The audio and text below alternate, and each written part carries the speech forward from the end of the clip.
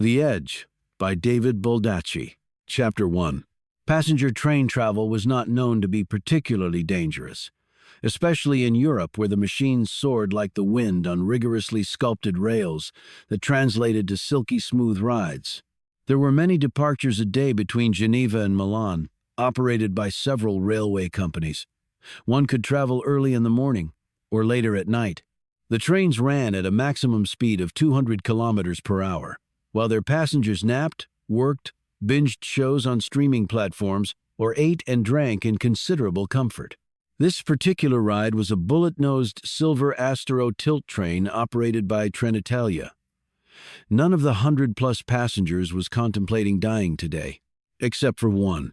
As far as Travis Devine was concerned, this ride was fraught with peril of the kind that would not send you to a hospital, but rather a half-dozen feet into the cold earth. The source of the danger had nothing to do with the train. It had been ferreted out by his well-honed situational awareness, which had led him to conclude that his life was in imminent jeopardy. The trip from Geneva to Milan contained beautiful scenery. The soaring, snow-capped Swiss Alps, the lush, verdant valleys, immaculate aromatic vineyards, 2 pristine lakes, and the quaint, picturesque villages of Europe ladled in between the 2 venerable cities. Devine cared nothing about this as he sat in his first-class seat, upholstered in brown leather, staring at seemingly nothing, while actually taking in everything inside the train car. And there was a lot to observe. Devine checked his watch.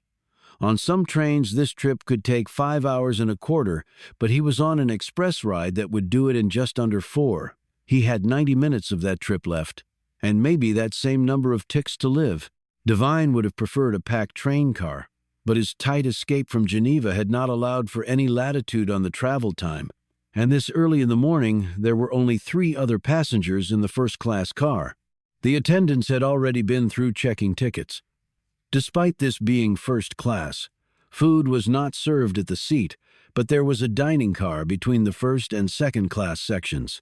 The attendants were now off somewhere else as the train had settled into the second half of its journey south. Alpha, Bravo, and Charlie.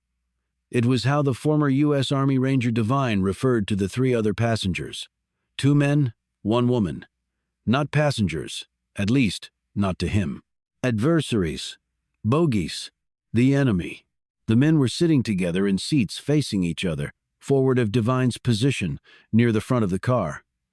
The woman was on the other side of the aisle, 2 up from him. She looked like a student, textbooks stacked high, a bulky rucksack in a storage rack behind her. She was drawing something in a sketchbook, but Devine had been fooled by people posing as students before. The men wore thick overcoats against the climate just outside the slender train windows. Overcoats that could hide a lot. Devine had gotten up and gone to the bathroom twice now, but only once to relieve himself. The other was solely for recon.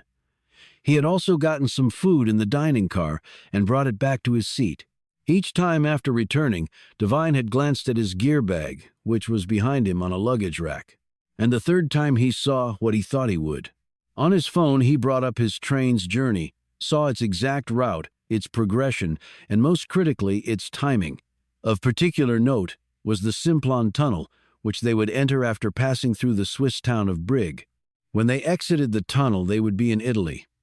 The article he was now reading said that the tunnel was 12 miles long and would take the train 8 minutes to pass through. The tunnel had opened in 1906 and had given its name to perhaps the most famous train in the world, the Simplon Orient Express.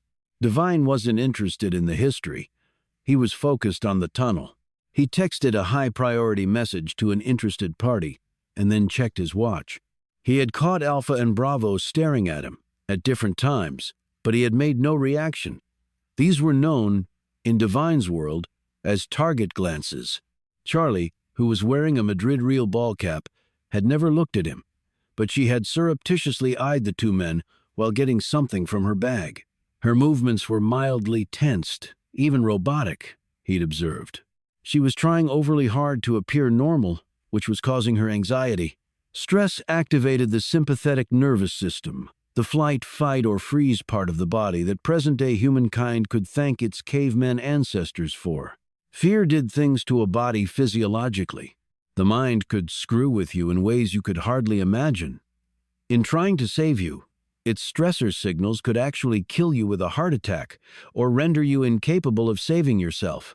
Or, in his case, blow a plan to kill someone right out of the water and give the potential victim a chance to survive. Divine analyzed the situation exactly as he had been trained to do. Every contingency, every weak point. The men had never removed their overcoats, even though the climate inside was quite comfortable. In fact, Divine had taken his parka off because he had felt warm. Keeping their hands in their pockets, in particular, was an informed tell of malevolent intent, because hands were a necessary accompaniment to a primary weapon, usually a gun, and they had target-glanced Divine not once, but twice. Finally, they had never left their seats as far as he could tell. There were no food or drink containers at their tables. That completed the rule of 3 for Divine. A trio of behavior patterns that were out of the ordinary meant you needed to come up with a plan if you wanted to walk away under your own power. Well, I've got at least 4 warning signs here, because of what I saw in my gear bag, so I need to get my shit together. Divine checked his watch once more, and then eyed his bag. After he'd gone to the dining car, he'd come back to find that the zipper was 3 teeth above where he had left it. And in just the right light, he had seen the whorls of a thumbprint on the pull tab, a thumbprint that was assuredly not his. There was nothing in his bag other than clothes and a toiletry kit. Otherwise, he never would have left it unguarded. He was also kicking himself for not bringing a gun with him on this trip, but that would have been problematic for a number of reasons. At the border station of Domodossola, a contingent of the Swiss Guard boarded to do a customs check. Divine was asked if he had anything to declare and how much cash he had on his person, and he had to show his passport. He watched carefully, without seeming to, as they asked the same of the other 3 passengers. He couldn't see the passports of the 2 men, but the woman's appeared to be a post-Brexit UK blue and gold, which mimicked the original colors that had been in place on British passports since 1921. Later, he eyed the window as the train began slowing. They pulled into the town of Brig. No one got on in first class, and no one got off, except for the Swiss Guard contingent. For a moment, Divine thought about exiting the train too, or telling them of his concerns with the other passengers. However, he had his plan now, and he was sticking to it. And he wasn't trusting anyone right now, not even the Swiss Guard. The opponents he was battling had the resources to buy pretty much anyone and anything. And these foes of his had great incentive to wish Divine harm. Working on behalf of the United States, Divine had helped foil a ballsy attempt by some powerful, if unscrupulous interests, to promote global unrest for pure profit, with the added kicker of overthrowing several governments hostile to the players behind this scheme. It seemed as long as people lusted for wealth and power, this crap would just keep happening. And one day they might just succeed in taking over the world, thought Divine. The train glided away from the station. The 2 attendants came through. And then, seeing no new passengers or anything that needed their attention, other than Divine handing one of them the trash from his meal, they left through the opposite end of the train car to do whatever attendants did when their official work was done. The train speed was posted on a digital screen attached to the bulkhead at the front of the car. Divine watched it rise to 180 kilometers an hour before it started to drop. He did the mile-to-kilometer calculation in his head to arrive at the length of time the train would be in the Simplon Tunnel. 12 miles is 19 kilometers. Doing that in 8 minutes would mean a constant speed of, right.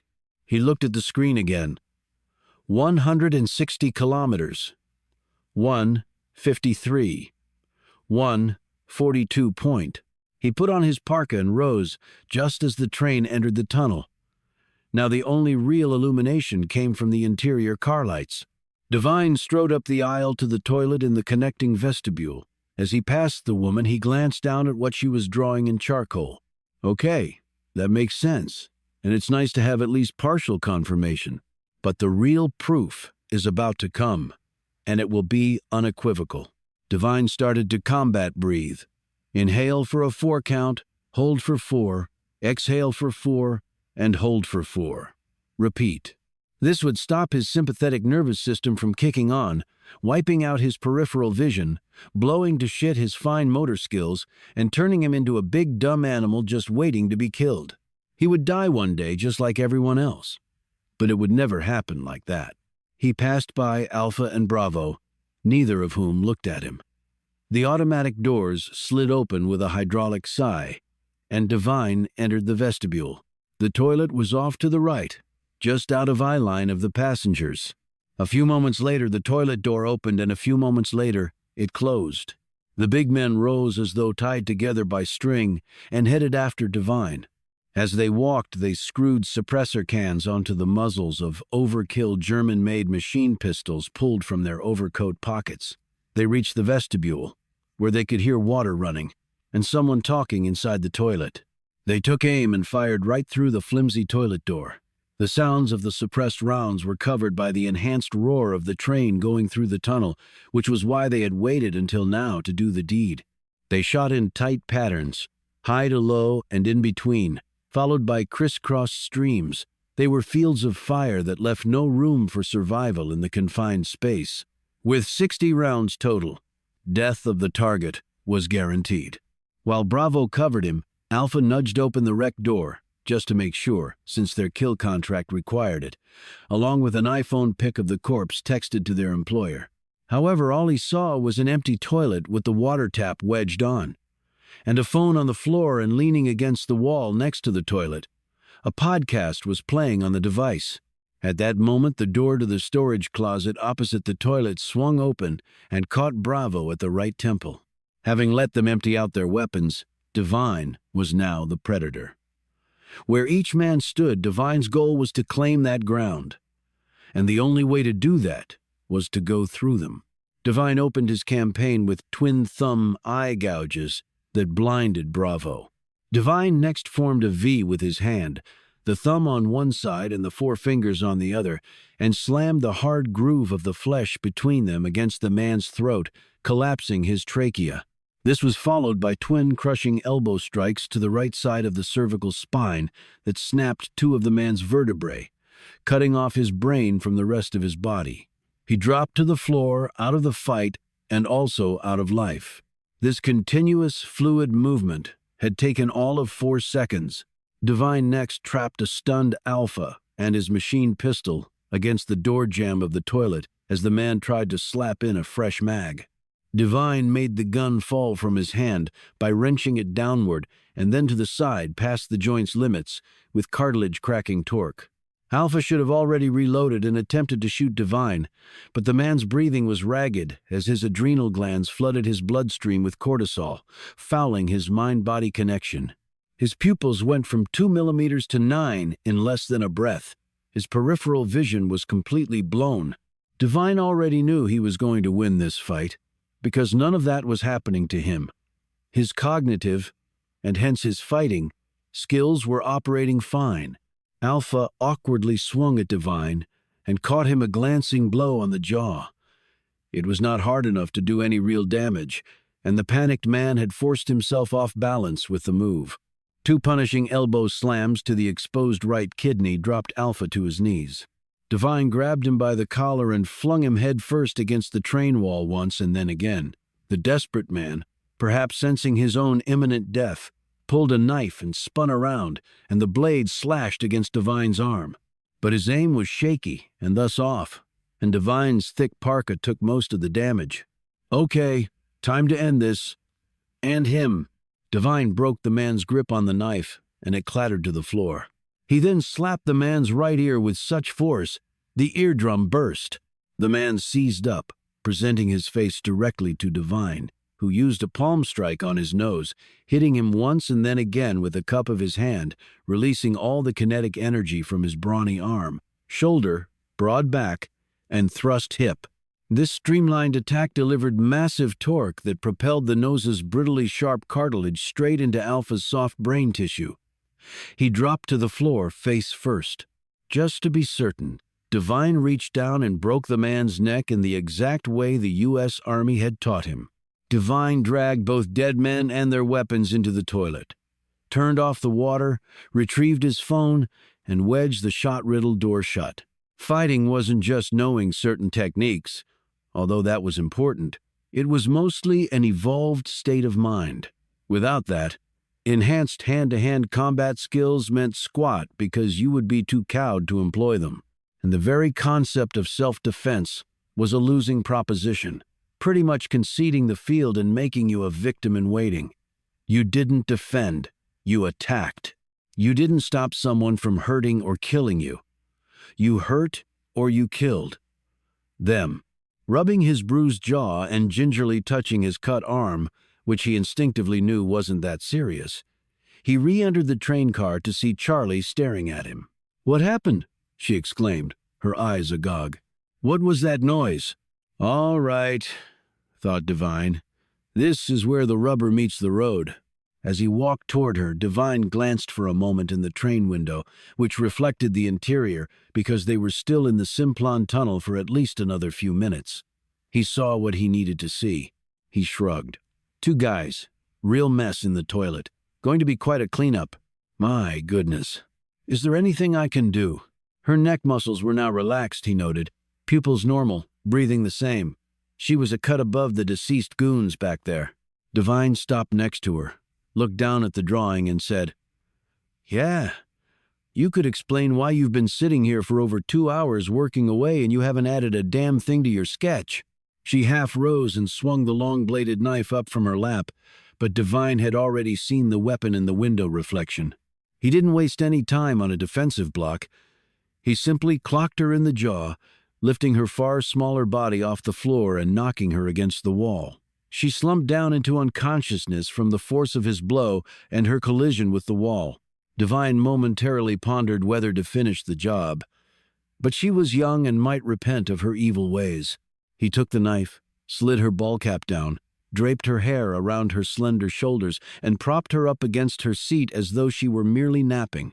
He grabbed his gear bag and walked into the dining car, and then through the second-class carriages until he reached the last car, where he slipped her knife into a trash receptacle.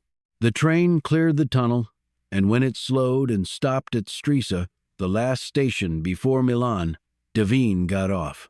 The text he had sent earlier paid dividends when the black sedan picked him up. The driver would take Devine the rest of the way to Milan. There he would catch a flight back to the United States, where another mission surely awaited. As he glanced back at the train, Devine wondered whether he had made a mistake in allowing the woman to live.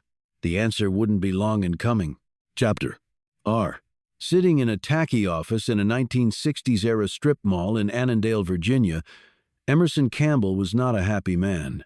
He was a retired Army 2-star and, like Travis Devine, Ranger tabbed and scrolled, meaning he had graduated from Ranger School and then been accepted into the elite 75th Ranger Regiment, the Army's most prestigious and demanding special ops force.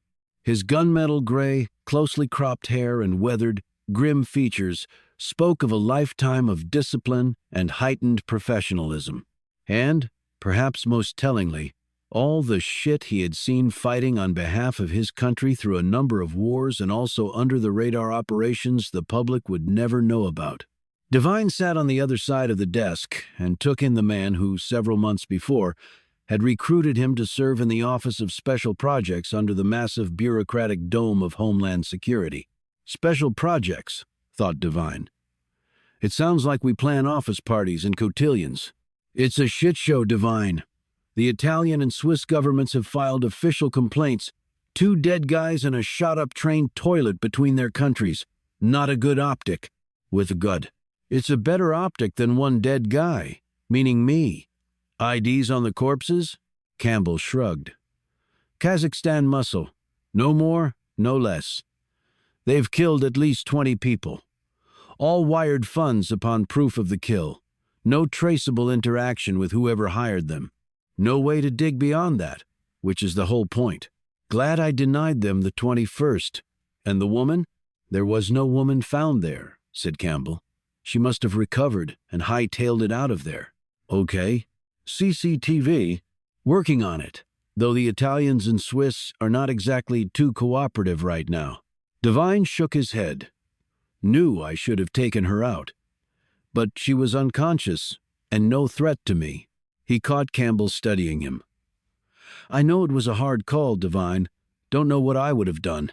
Well, I gave you a description. Maybe your people can run her down. Now, let's focus on your new mission.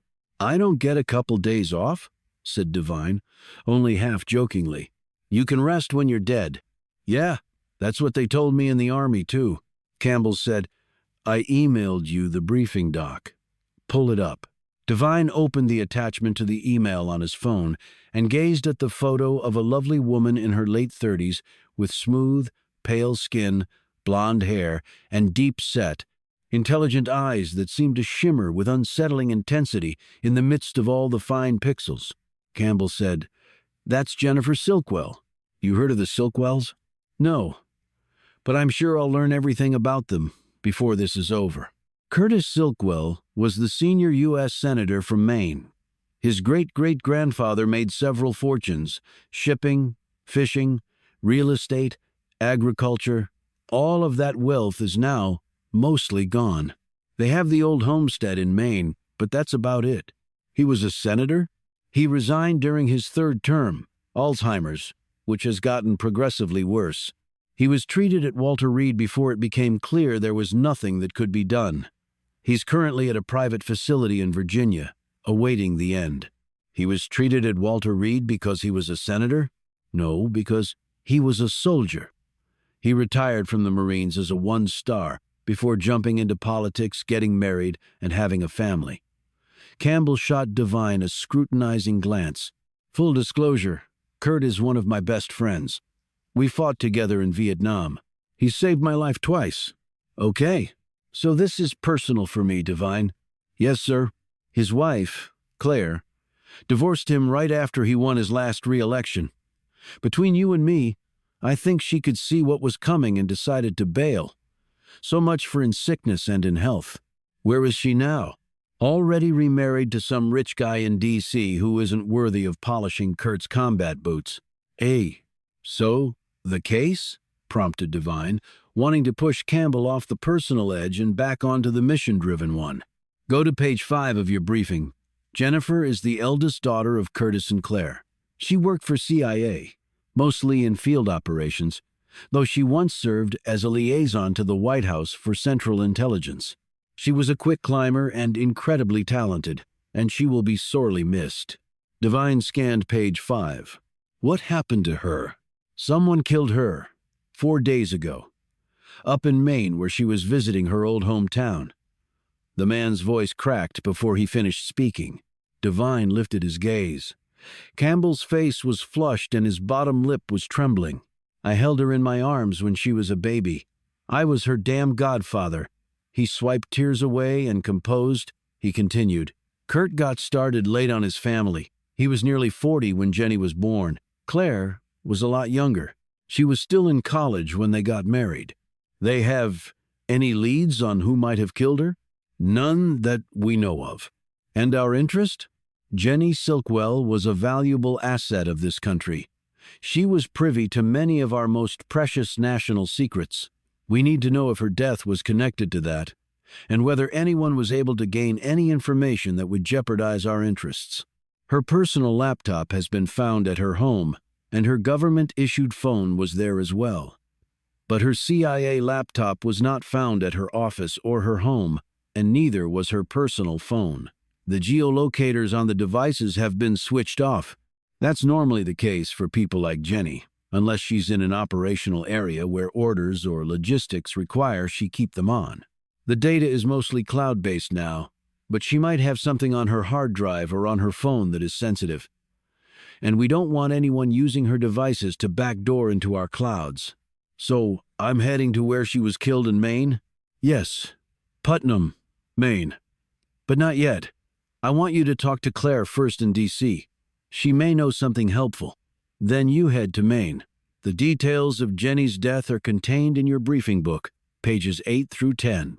Well, Devine read quickly, but comprehensively, just as the Army had trained him. In combat, time was not on your side, but neither was skipping over something in a briefing that might prove catastrophic later. The shooter didn't police their brass? Right. And, technically, The casing was polymer, not brass. Devine looked surprised because he was... A polymer casing? Yes. It expands and then contracts in the chamber immediately. Brass just expands, as you well know. Less degradation on the equipment because the polymer insulates the heat from the chamber, and less heat and friction reduces choke rate, said Devine, referring to the hesitation of the weapon in firing due to those factors. The Army's been slowly moving away from brass. Hell, they've been wedded to it since before the Spanish-American War, so it's about damn time. And the Marines are testing polymer casings for their 50 cal M2 machine gun. And the Brits are looking at polymer too for their 5.56 millimeters rounds. A good thing too. Brass adds a lot of weight to your gear pack. That's why they're making the switch. What with smartphones and handheld computers and more weaponry and optics, the Army carry load is up to about 100 pounds now for each soldier. Switching from brass to polymer is a cost-effective way of lightening the load.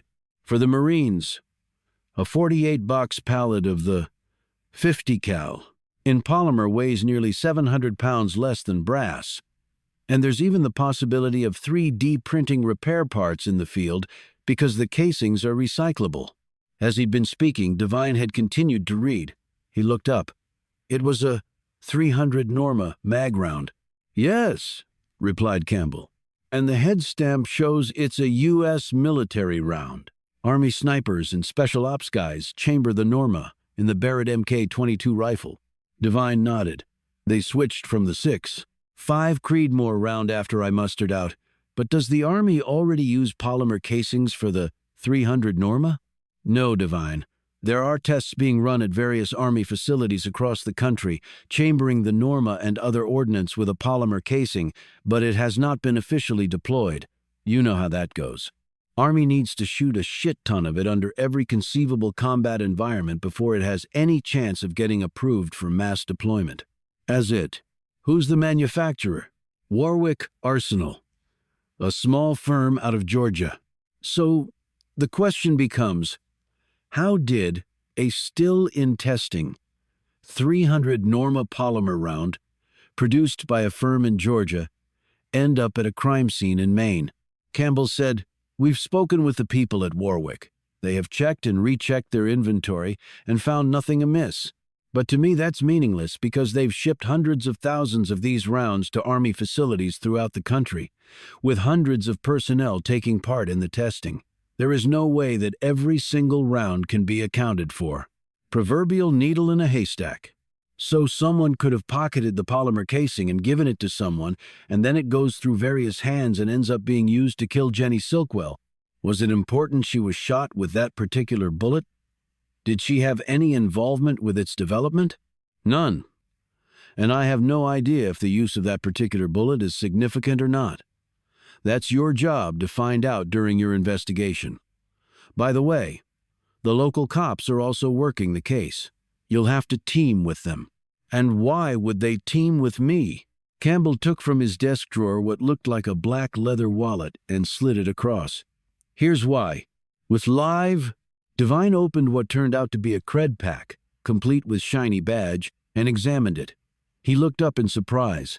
I'm a special investigator with Homeland Security? Seriously?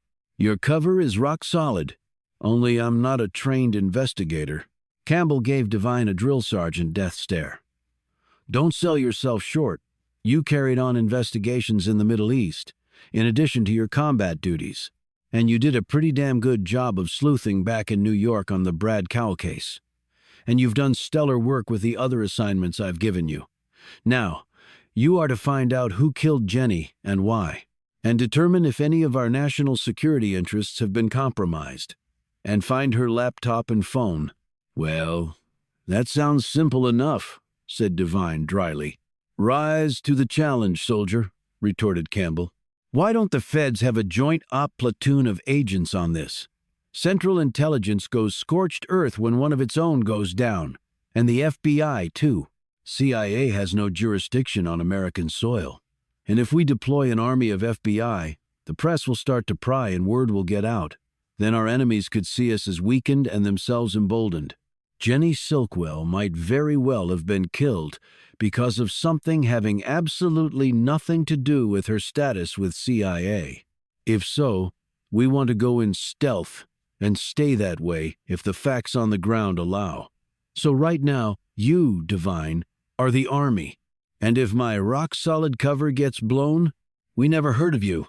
Chapter. Sand. A light drizzle was falling as Divine pulled through the open gates of Claire Robards' mansion in Kalorama in northwest D.C. It was one of the most expensive areas in the capital city, with the median price of a home well north of 7 figures. Kalorama, Divine had learned, was Greek for beautiful view. And it was beautiful if one had the hefty entrance fee. Embassy Row was on nearby Massachusetts Avenue, and the Dutch and French ambassadors' official residences were in the vicinity, along with 30 foreign embassies. Jeff Bezos also had a home nearby that he had laid out $23 million for, and then bought the place next door for another $5 million. Billionaires apparently needed a lot of room, or else a healthy buffer from the merely rich, Divine thought. At that level, it's just monopoly money anyway. The Robards' mansion was substantial, made of stone and large rustic timbers with small windows and cone-topped metal turrets. The property had wide, sloping lawns and mature trees and plantings. No money spared and no detail overlooked to create a display of subdued, old money wealth that judiciously managed not to overwhelm with inflated grandiosity. He had phoned ahead, so the well-dressed, professional-looking woman who answered the door led Divine directly down a long, marble-floored hall to a set of imposing, solid oak doors. She knocked, and a woman's cultured voice from inside the room said authoritatively, "Come in." And so Divine stepped into, perhaps, the lioness's den. Claire Robards was perched regally on a settee in a room that was lined with shelves, which were, in turn, filled with leather-bound books. Against one wall, a small bar was set up. Was it his imagination, or did Robards' gaze slide toward it? The lady's light green dress was exquisitely tailored to her thin, petite frame. She had allowed her shoulder-length hair to turn an elegant white. She fiddled with a strand of small, lustrous pearls and looked everywhere except at Divine. The woman was clearly uncomfortable with his presence here. She wore little makeup, and the dark circles under her reddened eyes spoke of long bouts of crying. Maybe she thinks if she ignores me, her eldest daughter wouldn't be dead.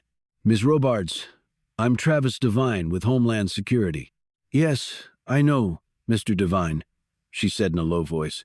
"Please sit." She finally looked at him resignedly, Devine concluded. "Would you like something hot to drink? It's quite chilly today. When Dade leaves." "No, thank you. I'm fine." He settled into a wing chair opposite her. "And I'm very sorry for your loss."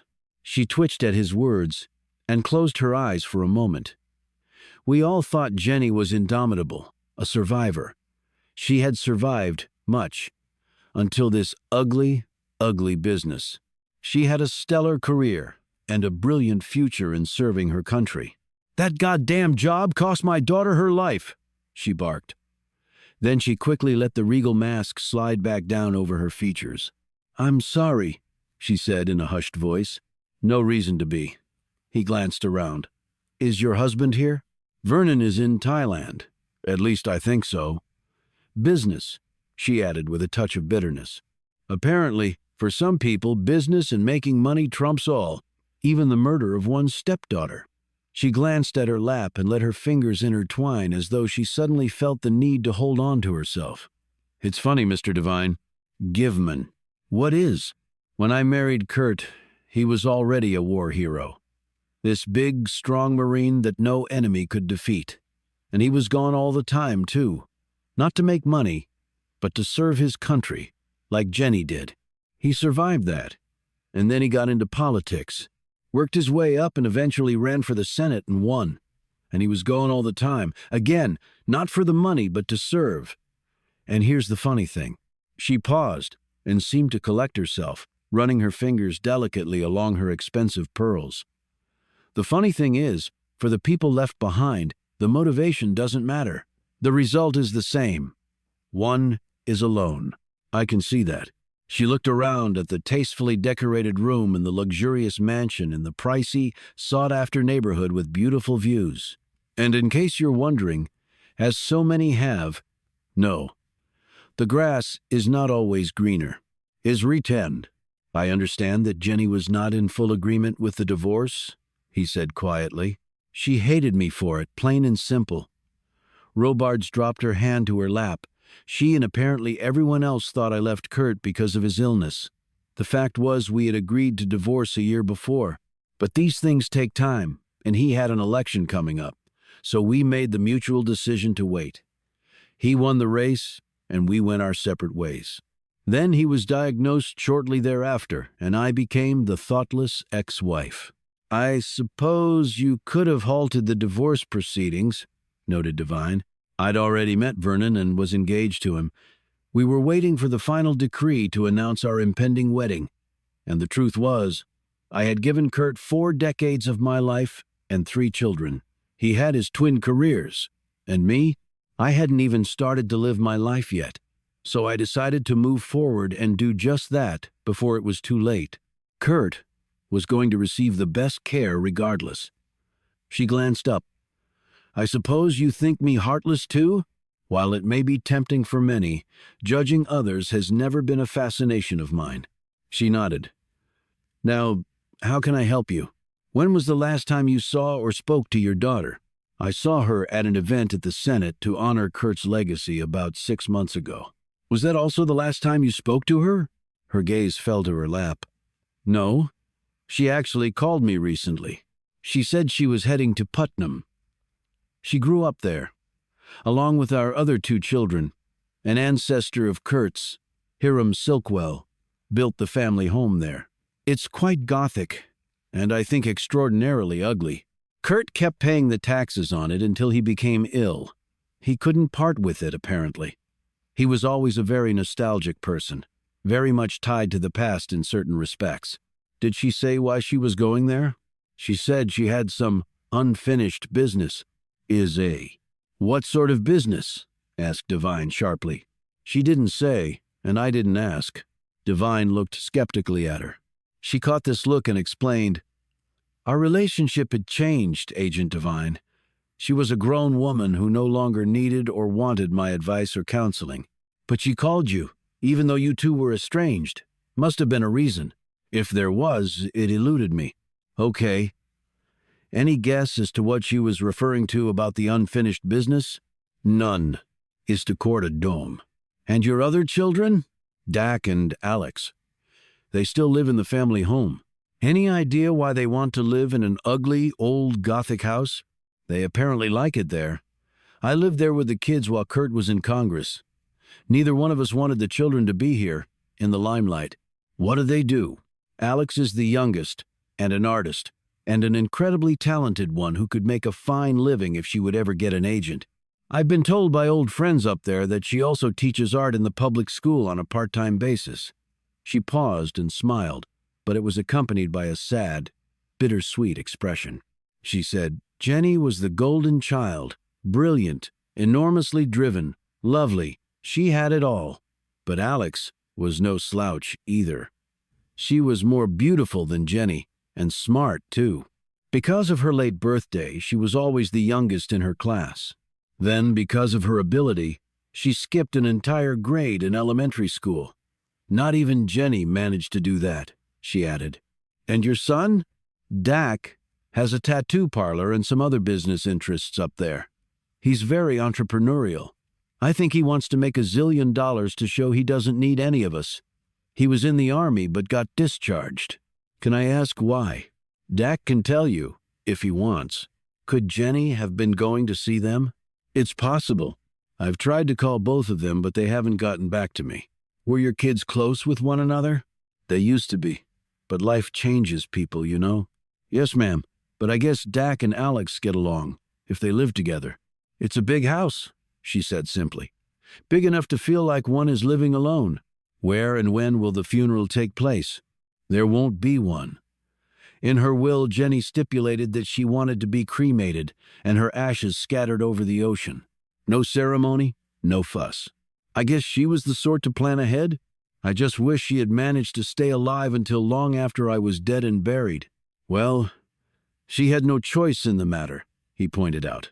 Sniffling, Claire said, "Kurt doesn't even know she's gone." Devine noted, "Maybe that's for the best. When was the last time you saw Alex or Dak?" "It's been several years, actually. I suppose that qualifies as estranged," she added, closing her eyes, her features laden with misery. "Ever since your divorce?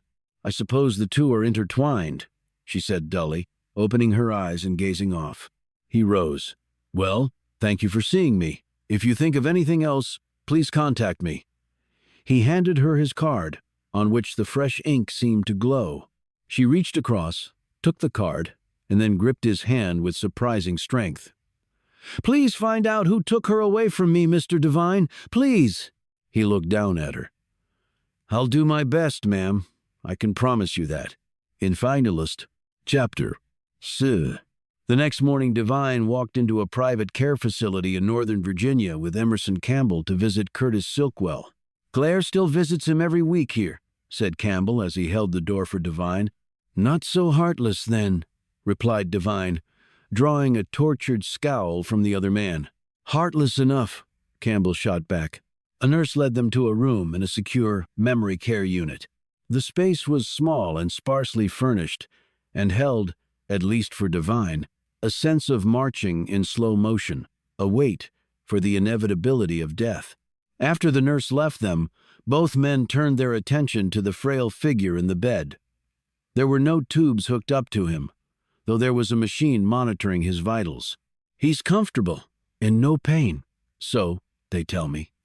They're going to have to put a feeding tube in soon," said Campbell grimly.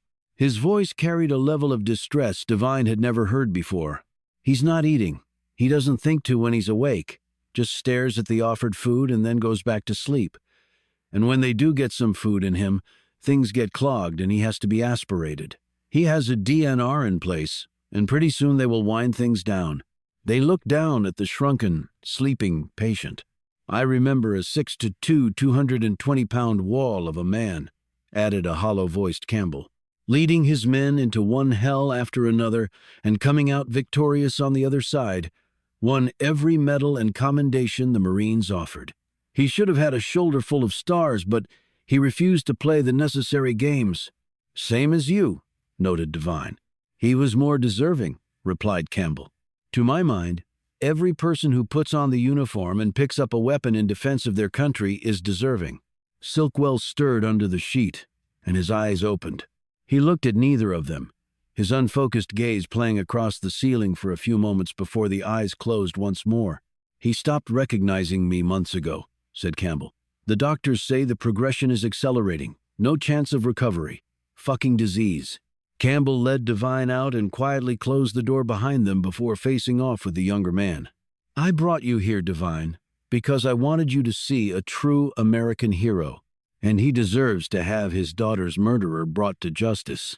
You have no confidence in the police up there? Since it's a two-person department with few resources, no, my confidence level is not high. And if Jenny's death is connected to her work at CIA, it comes under the Fed's umbrella, not the locals. But you have to snoop around first and find out something we can hang our jurisdictional hat on. I can't. So I'm to find the killer and ascertain if any secrets have been stolen?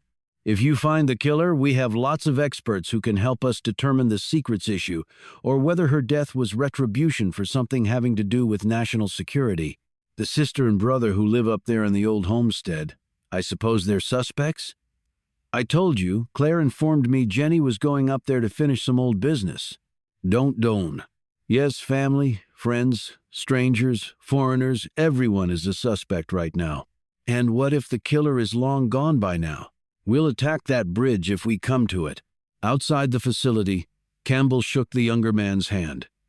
"I have no higher priority right now. Good luck. Many things tell me you're going to need it."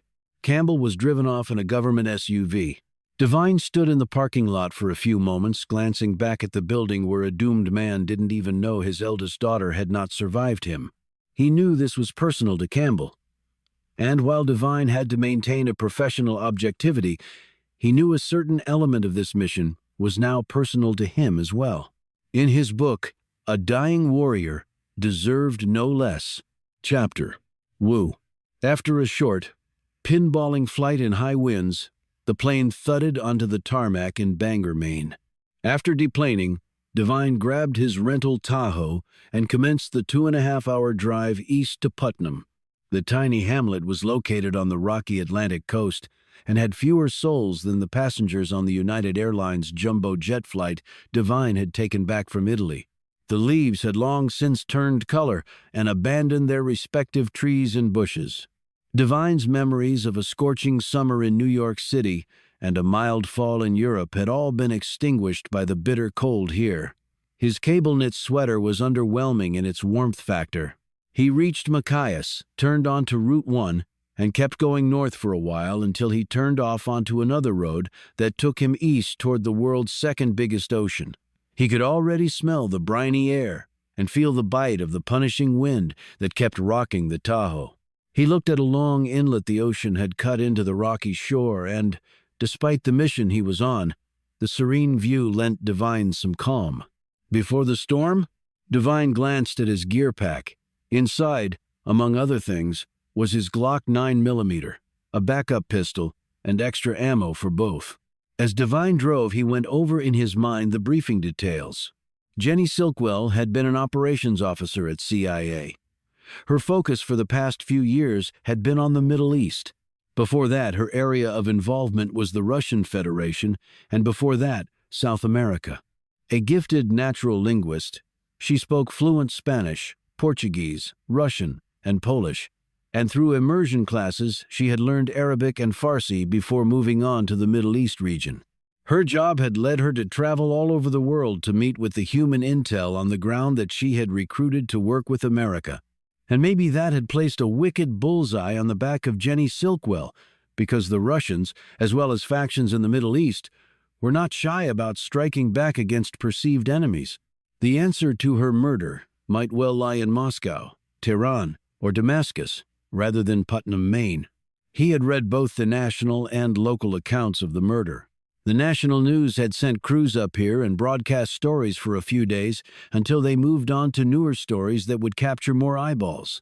He supposed if the killer were tracked down and arrested, the big guns would be back up here to report on it. In contrast, the local news, such that it was, had continued to go full bore with the story.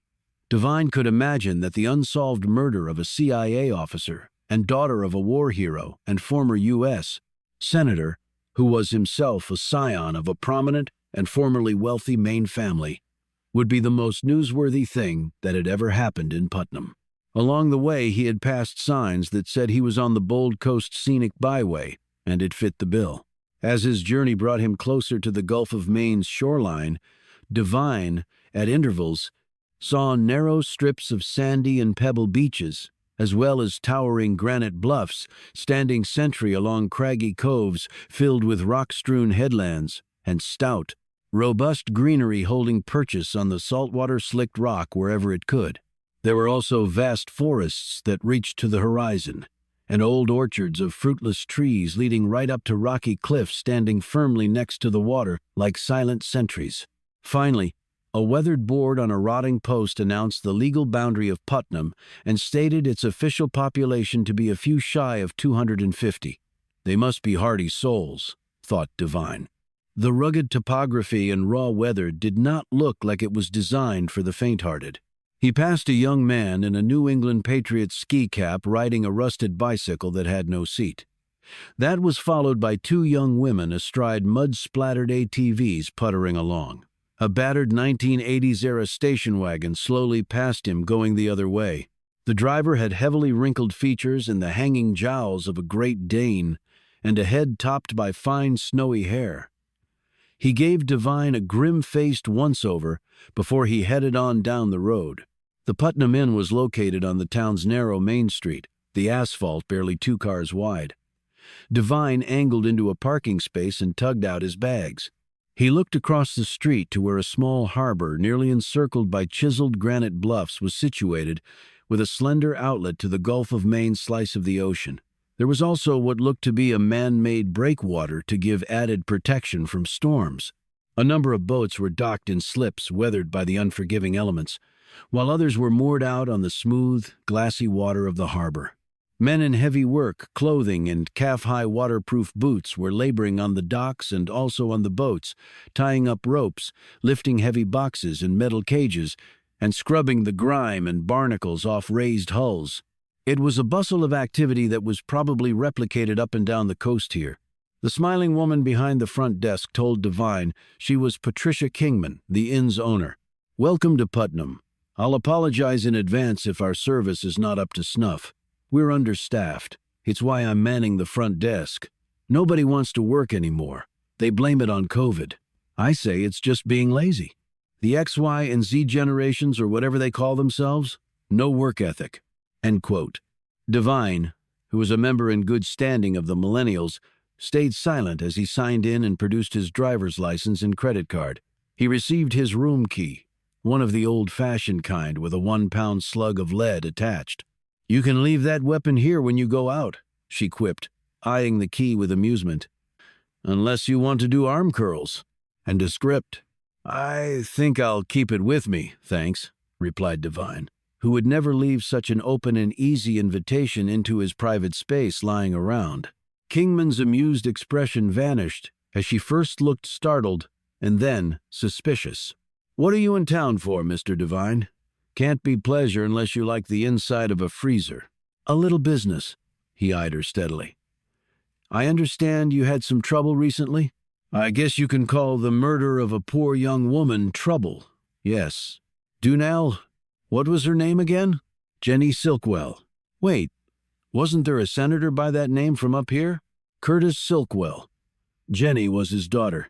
He got sick and had to resign. I knew Jenny since she was in pigtails and knee socks. Smart as a whip, pretty and nice as can be. She worked in Washington, D.C. She glanced carefully around, as though there might be someone listening. Some folks say she was a spy or some such for us. And do these folks believe she was killed because of that?" A stony expression slid down over the woman's features. "Well, I can't see anyone from around here hurting one hair on Jenny's head. Everyone loved her." "Well, at least one person didn't," thought Devine. "So she grew up here?" She nodded. "At the Silkwell's ancestral home, Jocelyn Point, named after Hiram Silkwell's wife. He made money hand over fist well over a century ago and built that place." "I get. Any Silkwells left here?" "Alex, Jenny's younger sister, and her brother Dak. They live at Jocelyn Point. I suppose Jenny came up to visit with them when she was killed?" Kingman folded her arms over her chest and took a symbolic step back. My. I can't imagine why I've been gabbing so much about the Silkwells to a complete stranger. You have a nice visit here, Mr. Devine, and just so you know, outsiders aren't usually welcome here." Diz. "But I would imagine your entire business model depends on the exact opposite of that sentiment." She twisted her mouth in displeasure. "Your place is right behind here. First cottage on the right." She walked through a blue curtain set behind the front counter. Devine grabbed his bags and off he went. A stranger, in a place that didn't particularly care for them. Story of my life. Chapter. Liu. The cottage was comfortably furnished, with a big 4-poster bed being its chief feature, with a duvet and matching canopy done in seascapes and lobsters. A blackened-faced wood-burning fireplace with a small stack of cedar logs and kindling set next to it in a wrought iron holder took up much of another wall.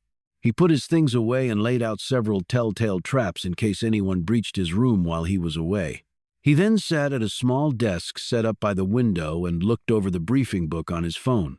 Jenny Silkwell could have certainly made enemies in her line of work. But if a foreign government wasn't behind her death, who else would have the motive? Well, that's what you're here to find out. So let's get to it. He slipped his Glock into a belt holster, locked his door, deposited the 1-pound lead slug key in his pocket, climbed into his Tahoe, and set off. He drove slowly past the harbor and marveled at the beauty of nature's rock carvings. He saw a few boats puttering back in, the men on them looking bleary-eyed and exhausted and smoking cigarettes and gulping bottled water, even in the cold. Tough way to make a buck.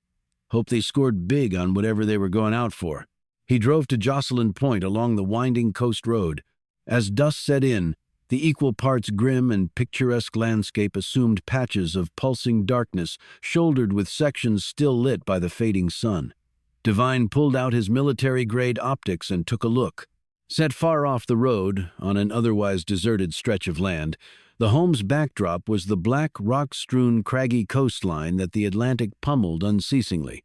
Devine had seen pictures of the home, but it hadn't done the place justice. The building itself looked like every haunted house you had seen in movies or on TV. Grim, stark, joyless, it stood like a defiant remembrance of a far more somber and unforgiving era. Constructed of rough-hewn timbers and rugged dark stone that was probably locally quarried, Jocelyn Point possessed the tall, looming face of a hunk of marble statuary, with a wooden-railed widow's walk at its zenith. Multiple turrets, both cone and square-shaped, all topped by slate roofs fouled by the elements, stuck out here and there from the home's facade like wayward strands of hair. The exterior was covered with nature's makeup, chunks of moss and patches of lichen, which evidently flourished in the damp, briny air. He saw other buildings dotting the large property. Some looked abandoned, others were falling down, but still others looked reasonably habitable. Maybe these were old servants' quarters, he thought, for when people actually had them on properties like this. The grounds had been allowed to mostly go to ruin. The hefty wrought iron gates that had once been attached to stout stone pedestals, emblazoned with the letter J on one and the letter P on the other, were both hanging on to life by a single rusted hinge each. The place had innumerable windows, all small, gleaming, and mullioned, like the eyes of a spider, with little ability to capture much sunlight but only to reflect it back. The large wooden door that was the main entrance to the place was battered and sullied by weather. Straggly, leafless trees stood next to the house, their bare limbs caressing the cruddy walls with every passing breeze. Devine lowered his optics as the sun fell rapidly into the pocket of the western sky. Darkening clouds scudded overhead as the northeasterly breeze stiffened. As he continued to watch, a light came on in a second-floor window. Devine once more lifted his optics to his eyes. The range and clarity on this piece of surveillance equipment was impressive. For what it had cost the government, he knew it should be. 20 minutes later, as the darkness deepened, someone appeared at the lighted window, and Devine was quick to focus his device on the person. Alexandra Alex Silkwell had blonde hair piled on top of her head, with a few tendrils slipping down to bookend her elegantly chiseled features. Her eyes were full of intensity, or at least it seemed to him that they were. Devine noted all of these things secondarily. Chiefly, he was riveted by the fact that she wore no clothes. Embarrassed, he lowered his optics but kept his unaided gaze on her, though he couldn't make out the finer details now. Does she know she's being watched? His was the only car out here, and she could obviously see it and its lights. Was she being defiant, giving the curious a show, or did she not think anyone would be watching the house with the optics Devine was using? Yeah, that might be it, thought ashamed Devine. I'm a peeping Tom with next-gen hardware. He waited until the room went dark once more before driving off. As he headed along the whipsawing coast road, he wondered what Alex and Dak thought about the violent end of their older sibling's life. He also wondered whether one of them had killed her, or knew who had. Dak had been in the Army, where he had obviously received extensive weapons instruction. Devine would have to find out why the Army and Dak Silkwell had parted company. The Army didn't give up its recruits easily. They didn't have nearly enough volunteers to fill the ranks, which had caused them to overlook things that, in the not-too-distant past, would have resulted in outright dismissal. He stopped and sent off a text to Campbell asking for these details. As he drove north to his prearranged meeting with the local cops, Devine thought back to the woman at the window of an ancient house that had long outlived its useful life and was aging with little grace. And yet 2 young people still resided there. This case might turn out to be even more complicated than he had thought. He checked his watch, hit the gas, and sped up. Time to go look at the body of a woman who should not be dead. Chapter 2. Devine had seen violent death in multiple countries, and had caused some of them in his role as a soldier. In certain respects, he had grown desensitized to it. Once you'd seen a human being shot up, blown up, or hacked to pieces, what was one more? They all bled and died pretty much the same. He pulled into the parking lot of a funeral home named Bing & Sons. A police cruiser was parked near the front door. Putnam Police Department was emblazoned on the cruiser's side door, along with a picture of an eagle, the majestic bird's claws clenched an arrow shaft, its expression one of fierce determination. The building looked to be originally 1950s construction. It had obviously been remodeled and expanded, Devine noted, with 2 relatively new wings and what looked to be a crematorium with a long chimney stack housed in a separate building in the rear. He trudged across the asphalt, feeling the biting wind every step of the way as it pushed against him. Before he could tug on the door, it opened, revealing a woman in a police officer's uniform and cap who was standing just inside. No doubt she had been waiting for Devine. She was in her 30s, shortish and thickly built, and, to Devine's eye, looked like she pumped some serious gym iron. She had on a long-sleeved shirt but no coat or jacket. The brown hair was clipped back. A Smith & Wesson .44 Magnum revolver rested in her holster. He didn't know the police still carried revolvers. But whatever she shot with that bazooka would not be getting back up, ever. "You, Travis Devine, with Homeland Security?" she said shortly. "I am," end quote. "Let me see your ID," she demanded. He showed her. "And you?" he said. "Sergeant Wendy Fuss. Chiefs with Françoise and the body. This way." They began walking down the hall. "Françoise?" "Dr. Françoise Guillaume. She's the medical examiner for this area. Her grandfather and his brother started this funeral home, passed it down to their sons. Now her brother, Fred Bing, runs it. But Françoise works here too, in addition to being the local doctor. Busy lady. So did Dr. Dewar." "Guillaume performed the autopsy?" She stopped and turned to him. "You shitting me?" "I don't know what you mean. The fact is there was a pissing contest between your folks and ours. They brought someone up from D.C. to do the post-mortem over in Augusta at the OCME, the Office of Chief Medical Examiner. Doctor, Guillaume assisted because the Chief Medical Examiner for Maine insisted.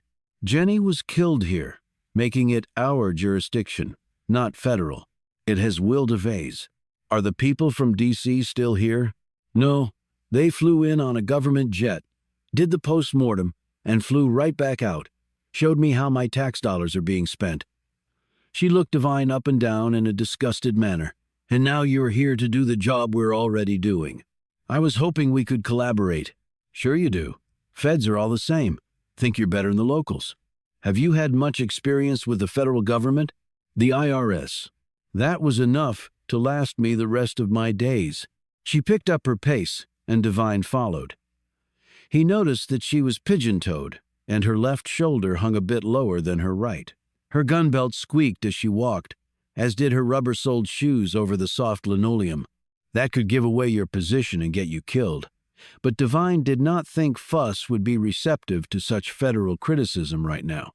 She reached a door down a short hall, pushed it open, and motioned Devine inside. Fuss put out a blocking hand as he started to cross the threshold. "You seen a dead body before?" she asked in a brusque tone. "Don't want you puking on my shoes or passing out." "I wouldn't worry about that if I were you," said Devine tightly. 2 people were waiting in an interior room off the one they had entered. They were standing next to a metal gurney with a sheet over the body. The room held the potent smells of death and chemicals.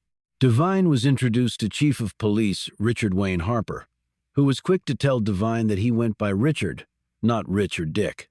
"Or Chief will do just fine," he quipped, though the look he gave Devine held no humor. He was in his late 40s, paunchy, and around 5'10", but he seemed light on his feet and moved with the nimbleness of a far younger man. His hair was thick, and the original brown was mixed liberally with gray. He wore no gun, but he did have a metal baton in a holder on his belt. His thick fingers hovered near it at all times. He seemed to exude electrical pulses of confidence with every breath. Françoise Guillaume was also in her 40s, an inch taller than Harper, and athletically lean, with auburn hair pulled back at her nape and secured with a band. Her eyes, active and intelligent, scanned Divine from behind tortoiseshell glasses strung on a synthetic cord. Her white lab coat only partially obscured her dark blue jacket and slacks. She looked no nonsense and proved it by saying, "Ready to get to it, Agent Divine?" "I thought the autopsy was done in Augusta." "It was. We transported Jenny's remains back here so that you could examine them." "Okay, let's do it." She lifted the sheet off Silkwell, former CIA ops officer and now a murder victim. Divine ran his gaze down the woman's body. He thought for a moment of the woman's sister standing unclothed at the window. There the similarity ended. Alex Silkwell did not have a large exit wound in the back of her head that had removed a chunk of her brain along with her life. The small, blackened, and crusty entry wound dead center of the forehead didn't seem lethal enough to have killed her. Divine had seen far worse mortal injuries, but looking at the remains of the woman affected him more than he thought it would. He steeled himself to forget about the person and focus on the crime. But it was never easy, not as a soldier, and not now. Chapter. Bah. Jenny Silkwell had similar features to her younger sister. A long, slender nose, broad, smooth forehead, classic jawline. He couldn't see the color of her eyes because they were closed. In response to Divine's query, Guillaume said they were light blue, bordering on gray. She said, "This was a distant gunshot wound." The abrasion collar was typical, meaning there was no deformity of the bullet before entry into the body. A contact wound would look much different, with triangular-shaped tears in the skin and evidence of searing, along with soot deposits. And there was no indication of soot, seared skin, or gunpowder tattooing on the body. You'll usually get soot with close-range wounds of half a foot or less. Now, tattooing of the skin with powder grains is pathognomonic of intermediate-range gunshot wounds. It's burned into the skin so it can't be removed. That's why I ruled out an intermediate-range gunshot. There was no bullet wipe on her clothing since the bullet did not pass through any of that. She looked up at Divine. "That's residue from the surface of the bullet itself that ends up on the clothing." "I understand she was immersed in salt water," commented Divine. "Even if there was bullet wipe, it probably would not have survived, along with any soot. This is marked, but there wouldn't have been soot with a distant gunshot wound, and water would not have impacted any tattooing." Guillaume pointed to Silkwell's forehead. "There you can see what's referred to as the comet tail. It usually shows the direction of the bullet's flight, from left to right. The minimal presence of the tail here demonstrates the entry was pretty much straight on." She turned Jenny's head to the side to show the exit wound. "People assume the exit wound is always larger than the entry," she said. "But it's a fallacy to determine entry and exit wounds based on the sizes of the holes. And abrasion collars, soot, and tattooing are not associated with exit wounds. As you can see, her abrasion collar clearly shows the entry came in the front. The exit wound is gaping, which speaks to the transfer of energy through the frontal bone of the skull, then passing through the soft brain tissue and exiting out the occipital bone. Skull fragments were propelled through the wound track, which also widened the exit wound. Her death would have been instantaneous, she added, in a less professorial tone. She would have been dead before she knew it. Death would have been instantaneous. She would have been dead before she knew it. Divine had heard those phrases many times, and though he knew the physiology behind it, he had never really believed it. He had come close to death several times, and each time it was like the brain sped up as though not to miss a second of its imminent demise. Even for a millisecond or less, I think you know that it's over, that it's the end of you. He said, "I suppose the tox screens haven't come back yet?" "Good Lord, no. And they won't for a while, along with the blood workup. I know how fast they do it on TV. Get a tox and DNA report back by the second commercial break. But the real world moves a lot slower. I guess we don't have the budget Hollywood does. What else can you tell me?" Her stomach was empty, and the prelim blood work and examination of her tissue suggested nothing unusual in her system, but the tox screens will be far more definitive. All tox screens in Maine go to a private, accredited lab in Pennsylvania for analysis, but I understand these are going to a federal lab for testing, so the turnaround might be faster. We also had 2 MDIs over from the medical examiner's office to help in the investigation, volunteered Harper. They've gone back to Augusta now. MDI? Said Devine. Medico-legal death investigator, replied Guillaume. They're part of the OCME. There are only 3 in the entire state, but this case was important enough to get 2 of them here. But all in all, we didn't make much progress, said Harper. He glanced at Devine, and his look was not friendly. Guess that's why they sent you in. I think it'll take more than one person to solve this, said Devine diplomatically. Harper said, Hell, we have fewer than 30 homicides a year in the whole damn state, and now I got 2 of them in a short period of time. And Quest. 2? Said Devine. Hit and run, interjected Fuss. Not connected to this. Did you autopsy that one too? Asked Devine, looking at Guillaume. The deputy ME did the actual workup, but I assisted. It was a suspicious death, and Chief Harper immediately reported it to the OCME. There was no question a full autopsy would be done under the circumstances. Don't they autopsy all of them? Asked Devine. Hardly. Around 15,000 Mainers die every year, the vast majority by accident.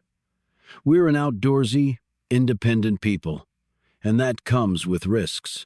Next highest cause of death is natural, then suicide, underdetermined, and homicide is in last place, thank God.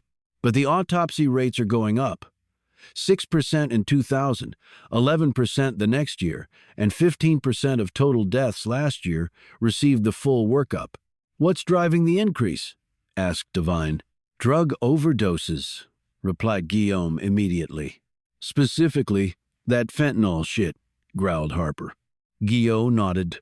It's blowing up the OGME's budget. Full autopsy and full tox and blood workups are not cheap. They're building a new OGME facility in Augusta with more capacity, but it'll be a while before it's online. We used to only fully autopsy for those cases necessary for criminal prosecution, or unexpected deaths in people under 55, or where there's a public safety concern like an infectious disease.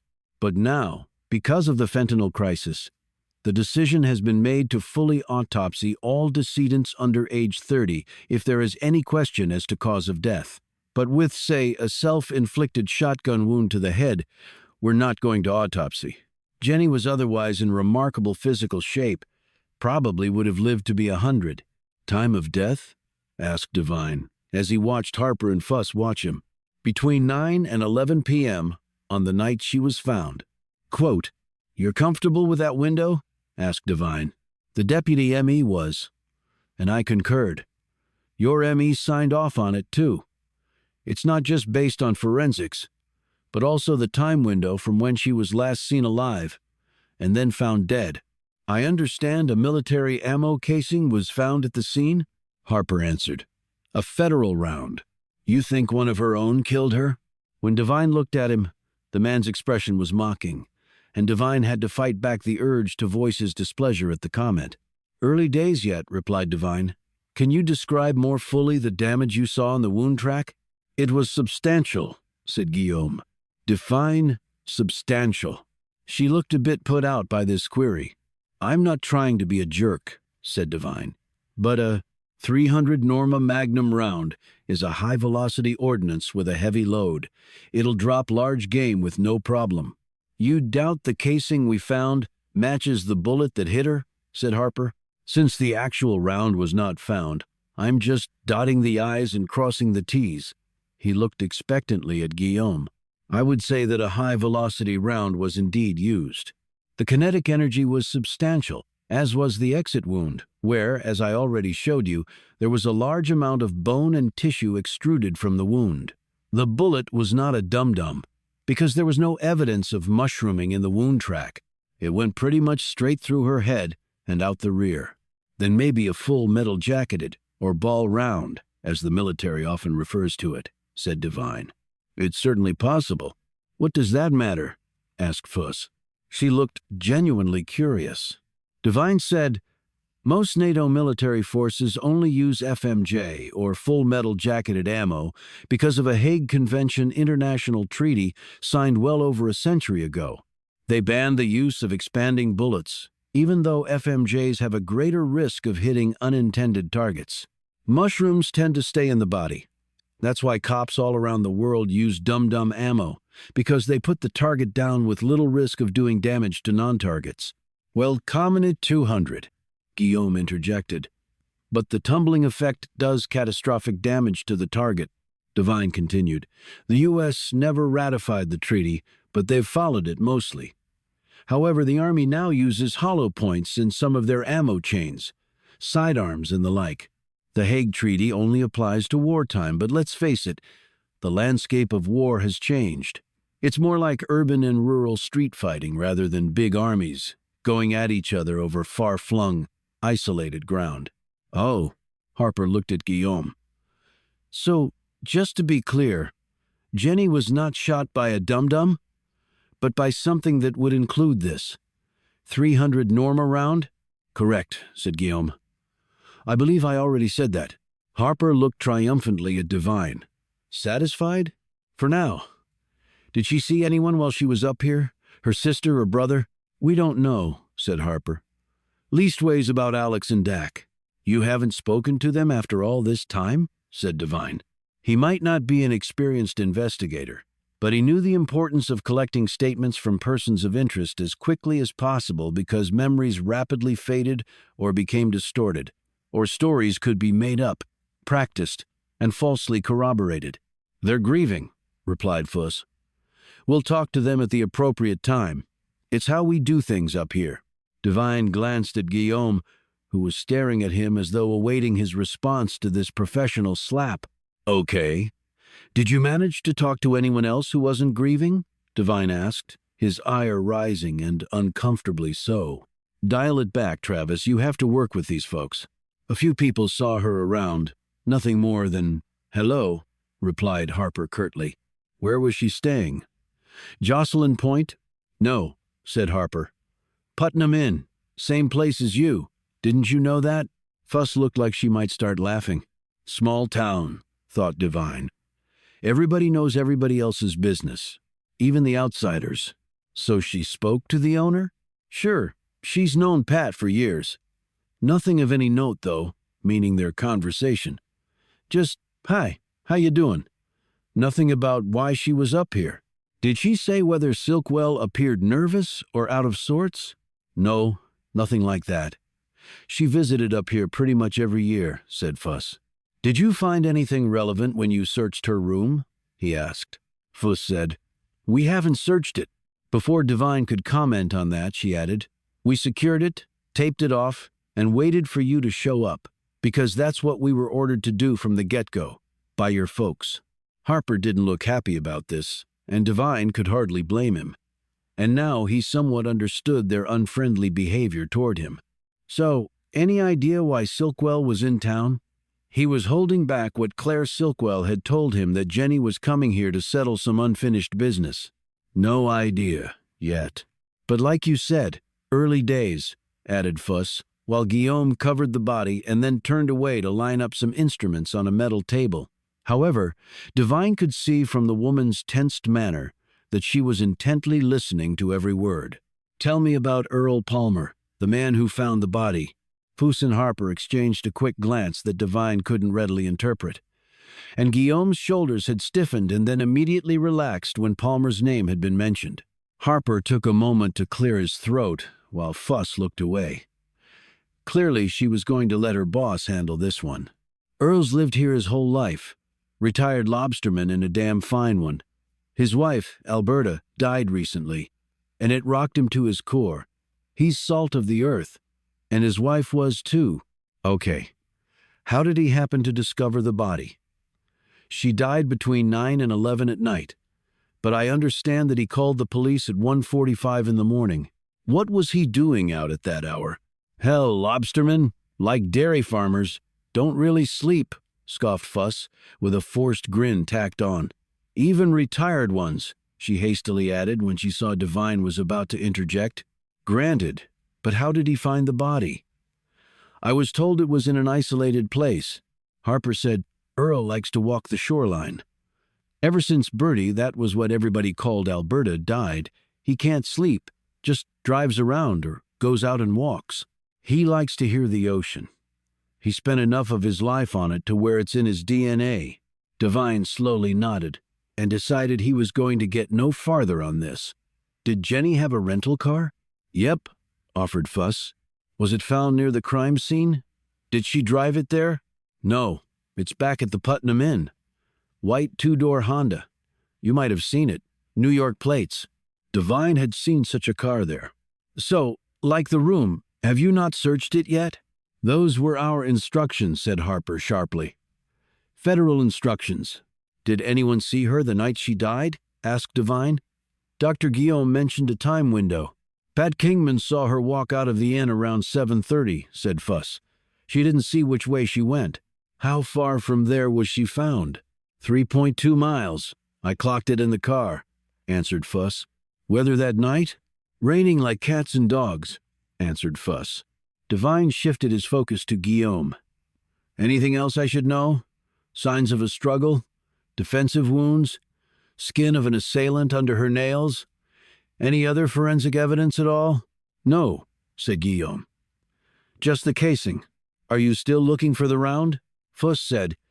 It was heading toward the ocean after it left Jenny's body. Long gone by now, don't you think? Devine glanced at her and noted the condescending expression. He had seen that look sometimes on superior officers of his, the ones who had been several degrees removed from the actual conditions on the ground, but thought they knew better. He hadn't liked it then, and he didn't like it now. Any luck on tracking down the person she was with? Whoa, now. Who said she was with anyone? Exclaimed Harper. I doubt she walked over 3 miles in the pouring rain to where she was killed, and she obviously didn't drive herself. A wide-eyed Harper said, Hell, you think she drove over there with someone? Well, it's our job to find that out, right? So let's go to the crime scene. When Devine looked at Guillaume, she was giving him a tiny smile. He returned it. I'll take any support I can get right now, thought Devine. It was like he was back in Afghanistan looking for a friendly face, and I never found many. Let's hope I do better on American soil. Chapter: Joe. A light drizzle was falling as Devine followed the pair in the muddy cruiser with a bent front ram bar. Devine knew they would learn little at the crime scene in the darkness, but he needed to get a feel for its structures, its parameters, and possibilities. He had been right in telling Campbell that he was not a trained investigator, but the old general had also been correct in informing Devine not to sell himself short in that regard. He had solved the mystery in New York, but he'd had help, and he'd also allowed himself to get shot. With his own gun. That still hurt his pride. In the Middle East, he had done countless battlefield assessments. The Army documented everything. Battle assessment methodologies, collateral damage assessment, munitions effectiveness, re-attack recommendation methodologies, post-campaign operations actions. In this regard, they were looking for the smallest clues and telltale signs as to why a combat operation had not gone according to plan, or why damage was above expectations, or how an IED had been able to get close enough to kill its intended target. So his mind was trained to see certain things. Sometimes things went sideways just due to shitty luck, Devine knew. When many people were gathered in close quarters trying their best to kill one another, there wasn't a report or methodology in the world that could cover all the possible contingencies or outcomes. Humans under threat of death were just too unpredictable. Some turned into cowards, and others into heroes, and still others into both. Devine had, on numerous occasions, successfully interrogated people he thought were allies and those he knew to be enemies, and found out vital information in most of those cases. He had not done it with brute force, though on occasion he had wanted to as he stared into smug expressions projecting unearned superiority. They were the hardened countenances of people who would do absolutely nothing to help you and absolutely anything to do the opposite to you. He hoped whatever talent he possessed for this sort of work was enough for this case. Campbell seemed to have faith in him, justified or not. He looked over, and there stood Jocelyn Point like a lighthouse on the coast, only with very little light to offer. Offshore, a collection of blackened clouds was gathering and perhaps pondering whether to come onto land and pummel the puny scattering of humans who dwelled there. A few minutes later, the cruiser pulled off to the side of the road, rubber-gripping mud, and stopped. Devine slipped his Tahoe in behind and got out. So she died not that far from her old homestead. The wind seemed fiercer at this point. He didn't know if it was due to the approaching storm or some weird topographical feature at this spot. But as he walked up to join the two officers of the law, Devine thought this was a perfectly macabre backdrop for violent death. It was essentially Edgar Allan Poe-esque in its deep sense of potentially sinister intrigue. He stood there for a few moments and gave a sweeping gaze across the landscape, taking in all points that seemed to him of interest. Fuss held one powerful light, and she produced another from the cruiser and handed it to Devine. He used it to illuminate a stand of scrub pines off to the left. There was also an open field of grass and wild plants that seemed to thrive even in the stark chill. Another stand of deciduous trees was off to the far right, their trunks and naked branches registering as shadows in the dark. Thick, burly bushes were everywhere, with many of them also bereft of leaves. Devine had been to Maine before on training exercises with the Rangers. He knew it held the highest percentage of wooded land of any state, at nearly 90%. And he had become something of an amateur horticulturist, so as to determine the types of trees and bushes for suitable concealment while being shot at or attempting to sneak up on an enemy, as well as what one could safely eat when one's own food ran out, and which bark and herbs and flowers were viable for treating wounds when there was no more medicine at hand. Thus, he knew the main state tree was the eastern white pine, several of which he could see here now. The state flower was the white pine cone. He eyed his two companions, who were staring resolutely at him. Time to turn from botany to homicide. Where was she found, he asked. They led him along a broad, rutted path through the trees and kept going until they reached the end of land.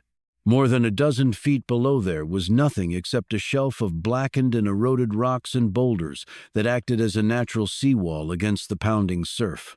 It was close to high tide now, and hard spray from the incoming water, meeting this immovable boundary of stone, nearly reached them where they stood.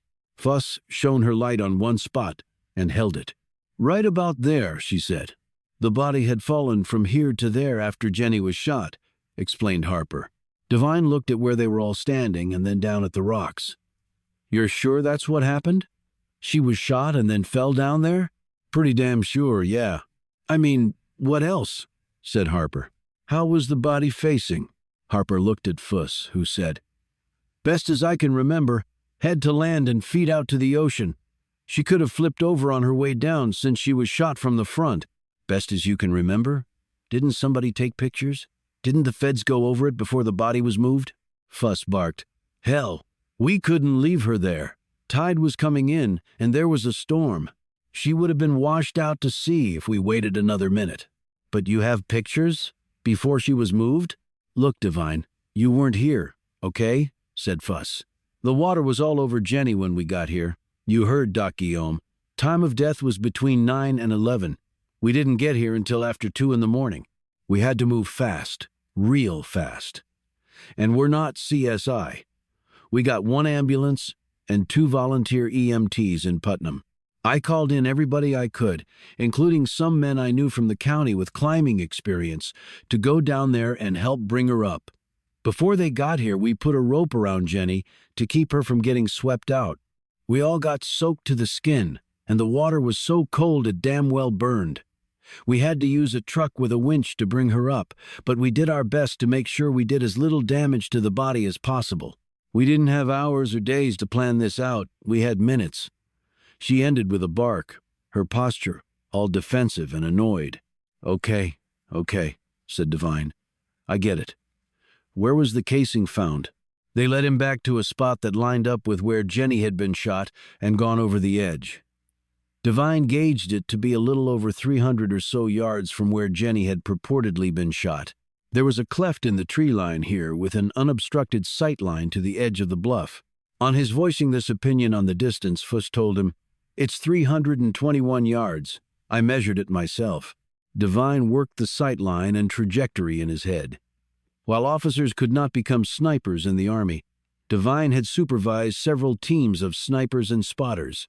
He was intimately familiar with the weapons and ammo used, the physiological processes involved, and the ballistic calculations that went into ending the life of another human being over substantial distances using a long-barreled rifle and scope, and he came away with the conclusion that things were not making sense. "You're sure this is the spot?" he asked. Fuss said angrily, "I marked it myself. We did have the time to work the scene up here. That was where the casing was found, and I'll swear to that in court." Devine knew they were upset that the feds were looking over their shoulders and controlling the investigation and the processing of the evidence. But was there something else behind Fuss's look of vitriol? Any evidence of robbery? None. She had 2 rings and a necklace and a fancy watch. "A Breitling," said Fuss, her tone less aggressive now. "We got it all back in the evidence room along with her other things. Here, purse, wallet? I imagine they're back in her room. If you give the okay, we can search it finally," said Harper. "Tomorrow morning work for you?" said Devine. 9 o'clock? I'll bring the coffee. Saw a place close to the inn. Maine Brew. How's that sound?" "Sure, that works," said Harper in a friendlier tone, acknowledging this olive branch offered by Devine. "We both take it black. I suppose with the weather there were no footprints. Tire tracks?" "We looked," said Fuss. "But it was a quagmire by then. Truck we used to winch her up got stuck. Had to get a tow truck to pull it out.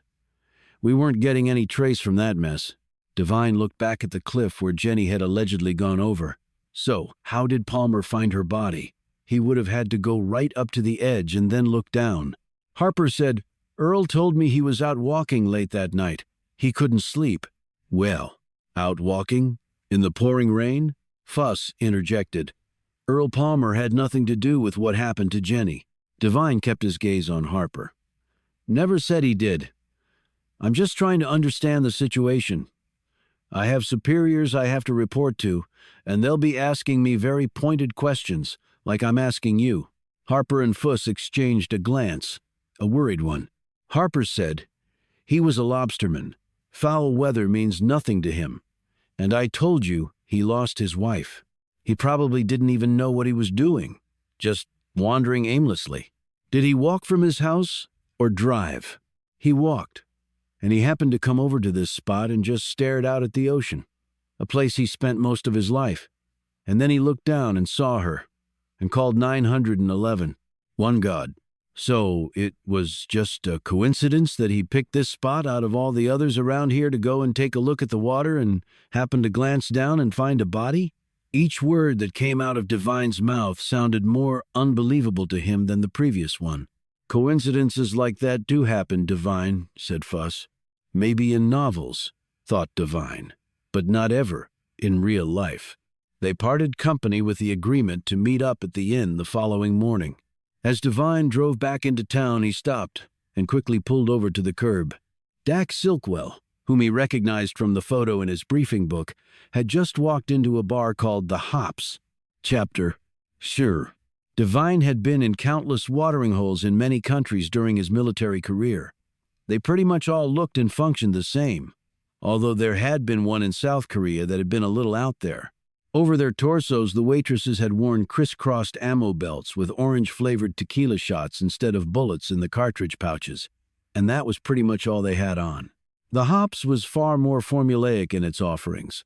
A scattering of tables and chairs, a small, scuffed parquet dance floor, a tiny, raised stage for live music, empty now, and a long bar with wooden stools, a big mirror, rows of terraced liquor bottles, and 6 beers on tap. A Janis Joplin song was playing on an old-fashioned jukebox, and the late singer's one-of-a-kind voice resonated over them like thunder across a flowered meadow. Although the singer had died over 2 decades before he was born, one of Devine's father's friends had introduced him to rock and roll performers from that era. Joplin had quickly become one of his favorite vocalists. He had often listened to her songs during combat deployments overseas, much to the amusement of his fellow soldiers, who were far more into musicians from their own generation. "Oh Lord, won't you buy me a Mercedes-Benz?" The bar was mostly full, and Devine could imagine it was probably the only such establishment in town. Set off in a small wing of the building were two pool tables, where men and women were smacking the balls around and performing the flirty, maybe-something-later ritual that such social environments inspired. A well-used Terminator pinball machine was being played by a blonde woman in her mid-30s, dressed in tight jeans and a loose black blouse that enticingly displayed her ample cleavage. Nearby, two young men in their early 20s were enjoying a furious match of foosball, all the while eyeballing the blonde with equal parts lust and youthful hope. Dak Silkwell was easy to spot, with his height and heft. Devine knew all the man's vitals from viewing his army file. He was 6'4" and looked to be carrying about 230 pounds. He had on jeans, muddy boots, and a leather jacket. Devine watched as he shed the jacket and hung it on a wall peg. Underneath, he had on a white muscle shirt that showed off his impressive biceps and delts, as well as a sculpted back, his lats and rhomboid muscles heavily chiseled. Both arms were fully tatted, as were the tops of his pecs. The image of an emerald-green snake wrapped around his thick, veined neck. Dak claimed a stool and lifted a finger at one of the women working behind the bar. The young woman poured out a Ewingling from one of the taps and carried it over to him. Dak waved and nodded to several people, who performed the same gesture back. A regular, thought Devine. An old man next to Dak paid his bill, hopped off his stool, threw on his coat, and was gone. His thirst evidently satiated. Devine sat down on the vacated stool and motioned to the other woman working the bar. She was in her 40s, with sandy hair and a wiry physique. In the mirror, he could see the edge of her smartphone sticking out of one rear pocket and the top of a purple vape out of the other. "Ewingling, on draft," he said. She nodded, poured, and delivered it. $5. Devine slipped her a 10 and told her to keep it. Dak sipped his beer, staring straight ahead, but Devine knew this game and had glanced twice in the mirror to see Dak's pupils swivel in his direction. In fact, everyone in the place pretty much had shot looks at the outsider in their midst. Before Devine had sat down, he had seen in the mirror's reflection that Dak had said something to the old man right before he so readily jumped up, leaving the stool empty. If Devine's lip reading was right, it was something like, "Beat it, Joe. Somebody wants your seat." Devine sipped his beer and contemplated his next move. Tactics and strategies rolled through his head like they had during combat on unforgiving terrain with a wily opponent who was doing the same thing. He finally said, "I'm sure you know who I am." Probably when Patricia Kingman started making the phone rounds about the stranger in town. And then maybe a heads up from the local constabulary? Dak didn't turn his head, but both men were now eyeing each other in the mirror. Devine watched as the other man's muscles tensed. Devine's muscles did nothing. There was no reason to, yet, and the other man's respiration had noticeably elevated while Devine's had actually slowed. Dak Silkwell had obviously forgotten some or all of what the Army had painstakingly taught him. Or maybe he'd never taken it seriously in the first place. Perhaps that was why they had parted company. His phone buzzed. He eased it from his pocket and read the text that Campbell had just sent. PFC Dak Silkwell, OTH. That was Army speak for other than honorable. This meant that Dak had done something bad, but not egregious enough for a punitive consequence such as a court-martial and prison confinement under the Uniform Code of Military Justice. That also meant Dak couldn't rejoin the Army and had forfeited most, if not all, of his military benefits. Campbell had not indicated the reason for the OTH, but Devine knew most of them by heart. Violence against military personnel or a civilian, adultery, drug or alcohol abuse, and a security violation. Anything more serious, and the OTH would not have been possible. "So which one are you, Dak?"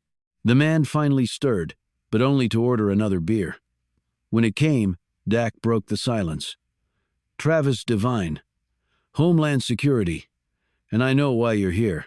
Devine said, I'm sorry for your loss. Even Dak turned to him, perhaps to gauge Devine's level of sincerity without the mirrored buffer. Jenny didn't deserve to go out that way. She was a good person. She have enemies that you know of? You'd know that better than me, considering what she did for a living. That would require a stranger in town. Anyone see anything like that? Dak shook his head, clearly thinking this through. I haven't. You'd have to ask around. Everyone picked up on me really fast. Just thought it would have worked through the grapevine if another outsider had passed through. Dak shrugged. Don't know what to tell you. Literally? Or is something else getting played out here? You see your sister or talk to her while she was here? Dak took longer than was necessary to answer this simple question. I didn't even know she was in town. It was a shock when we found out she was dead. We, as in you and your sister, asked Devine. Dak nodded and sipped his beer. Did Jenny see or talk to your sister while she was here? Not that she mentioned. You'd have to ask her. I plan to. You know Earl Palmer? Sure, a good man. He found Jenny's body, said Dak. I understand he just recently lost his wife. Likes to wander at night. Lucky for us. Otherwise, Jenny might have gotten washed out to sea. When can I have a more formal interview with you? And your sister, of course. Doesn't this count as my formal interview? Dak wanted to know. Afraid not. I work 6 days a week, 10 to 8. My tattoo shop's around the corner. Inkwell. Get it? Yeah. Clever. Small town keep you that busy? I've built a rep. Lots of folks from Jonesport, Machias, and Cutler, and I have clients from all over New England, even Canada. Nice, replied Devine. He ran his gaze over Devine. You got tats? You look the sort. None voluntarily. But I've got a real wicked one around my ankle and calf. Picked it up in the Middle East on the biting end of an IED. Dak shot him a funny look. Army or Marine? The former. You couldn't have pulled the full ride. You're way too young.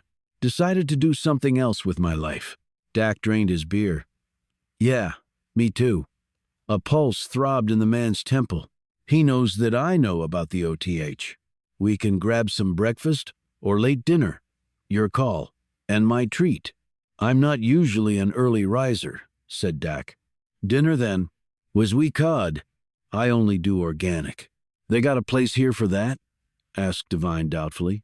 Yeah, it's called Only Real Food. I'm an investor. They get customers from all over Maine. Aroostook, Piscataquis, Waldo, Kennebec, York, Canada too, just like my tat shop. It's no coincidence. I push all my investments with my clients. Congrats. So 9 o'clock tomorrow night? I guess, said Dak. I'd like a more definitive reply. Okay, 9 it is. The restaurant is 2 blocks south of here. Take a left on Hiram Silkwell Street. Seriously?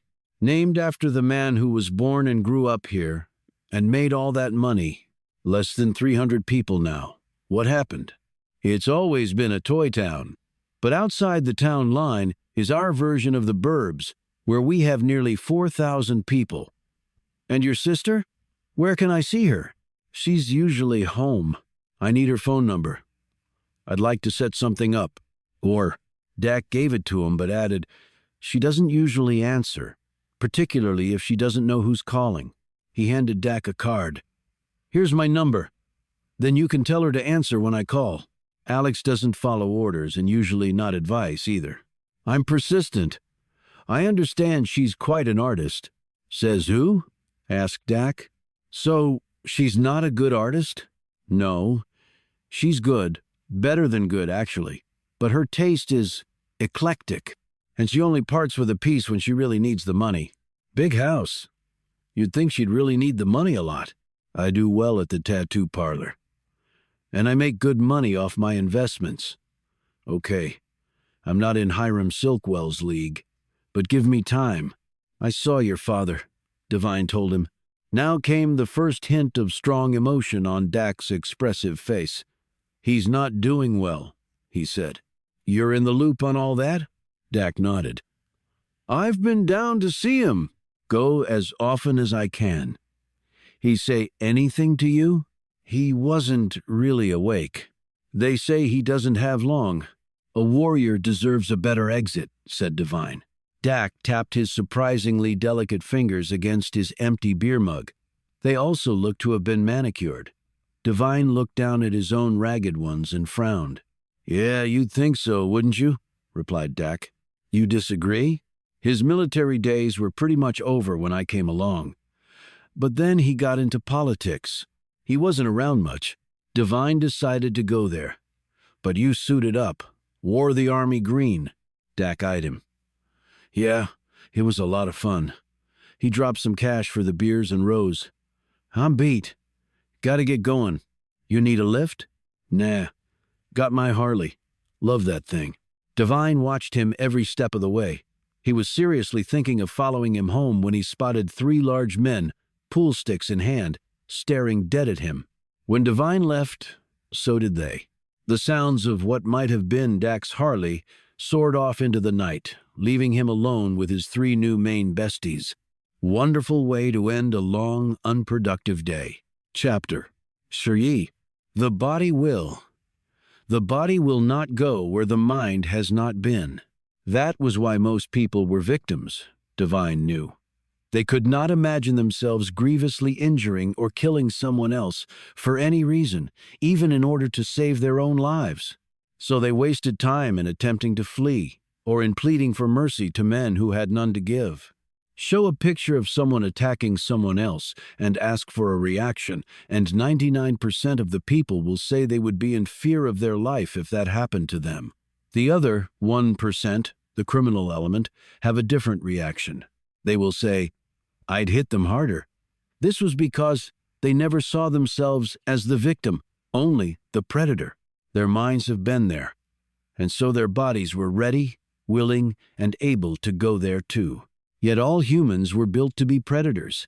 Sharp, strong teeth, forward eyes that were far more efficient for hunting, opposable thumbs, and most of all, the best brain of any animal. And we all possess a latent, primal ability to fight to the death. Devine walked toward his Tahoe even as he heard the men follow. When he reached it, he turned and faced them. They looked angry and puffed up. That was all he needed to know, both of their intent and their being afraid of him. The ones Devine always worried about were not the giant red-faced screamers. They were secretly shitting their pants. It was the quiet, stone-faced, scrawny guys that would suddenly gut you with a shiv or pop a bullet into your brain and walk, not run, away, disappearing into the night to do it again when someone else was stupid enough to underestimate them. His senses did the preliminary calculation and ran it through the combat computer under his skull. Walking away from a fight, if you could do so safely, was usually the best answer. Looking at the 3 men, Devine knew that was not going to be an option. Unless he did something creative, and he didn't want to fight them, not because he knew he would lose, it was because he was certain he would win and didn't want to unnecessarily injure them. And he was also wondering why they had decided to come after him in the first place. Can I help you? He said. The biggest one said, Yeah, dude. You can get out of town. That'd be a good start. He looked at his friends and grinned. Sorry, I have a job to do, and it can't be done remotely. Then we got us a problem. Or, more to the point, you do, said the same man. Devine glanced up and down the street. Not another living soul. Other than the bar, the storefronts were dark. The roar of the incoming tide along the harbor was really the only sound, other than the men's collective breathing. They were all big and strong and pumped full of alcohol, and who knew what else. 2 of them were in short sleeves, despite the chilly weather. He looked at the drug tracks on their beefy arms and came up with a plan. He pointed at the man who had spoken. I know you, don't I? The man, in his late 40s and taller than Devine by about 3 inches and outweighing him by 30 pounds, looked taken aback. I don't know you, he snarled. You need to think again, said Devine. He opened his jacket to show his Glock. The men saw it, and the dynamic instantly changed. He took out his cred pack with the badge and held it up for all to see. Homeland Security. But you already knew that. You talked to us about a domestic terrorist network operating up here and selling drugs to fund their operations. I never forget a face. We did the briefing over in Bangor so nobody would know. The man looked apoplectic. I never talked to no fucking feds. Devine watched as the other two men glanced suspiciously at their comrade. What's your name? Asked Devine. I don't need to tell you a damn thing. That's okay. It'll be in our files. But from what I remember, you were a big help, so thanks. We nailed some local badasses because of you. The man suddenly realized his friends were staring at him, and not in a good way. He's lying. I didn't do any of that shit. You know that. You know me.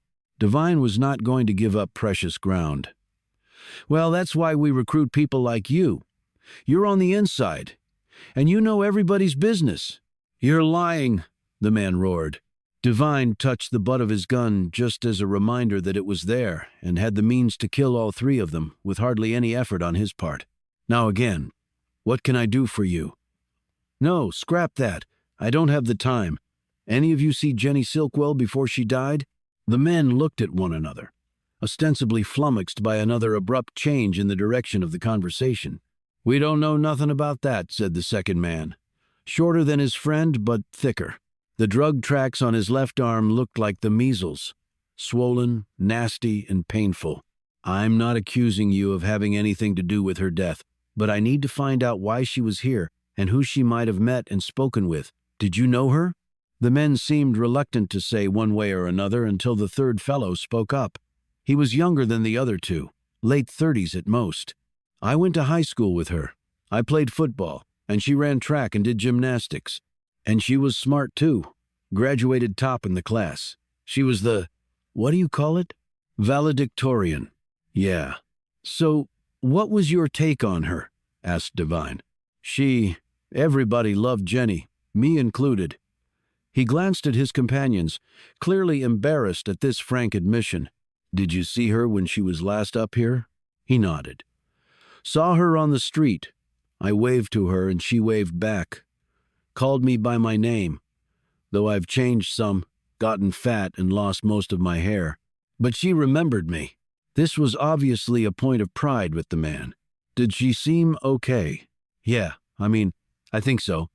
She comes up here from time to time, but that was the first I'd seen her in a few years. She comes to visit her brother and sister. He wiped his nose. I guess so. I don't really know. I'm not really tight with the family. Devine eyed the tats on the other two men. You guys know Alex? Or Dak? Looks like you both got inked by him. Yes. The smaller of them said, yeah, dude's an artist, and fair with his prices. He ever talk about Jenny? The one looked at the other. No, not really, said the man Devine had accused of being an informant. He scowled and added, here, she was a Fed. You know her sister? She's an artist, too. Alex is different, said the same man. Goes to the beat of her own drummer, said the other. Gorgeous gal, but hell, don't know why she's still here. She could go out to L.A. or somewhere and make a hell-you've a lot of money. Or marry some rich dude and fly around in a private jet, said the man Devine had accused. Not live in some spooky old house in the middle of fucking nowhere? So why do you think she never did that? Asked Devine. The man shrugged. Like I said, she's different. I don't think she cares about money and shit like that. When was the last time you saw her? Maybe 6 months ago, when she rode her bike into town. It's motorbike? No, a pedal bike. You speak to her? No. She don't like to interact with folks. Keeps to herself. Don't mess with nobody. Okay. What do you know about Earl Palmer? He found the body.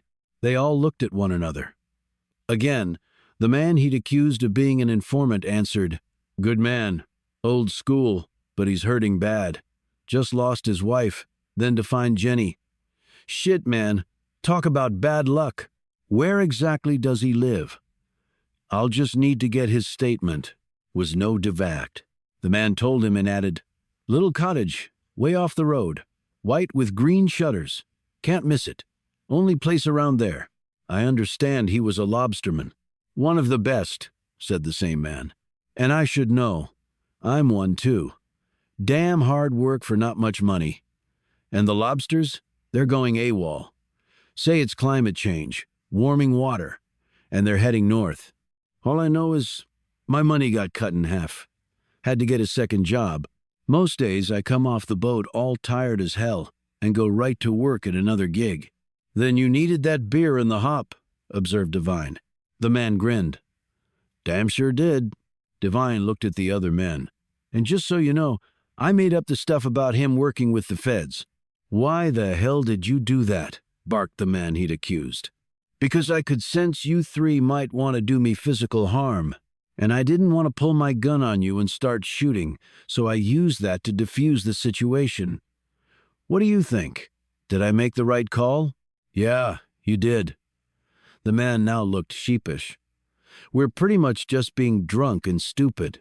Devine said, Any particular reason why you decided to have a beef with me? Other than the drunk and stupid part? The men looked at one another again. The first man said, Nope, that's about it.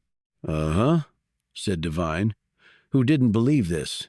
Well, I appreciate the help, if you think of anything else. He handed each of them his card with his cell phone number. Then the man who had gone to school with Jenny said, I can't think of no reason why somebody'd want to hurt her. Well, it's my job to find out, and I'm pretty good at my job. I hope. Chapter. SAR. Devine headed back to the inn but then decided to take a detour. Following the directions he'd been given, he had no difficulty in finding the turnoff and mailbox with the name Palmer. He didn't pull up directly to the house, but got out and walked along the winding gravel drive until he reached the cottage, which seemed to sit orphaned from the rest of Putnam. There was a cluster of denuded serviceberry trees next to the small cottage. Devine could see no lights on in the house, but the same ancient station wagon he had seen when first heading into town was parked in front next to a rugged old Ford F-150 with a rear winch. He tried to recall the details of the man in the vehicle from earlier. Fine, snowy white hair, leathery skin, deep-set eyes, jowly features, and a pained expression mixed with disinterest. Now that Devine knew of the man's loss, he decided that Palmer had looked like a bereaved person, aimless, disconnected. He could see such a man wandering late at night. But to wander through a forest path all the way over to the exact spot where Jenny Silkwell's body lay, Devine was not buying it. And the police seemed to be going to great pains to throw off any suspicion of Palmer. And Dak and the fellow lobsterman from the bar had sung the man's praises and voiced sympathy for his personal loss without questioning the veracity of the man's account of finding Jenny Silkwell's body. The two vehicles were unlocked. He saw right away that in the station wagon the gas and brake pedals had been modified to allow them both to be worked via hand controls mounted on the steering column. Why, he didn't know. Then he saw extra hand grips that had been bolted to the car's interior just above the window frame and another one mounted on the dash. He turned around, walked back to the Tahoe, and drove past Jocelyn Point once more. As he did so, he spotted a Harley with a helmetless Dak astride. It pull into the drive and head up to the house. That was interesting, because Dak should have been home a while ago, unless he had stopped somewhere first. And maybe his conversation with Devine had prompted that detour? The questions kept piling up, and Devine hadn't been here even half a day. He parked in front of the inn and walked into the reception area, where Kingman was tidying up the front counter. She gave him a piercing, unfriendly look. You should have told me who you were, she admonished. You're probably right, he said in a disarming tone. Now that you know, is there anything you can tell me? I already told Chief Harper all that I know. I'd appreciate if you could take a minute and tell me. That way there's no buffer between accounts, and you might remember something else. I'm just trying to find out what happened to Jenny. She sighed as her frostiness melted away. Would you like some hot chocolate? I sure would. I'm not used to the cold yet. She put a hand on her hip and smirked. Young man, this isn't cold. This is mildly chilly. Come with me. She led him through the curtain and Devine found himself in a comfortable apartment setup. While Kingman busied herself with cups, cocoa, and a new-looking electric hot water kettle, he looked around. Some logs sat unburned in a stone hearth. While the furniture was clearly old, it all looked comfortable. Knickknacks abounded on tables and shelves, and the vast array of photos on one wall seemed to indicate that Kingman had a great many grandchildren. "Nice-looking crew," he said. She looked up to see what he was referring to and smiled. 8 and counting. Oldest one is 10. Wish my Wilbur could be around to see them. I didn't know you were a widow." Wilbur was a lobsterman. There was an accident out at sea, and the boat went down and took Wilbur with it. "I'm really sorry." "Thank you. It was just horribly bad luck. Sometimes there is nothing you can do despite the best of intentions. And no one's perfect. Lord knows I'm not." End quote. "You're messing up all my preconceived notions of federal folks." He smiled. "You met many?" "Just on TV. Well, there was Jenny, but she was one of us, no matter where she moved to or what she did." They sat in rocking chairs in front of the fireplace and drank their hot chocolate. "It really is so sad," said Kingman, suddenly tearing up. "I never thought. Jenny would be the last person I thought this would happen to." She pulled a tissue from her pocket and dabbed at her eyes. She stared over at Devine. "She was such a good person. Seems to be the consensus of everyone I spoke with. Do you think it has to do with the work she was doing?" "What do you know about that?" "Just dribs and drabs I heard over the years. And I had a cousin who worked doing something for the Department of Defense. Whenever I asked him what he did, he said, 'It's better if you don't know. You'd never sleep again.' Scary. In answer to your question, I don't know who killed her or why. Just because she died here does not mean that anybody local had anything to do with it. God, I would hope not. I understand you saw Jenny on the night she died." Kingman looked even more depressed. "If I had known what was going to happen, I would have held on to her with both arms." "Tell me about it. Did she look normal?" "Anything you can remember. She passed by the office and I saw her out the window. This is from the back path, you understand, the one leading to the cottages." With quote, "Right. It was about 7:45. I remember glancing at the clock. I thought she might be going to get some dinner. She was dressed in jeans and a big parka. Her hair was in a ponytail, and I remembered thinking I hadn't seen her wear it like that for a long time. She seemed fine, if a little focused, I guess. She never looked around, just kept looking straight ahead. But then she was always focused, even as a little girl." Wrote, "And you didn't see her after that? Didn't hear a car come by? Maybe she was getting a ride with someone because her car was left here? I had the TV on, so I don't think I would have heard that. And that was the last time I saw her," she concluded miserably. Devine absorbed this and said, "I ran into Dax Silkwell tonight. He's a reserved guy, but he seemed shaken up by what happened." "I'm sure he was. This Christ. So they were close? Him and Jenny and Alex?" She took time to sip her drink, set the mug down, placed her hands in her lap, and looked at him. "I suppose you need to know this for your investigation. I read where most murders are committed by people you know, friends and family. Unfortunately, yes. They were all close growing up. Saw that for myself. Dak was all sports all the time. Big and strong, that boy was. Lettered in everything. Thought he was going to be playing professional football or baseball, but it didn't work out. Guess that's a pipe dream for most. Jenny was the oldest and the golden child. Everything she touched. Smart as all get out. Kind too. Pretty. We all knew she was destined to do something special. And Alex? Alex is the youngest and is drop-dead gorgeous, and I don't use that term lightly. Not as smart as Jenny, at least in some ways. She could draw anything from an early age. I mean really, really talented. The family wanted her to go away to a really great art school, UCLA, Chicago, or Virginia Commonwealth in Richmond. She got accepted at them all. But she didn't go? No, she didn't. Any idea why? Kingman sighed, and in that release Devine sensed a whole bundle of regrets, not for Kingman personally, or the Silkwells either, but maybe for the whole town of Putnam. Alex used to be outgoing, prankish, fun, full of ambition, sort of like Jenny in that way.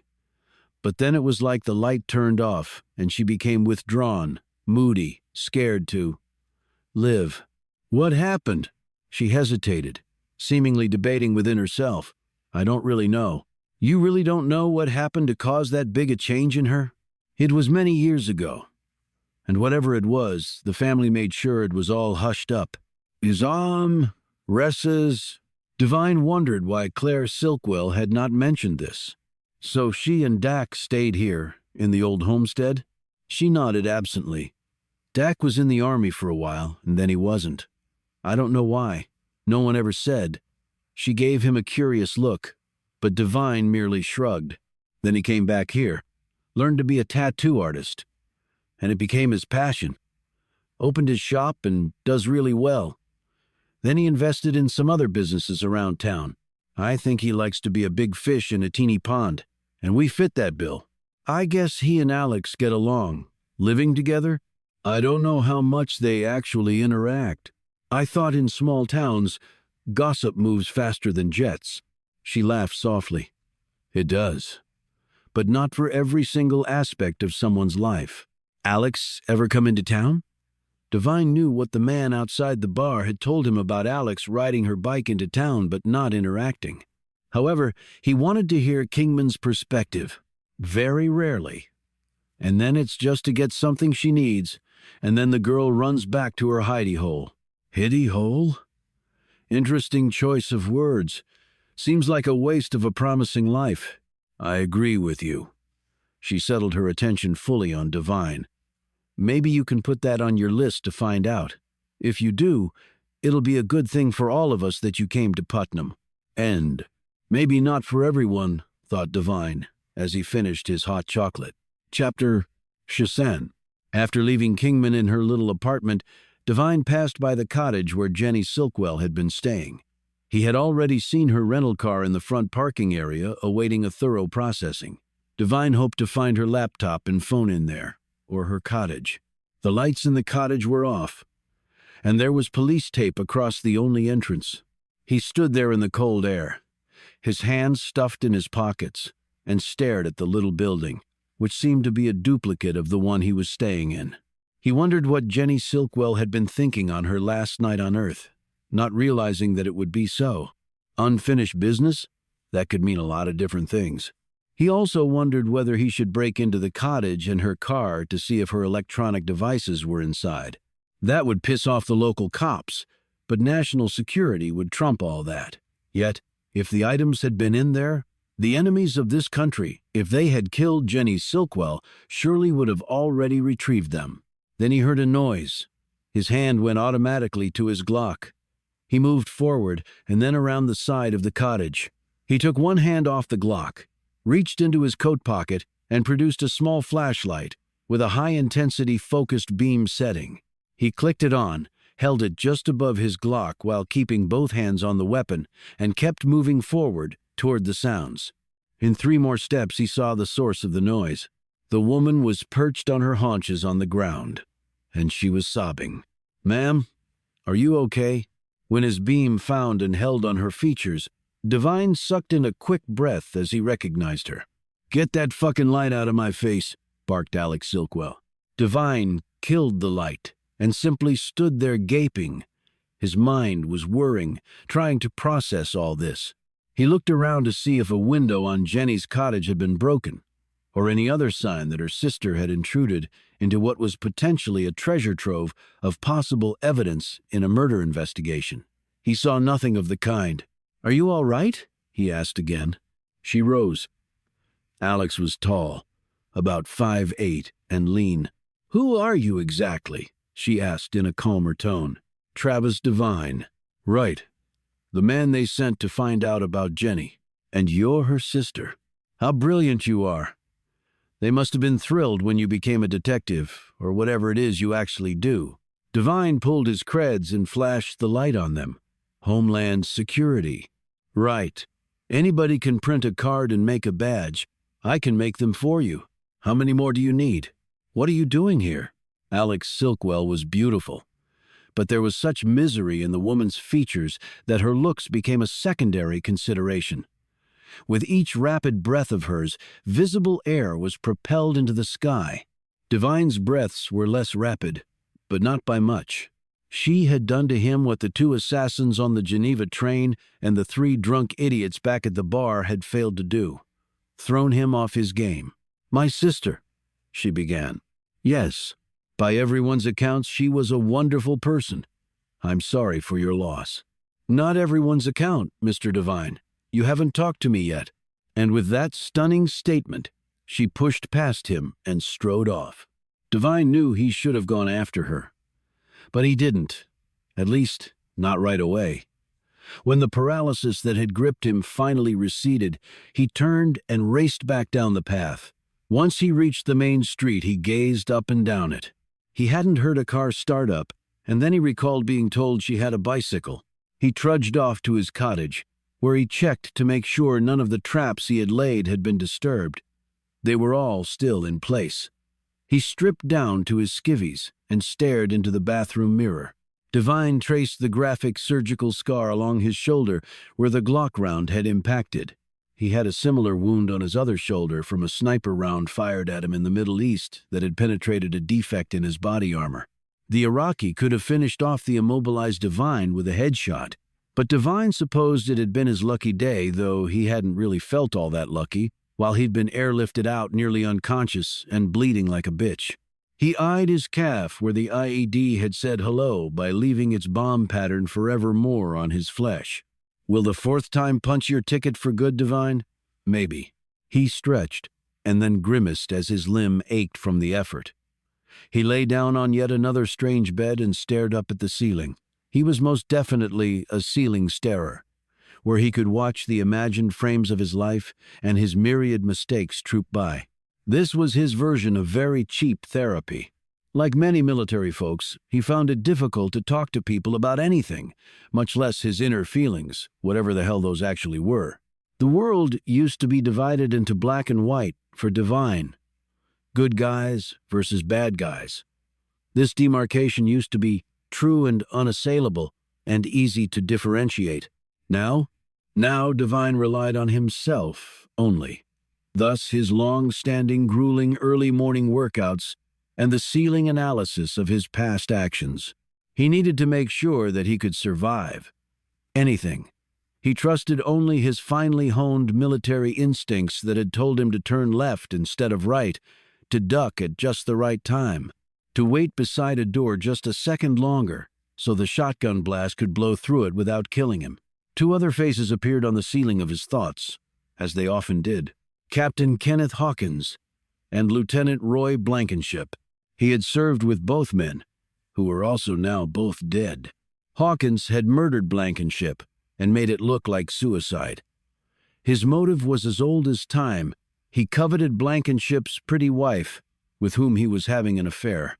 Army CID had clusterfucked the case, hamstrung by military politics, and Hawkins had gotten away clean. That was until a suspicious Devine, who had previously learned of the affair from Blankenship, had tried his best to get CID to take another look. When he was stonewalled, Devine had resorted to a personal accounting. He had lured Hawkins out into the Afghanistan mountains, and a furious fight had ensued. Devine had not meant to kill the man, but he had died anyway. And then Emerson Campbell had come along with all the evidence to put Devine away in the Army prison out in Leavenworth, Kansas. But the man had given Devine a choice: prison or this. His therapy session over, he closed his eyes and, like the Army had taught him, fell asleep within a minute. Chapter. Chasseur. Devine's phone alarm kicked off at 5 a.m. He pulled on sweatpants, stout court shoes, and a thick hoodie, then jogged out onto the dark and empty main street and turned left. He stopped at the harbor for a minute and watched some boats heading out. Men were lifting metal cages and large wooden boxes on the dock and hefting some of them into boats cleated to slips. He also saw other men in small dinghies motoring or rowing out to the moored boats. The day apparently started early for those who labored on the waters. Under the lights that illuminated the area, he recognized the man who had confronted him outside the bar and Devine had falsely accused of being an informant. He was in the stern of a good-sized boat that was making its way out of the harbor. He looked like he was not yet over his boozing from the previous night. Devine continued on. He had already noted the square of dormant grass and leafless trees about a quarter-mile down where the small main business area ended. He reached it and did a quick 20-minute HIIT, or high-intensity interval training routine, to get his heart pumping and his blood flowing.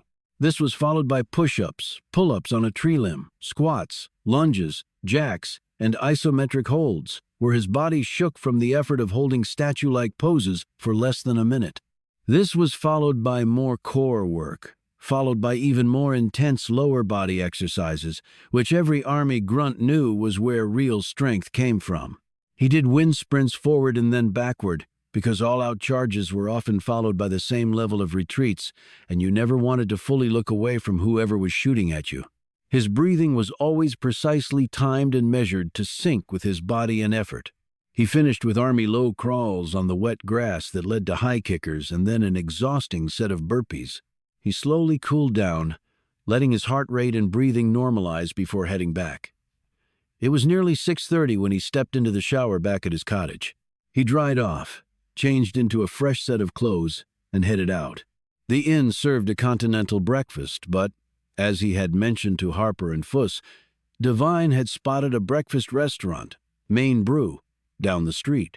He wanted some time to think before he met up with the local police, and he wanted to go over again what he had learned, and not learned, so far. A short walk through windy cold brought him to the blue-painted door of the restaurant. It was pretty full at a little after 7. The place looked like it had been recently renovated. The clusters of tables and chairs in the middle of the sturdy wood composite floor and the red vinyl booths that ringed the perimeter looked new. The counter was long and had deli-style refrigerated, glass-fronted cabinets that were filled with all sorts of meats, salads, sandwiches, and other prepared foods. 2 waitresses were working the tables. At the counter, a third young woman was taking care of the half-dozen customers seated there on bolted-in whirly stools. The place was definitely bustling, Devine observed, but there might not be many places to get breakfast in town either. The sign on a metal stand at the entrance said to seat yourself, so Devine did, at a booth at the very end of one wall and farthest from the kitchen. A young waitress hurried over with a laminated menu that was clipped to a wooden board. "What can I get you to drink?" she asked. "Coffee, black, and a big glass of water. No ice." Coming up, she hurried off while Devine looked at the menu. There were some healthier selections, like avocado toast and stone-cut oatmeal with fruit, but he decided to opt for an old favorite, with one modification thrown into the mix. When she brought the coffee, which was piping hot and smelled wonderful, he ordered the lobsterman's breakfast, which basically covered all major food groups, with a piece of fried cod, the one modification thrown in. She left the menu behind after he gave his order, and he ran his gaze down it. The owner was Annie. Palmer? Devine did a double take at the name. Palmer was a pretty common surname, but in a town with fewer than 300 people, could she be related to Earl? He took out his phone and Googled the restaurant. On the website, he saw a photo of a smiling young woman. He glanced up to see the same woman working the breakfast counter. Annie Palmer was in her late 20s, with dark hair, brown eyes, and of medium height. The woman didn't seem to be carrying an ounce of fat on her, but with her job, he assumed she never stopped moving.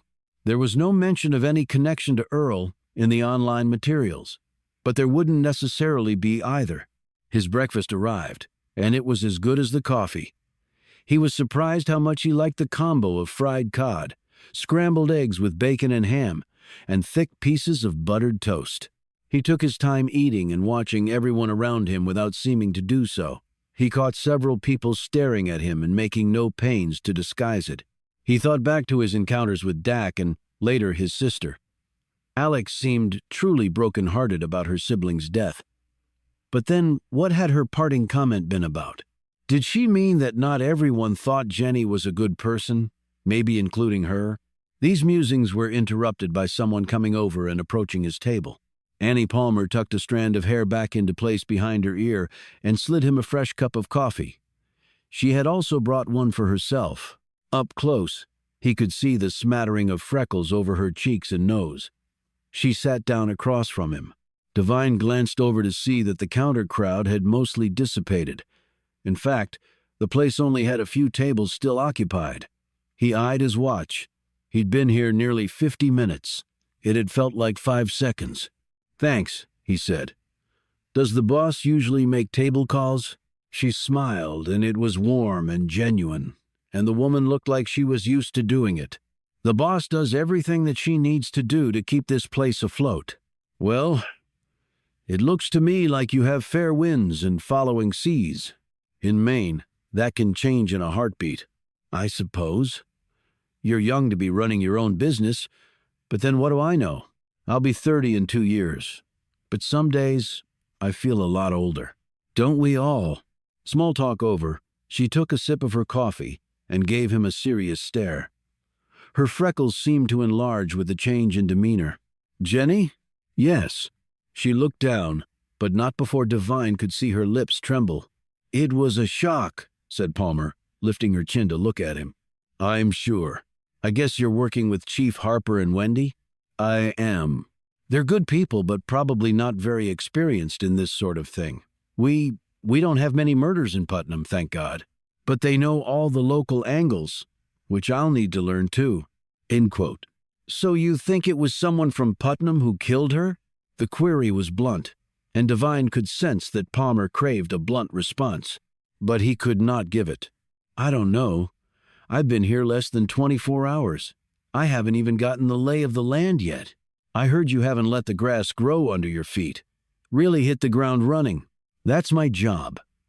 But going fast is not always good. One might jump to conclusions that later turn out to be wrong. I avoid that if I can. I'm Travis Devine, by the way, but you probably already knew that.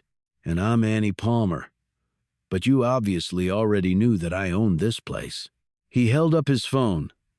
"Not much privacy anymore." "No, there's not." Her face flushed, and he wasn't sure why. "So, any relation to Earl?" "He's my grandfather." "And your parents?" "House fire, 15 years ago. Neither one of them made it out alive. I'm very sorry. I was away at summer camp." Palmer put a hand to her mouth, and in spite of obviously trying hard not to, she briefly teared up. "I'm sorry," said Devine, handing her a napkin from the holder on the table. "I didn't mean for you to recall painful memories." "It's okay." She wiped her eyes and let out a long, cleansing breath. "Then Bertie, that's my grandmother, died a few weeks ago. Always thought Gramps would go first. He did too, I'm sure. That is so incredibly hard. For both you and your grandfather." He paused.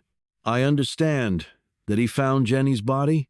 She had to know that he knew this, thought Devine, but she still looked troubled by his query. He just stumbled on it.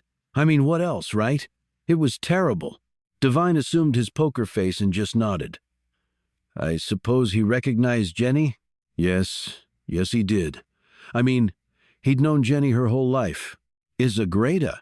Devine thought about the distance from the edge of the bluff down to the rock shelf where Jenny's body lay in the darkness, partially covered in water, and mentally shook his head in disbelief at what she had said. And there was something else. "When I was by his place, I saw that your grandfather has special pedal controls on his station wagon and some extra handholds." "Yes. He has bad arthritis and some spine issues. He had neck surgery that didn't turn out too well. He can't really use his legs and feet to work the gas and brake, but he can do it with his hands. He's still pretty strong in the upper body. The handholds let him pull himself out of the car, but he doesn't drive much anymore unless he has to, or he's in a stubborn mood. And he can't drive his truck anymore. Too hard to get in and out. Mostly, he just walks. Slowly."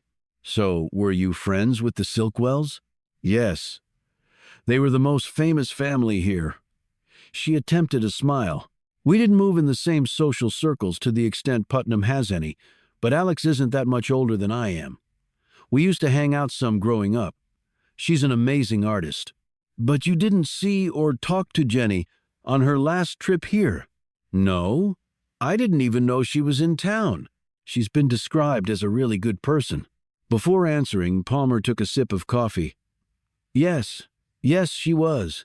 Outgoing and friendly. Not like her sister, then. You said you know Alex? Palmer scrunched up her nose for a moment before saying bluntly, if anyone says they really know Alex, you know what I would say? What? That they're lying to themselves. That might have been her most honest statement yet, thought Devine. Interesting. Why do you say that? She shrugged. She never really lets anyone get close. And Dak? What about him? Good person? I'm probably not the one to ask. She rose. Got cleanup duty now. The glamorous life of a small business owner. I'd like to chat again, if that's okay. She looked around at the four walls of the place, and her expression was not exactly one of unbridled joy. Well, you know where to find me. Pretty much every waking moment. He glanced at her hand and saw no ring there. Husband? Kids? He knew this question was not particularly appropriate, but criminal investigations seldom were. Have a good day, Mr. Devine. Is to do most. Putnam was getting more interesting and puzzling by the minute. Chapter. Shawoo. Devine handed a cup of coffee to Harper and one to Fuss when they arrived to search Jenny Silkwell's cottage. He'd purchased the drinks before he'd left Maine Brew. They thanked him and then looked dumbstruck when he told them that he had discovered Alex Stillwell sobbing outside her sister's cottage last night. What was she doing here? Asked Fuss. She didn't say. I guess she was upset about what had happened to her sister. Harper took a drink of his coffee and nodded. I suppose that makes sense. She might have also wanted to get into the cottage, offered Devine. He wanted to see how the officers responded to that possibility. Fuss cocked her head at him.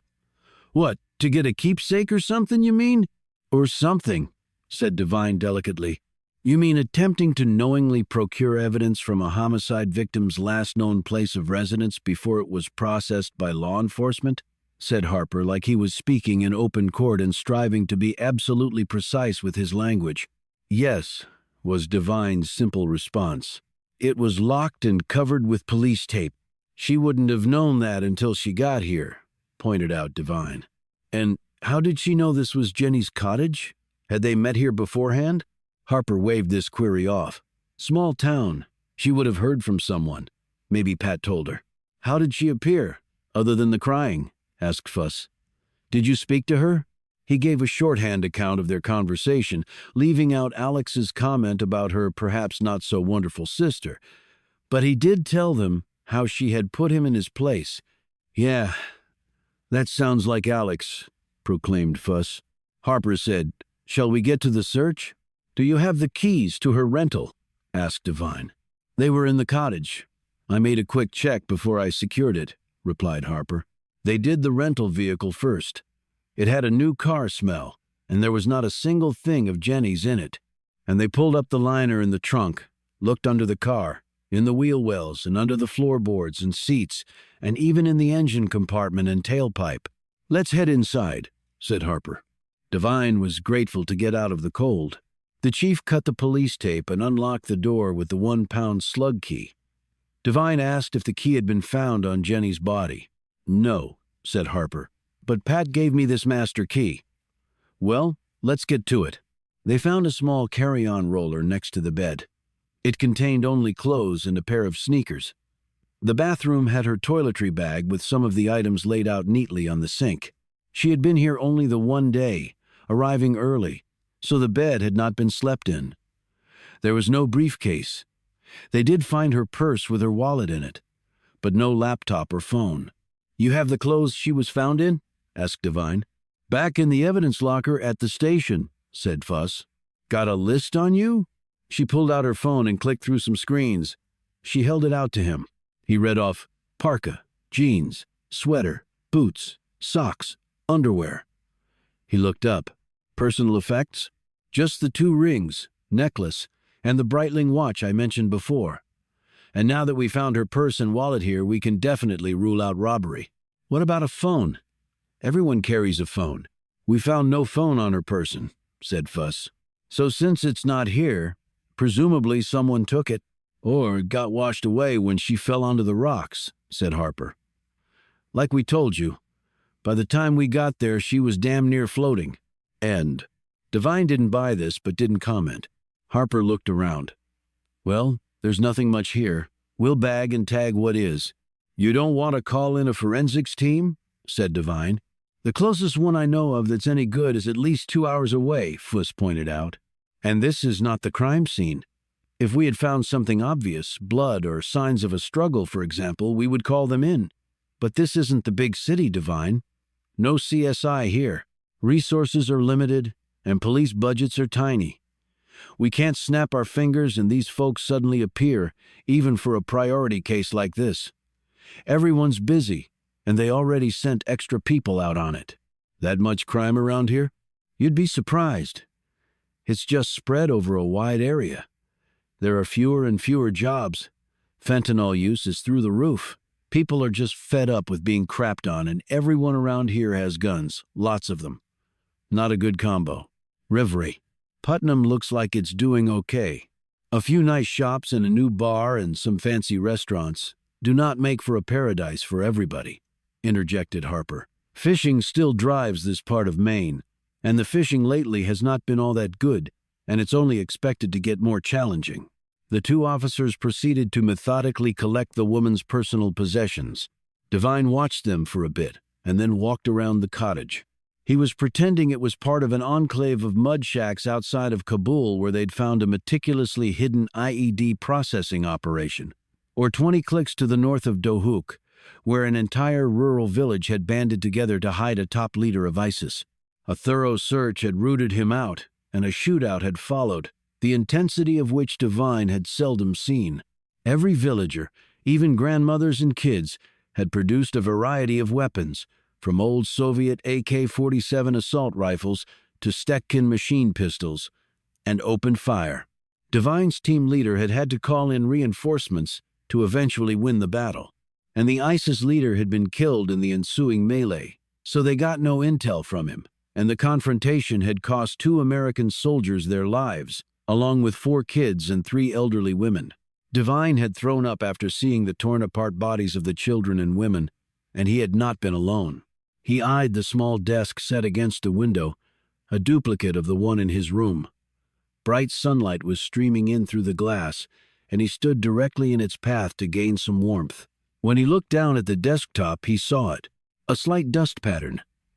The shape sure looked like the size of a laptop. He ran the possibilities through in his head. Had Jenny taken it with her?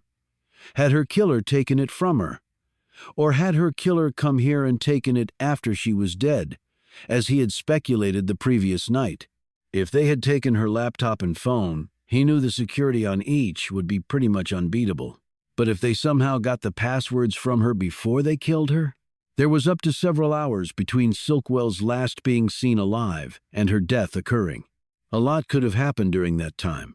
Guillaume didn't mention any traces of torture in the post-mortem, but still, if our enemies now possess what she had on her laptop or phone, he knew there were strict protocols and procedures for keeping classified information on government devices. And just like the private sector, much of it was stored in the cloud.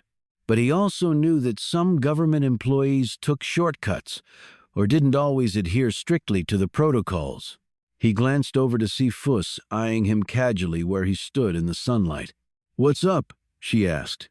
"Just trying to stay warm." Fuss scoffed. "Try coming here in January." She went back to work, and Devine stared back down at a dust pattern that was making his gut churn. Chapter Sileo. After parting company with the local police, Devine walked to his cottage, where he composed and sent off a long email to Campbell, filling him in on everything that had happened since they last communicated, including Silkwell's laptop possibly having been taken and there being no sign of her phone. As Devine wrote it all out, he could see that it was a lot to report in a short period of time, and his instincts were telling him that there was a lot more to come. He got into the Tahoe and drove along the coast highway.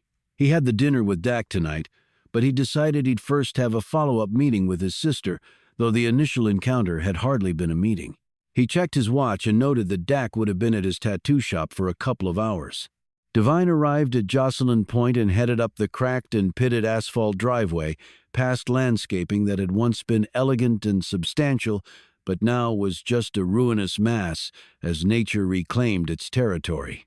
He parked in front of the house and took in the structure. It was not in as bad a shape as he had expected. Parts of the exterior, while grungy and ill-used by the elements, looked like they had been power-washed fairly recently. The front entrance foundation's veneer had some new stone and fresh mortar, and the wooden columns holding up the pitched roof over the front door looked new. The glass in some of the windows seemed to have been replaced, and though the lawn was now dormant, the sod looked to maybe have been put in during the fall. He eyed one of the tall brick chimney stacks and saw smoke curling out of it. Directly behind the house was a large clapboard structure with a high-pitched cedar shake roof and a large skylight set in each plane of the shakes. There were windows lining the side walls and a large exhaust pipe coming out of the rear wall. He peered inside one of the windows and saw that it was set up as an art studio. Easels with works in process on them. Long work tables with cans of brushes and small bottles of paint lined up, along with sketch pads. Jars of drawing pencils and charcoal sticks, and large and small paint-smeared pallets. In one corner was a potting wheel, and in another corner stood a small kiln. There were also large metal tanks next to what looked to be welding equipment, and a large work sink, and a metal tub set on wooden sawhorses. He tried the door, but it was securely locked. He looked to his left, and far down the property line he could see some of the ancillary buildings he had glimpsed last night. He walked over to the coastline. He found it was quite elevated as he looked over the edge to the rocks below, though there was a path down that looked well used. Some of the boulders were nearly as large as an Abrams tank. The surf pounded against them, sending a drenching spray halfway up from where Devine stood. He knew that Maine had a long coastline, the fourth longest of all the states, longer even than California's, because of all the jagged clusters of coves and inlets. And out of all that shoreline, in the middle of the night in a downpour, Earl Palmer walked through a forest of trees to the exact spot where Jenny Silkwell lay dead on the rocks below. The odds of that happening were enormous. No, they were beyond impossible. I need to talk to that man, and sooner rather than later. He turned and walked back around to the front of the main house and knocked. No answer. He knocked again and then pounded on the wood. "Go away," called out Alex Silkwell. "It's Travis Devine. We met last night." "Then go away faster. I have nothing to say to you." Devine stared at the weathered door and imagined Silkwell standing just on the other side of it, all defiant and ticked off. He needed to talk to her, but he didn't have a warrant, and so there was really nothing he could do. "I'm leaving my card under the doormat." Silence greeted this statement, and Devine couldn't really imagine any scenario where she would be phoning him voluntarily. He walked back to his car and drove off.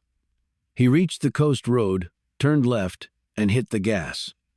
Once around a bend, he pulled off, parked his car, and hoofed it back to Jocelyn Point. He took up a surveillance point behind a stand of white pines, which were bracketed by some leafless ash, birch, and maples. Using his optics, he kept an eye on the main house and also the art studio. 30 minutes later, his patience was rewarded as Alex, carrying a cup of something, hurried out to the studio, unlocked the door, and went inside. Devine put his optics away and marched over to the studio. He peered in one window and saw Alex slipping off her coat. Underneath, she had on jean overalls and a long-sleeved thermal undershirt. Her hair was piled loosely on top of her head and secured there with some pins and braids. She picked up a large pallet, loaded it with fresh paint from a variety of tubes, and headed over to one of the canvases set on an easel. Devine slipped to the door and tried the knob. It turned easily. For some reason, he was more nervous than when he had been about to breach places in the Middle East where he knew men inside were waiting to kill him. But he actually knew why. "I trained long and hard for the latter scenario. Not so much for what I'm about to do." He opened the door and walked in. Chapter should see. He expected her to start screaming, or maybe throw something at him, or fire up the blowtorch on her welding kit and come at him for a personal charcoaling session. But Alex just stood there in front of her painting, her palette in one hand and a slender brush in the other. You're persistent. My job sort of requires that. He looked around. So this is where the magic happens? It's not so much magic as just hard work, luck, and a dash of creativity and talent thrown in. He looked around at paintings in oil, acrylic, and watercolor, along with clay sculptures all in various stages of completion. Bronze and other metallic figures bent and curved by heat and pressure into fascinating shapes were arrayed around the perimeter of the space. I think it's more than a dash of talent. I can barely draw a straight line. This is really impressive, Miss Silkwell. His frankness seemed to draw down whatever anger she might have been feeling at his intrusion. I'm Alex. I've never been Miss Anything. And I'm Travis. From Homeland Security keeping us all safe and the American dream possible, I think you all need to step up your game. On that, she turned back to her work. He came to stand behind her and took it in. While some of the works displayed in the studio were portraits of people, landscapes, and animals, this one was clearly more impressionistic. A yellow ball erupting out of an orange flame that, in turn, devolved into a blue wave that was about to descend, seemingly violently, on what he took to be roofs and a jagged church steeple reaching disproportionately far into the sky. "What's that?" he asked. "What I see in my head every morning when I wake up," she replied, as she added some shadowing to the flame.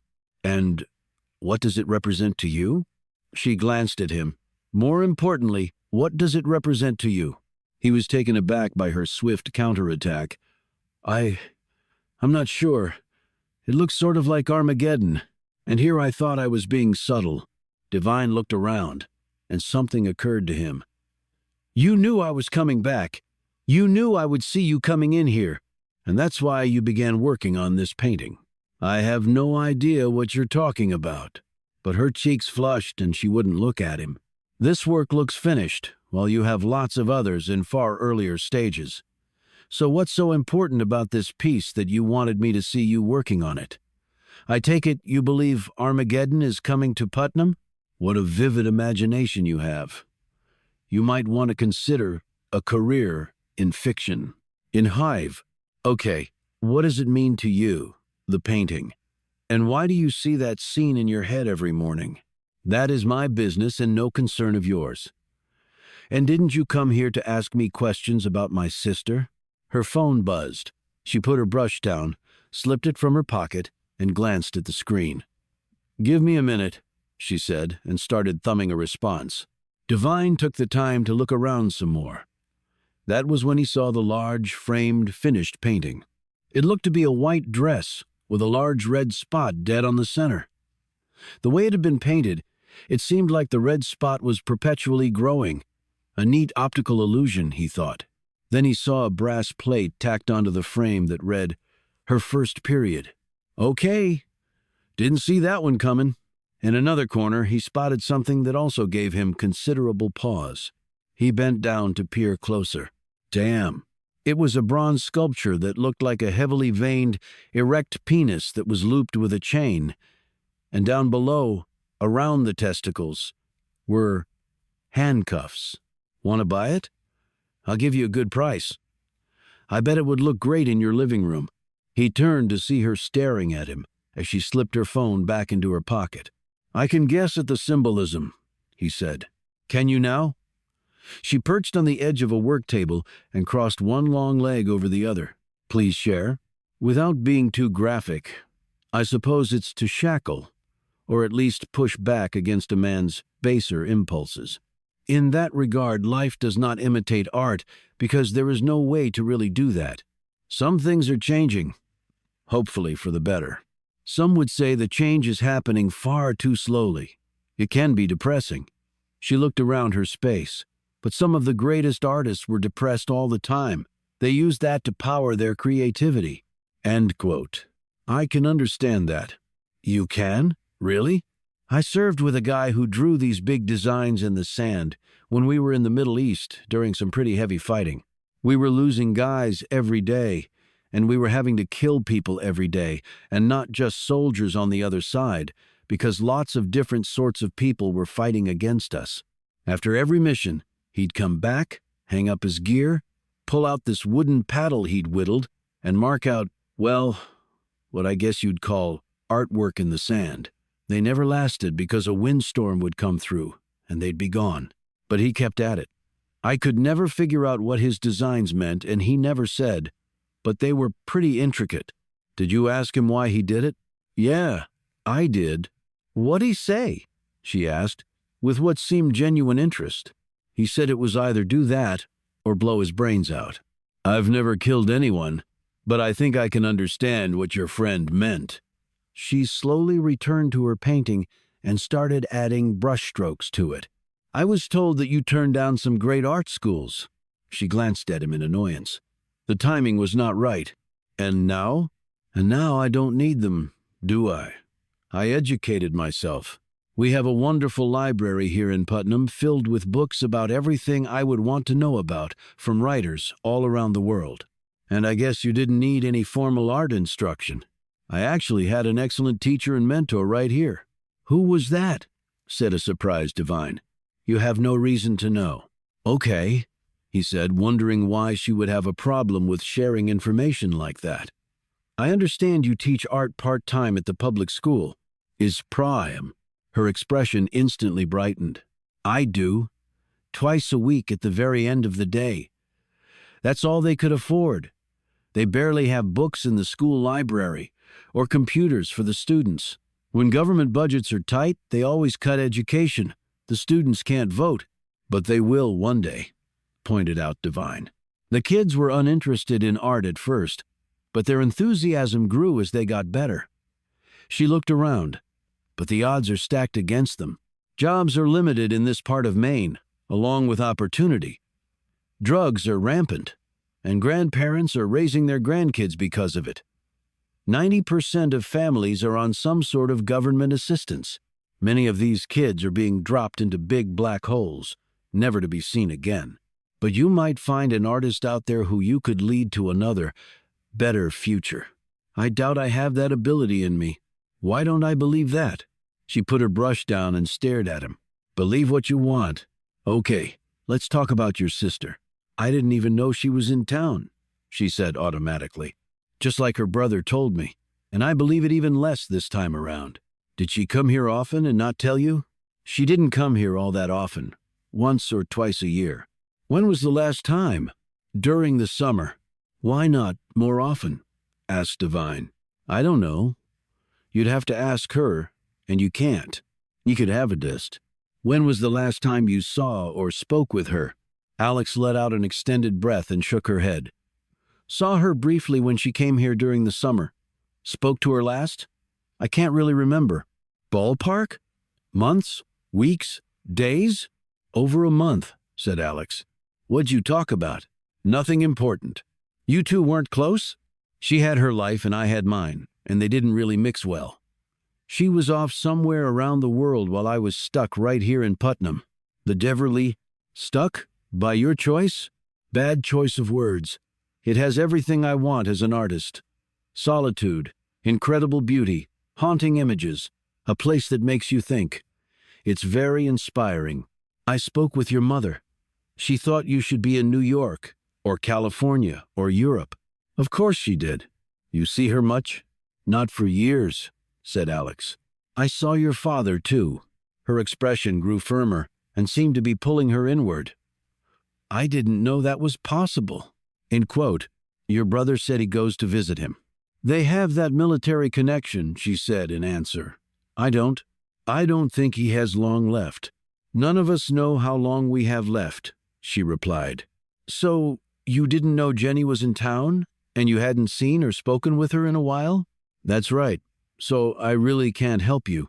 She turned back to her canvas. And I have a lot of work to do. So, have you started selling your artwork? Your mother didn't think you were. I have an agent now. Over the last few years, I've been commissioned to do a number of paintings and sculptures. You can tell my mother that my clients include people from New York and California and across the pond. You should tell her yourself. I'm sure she'll be very happy for you. I'm not nearly as sure about that as you appear to be." End quote. Are you sad that your sister is no longer living? Divine had decided to ask this provocative question to get something from the woman that didn't sound scripted. "What the hell kind of question is that?" she said, her face flushing again and her thick eyebrows nearly touching. "It's just that. A question. You found me sobbing my heart out at the inn. I just don't know why you were sobbing your heart out. You didn't hang around. Well, it was because of her. So now you know. Are we done? Then why did you intimate that you would not be describing your sister to me as a person much loved by folks here?" "I don't remember saying that." Divine repeated back the account she had given him from the notes he had put in his iPhone. "Does that jog your memory?" "No." "Okay, one last thing." "What?" she snapped. "I'd like you to go with me to where your sister's body was found." "Why would I do that?" she said slowly. "And why would you want me to do that?" "Because you know this area far better than I do, and you clearly possess something that might help me." "What, pray tell, is that?" "An artist's insight into the human soul." "I still don't think I can help you," she said, her tone and voice not nearly as assured. "Let's go find out." He paused and added, "Please." Chapter. Shaba. He retrieved his rental and drove it to Jocelyn Point to pick her up. Then, it wasn't that far to the spot where Jenny Silkwell's body had been found. They walked over the same cold, rugged ground that Jenny had presumably trod during her last night on Earth. Divine wanted to see Alex's reaction to being here because that might actually help him understand her better, and he thought he was going to have to do that in order to figure out what was really going on. She had put on an overcoat and scarf and a ski cap pulled down low over her ears. The wind had picked up even more, and they watched as dark clouds gathered just off the coast. "Looks like snow or sleet is coming," said Divine. "Let's hope not," she said. "You don't like the white stuff?" "I teach my art class late this afternoon. I don't want to miss it." She looked around as they walked across the field toward the forest and the wide path through it to the bluff overlooking the ocean. And then something happened to Alex. She started to sway, and then she cried out, and Divine barely caught her before she slumped to the ground. "Are you all right?" he exclaimed. "Look, I'm sorry for bringing you here. I didn't stop to think about the effect it might have on you." She looked up at him, her eyes unfocused and her expression woozy. She slowly came around and then managed to stand without his assistance. "We can go back," he offered. She looked at the open field and shuddered. "No, I'm here now. Let's get this done." As they entered the path, she seemed normal again, even walking with spirit. He wondered why that was, since they were getting closer to, not farther away from, where her sister's body had been found. He led her to the edge of the land, and they gazed down at the rocks and the ocean. "Is this where she was killed?" she said. "It appears so." She shot him a perplexed look. "What do you mean, appears?" "I meant it exactly as I said." She indicated the rocks. "But her body was found down there." "Yes, that is a fact. Everything else is speculation." "You've lost me." Divine didn't answer. He was thinking about possibilities that he would need to parse through if he was going to get to the truth. Jenny had been shot in the forehead, and the round exited out the back of her skull and apparently vanished into the ocean. That meant she was looking landward. But if you went to the edge here, wouldn't you be looking at the ocean?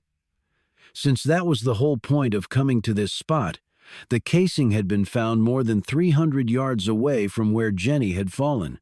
At night, she wouldn't have even been able to see her shooter from that distance.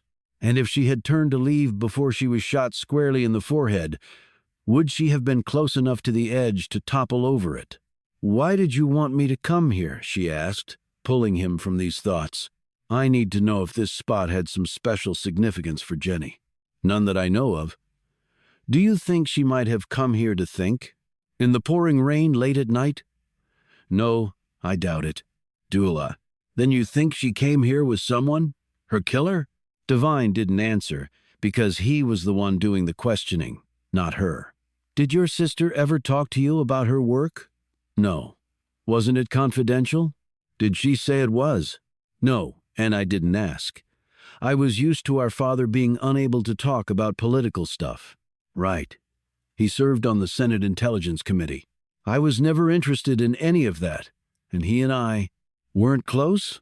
Jenny was his favorite, and I was a distant third behind Dak. Jenny was interested in politics? Jenny was interested in everything, she said wearily. And you? What are you interested in? My art. And now my students. Divine thought about what Pat Kingman had said, that Alex had changed years ago, going from outgoing and fun to introverted and scared, diving back into her hidey hole at Jocelyn Point after venturing out for short intervals. But she was teaching at the local school, so maybe she was getting over whatever had caused her to change. I'm having dinner with Dak tonight. Would you like to join us? My treat? She frowned and looked away. Thanks, but I think I'll pass. As they walked back to the Tahoe, Divine said, Did your sister have any enemies here? Not that I know of. She was adored in Putnam, with 70 luz. But again, you intimated that you didn't share the general opinion that Jenny was a wonderful person, regardless of whether you remember saying it or not. You did. She wheeled around on him, seemingly itching for a fight. Look, I meant nothing more than the people with those general opinions never had to live with her. She was a tough act to follow. That doesn't mean I didn't love her, or make me any less sorry that she's dead. So don't try to put words in my mouth. Which wanted after 80. I can understand the hard act to follow piece. Can you really? She said skeptically. My 2 older siblings are roaring successes in their chosen and highly compensated fields. Me, not so much. She gazed at him with a sudden look of empathy. Oh, well, being a federal agent isn't a small accomplishment. Her voice trailed off as they walked. He drove her back to Jocelyn Point. She got out and then peered back into the Tahoe. I'm sorry I wasn't more help. Well, you might have been more help than you think, he replied. You're meeting with my brother? What about it? Changed your mind and want to join? No. But piece of advice, don't believe everything you're told. She slowly walked to her art studio. Chapter. Sijou. Hoping to beat the incoming storm, Divine drove straight back to where Jenny's body had been found and walked the area with a soldier's eye for detail. He stood at the spot where the shell casing had been found. The .300 Norma Magnum round was mostly, but not exclusively, used by the military and its snipers. The casing had been next to a stand of bare trees, providing some good cover. He had noted all of that before. He drew a sight line between the ejected casing and the spot where Jenny had been standing before toppling over the edge after being shot. Or so the story goes. He lay prone on the ground and pantomimed, taking aim at Jenny Silkwell. He pulled the invisible trigger and counted 3 beats. The bullet would have hit her in the blink of an eye from this distance, but it would have taken a few beats for her to fall over the edge and hit the rocks below. He stood and pulled out his phone. He'd had the medical examiner, Françoise Guillaume, email him the preliminary autopsy report. As he read it, the weather system coming in off the coast had raised the temperature enough to where the precipitation that started to fall was rain, and not sleet or snow. He caught himself smiling. Alex Silkwell would get to teach her art class today. He hustled back to the Tahoe and reached it before it really started to pour. He sat there staring at a crime scene that had definite shakiness to its outlines, and thus its substance. He texted Campbell with his theories and waited for a reply. He got it 5 minutes later, a testament to how such a busy man, with a dozen missions like Divine's to oversee, was laser-focused on this one. But it was no doubt the only mission under his command that had to do with a man who had saved his life. As a former soldier, Divine got that one really well. It forged a bond stronger than just about everything else in life. Campbell's advice was explicit. Follow your gut and keep things close to the vest. Dak Silkwell's military file is sealed. I cannot break through it as yet. And Kurt never talked to me about his son's military career and why he left, and I never asked. Stay tuned. It is critical to find her government laptop and personal phone. Divine. Ulcers are forming in people's guts here.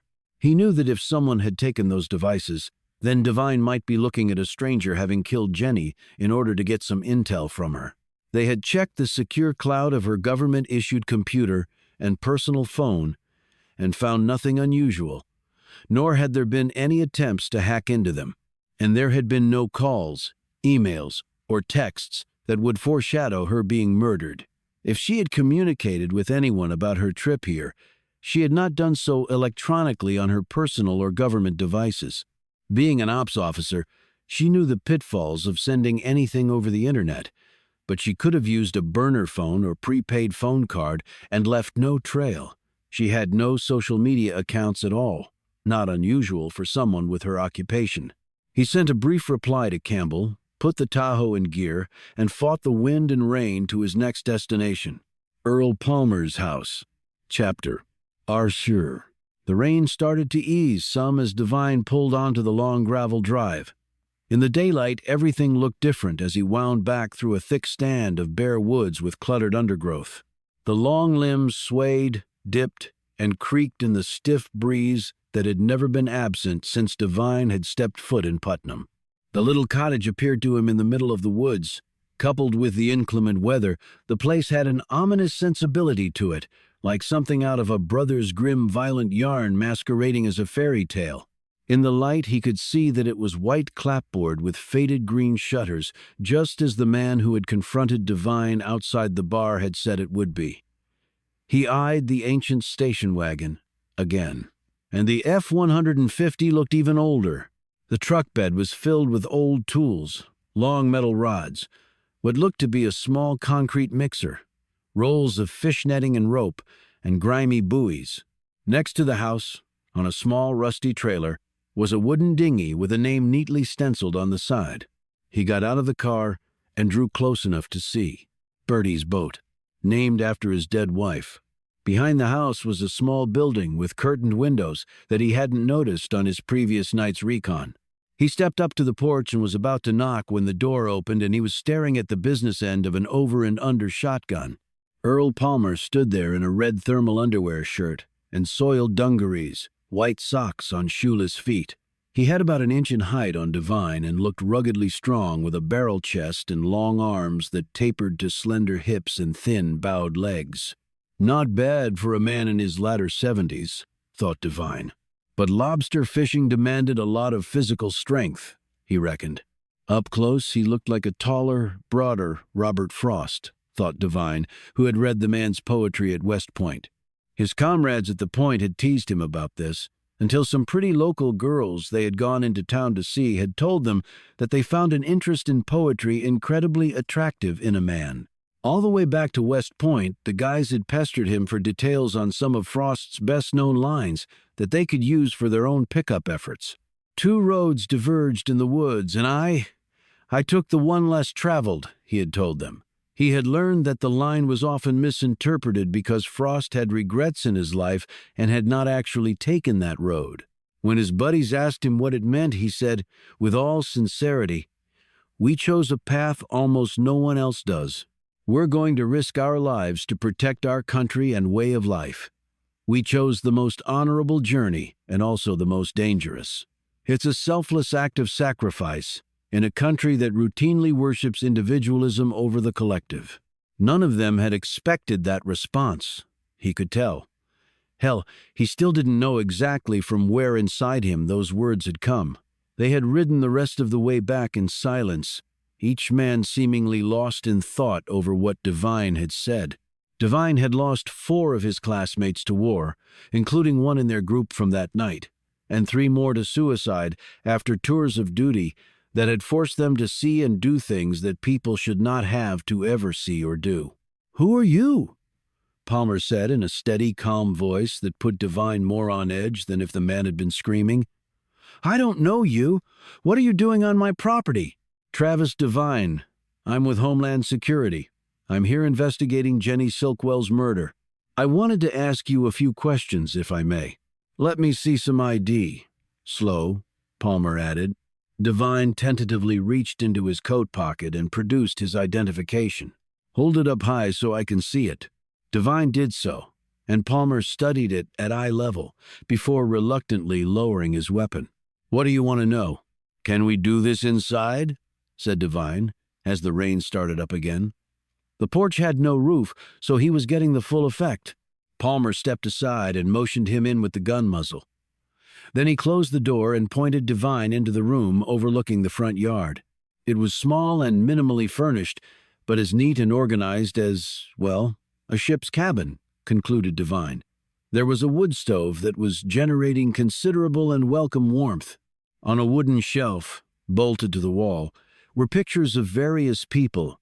Devine saw a younger Annie and what were probably her parents, and hugging Earl Palmer was, no doubt, his wife, Alberta. They looked about as much in love as a couple could be, and that picture was fairly recent, he could tell.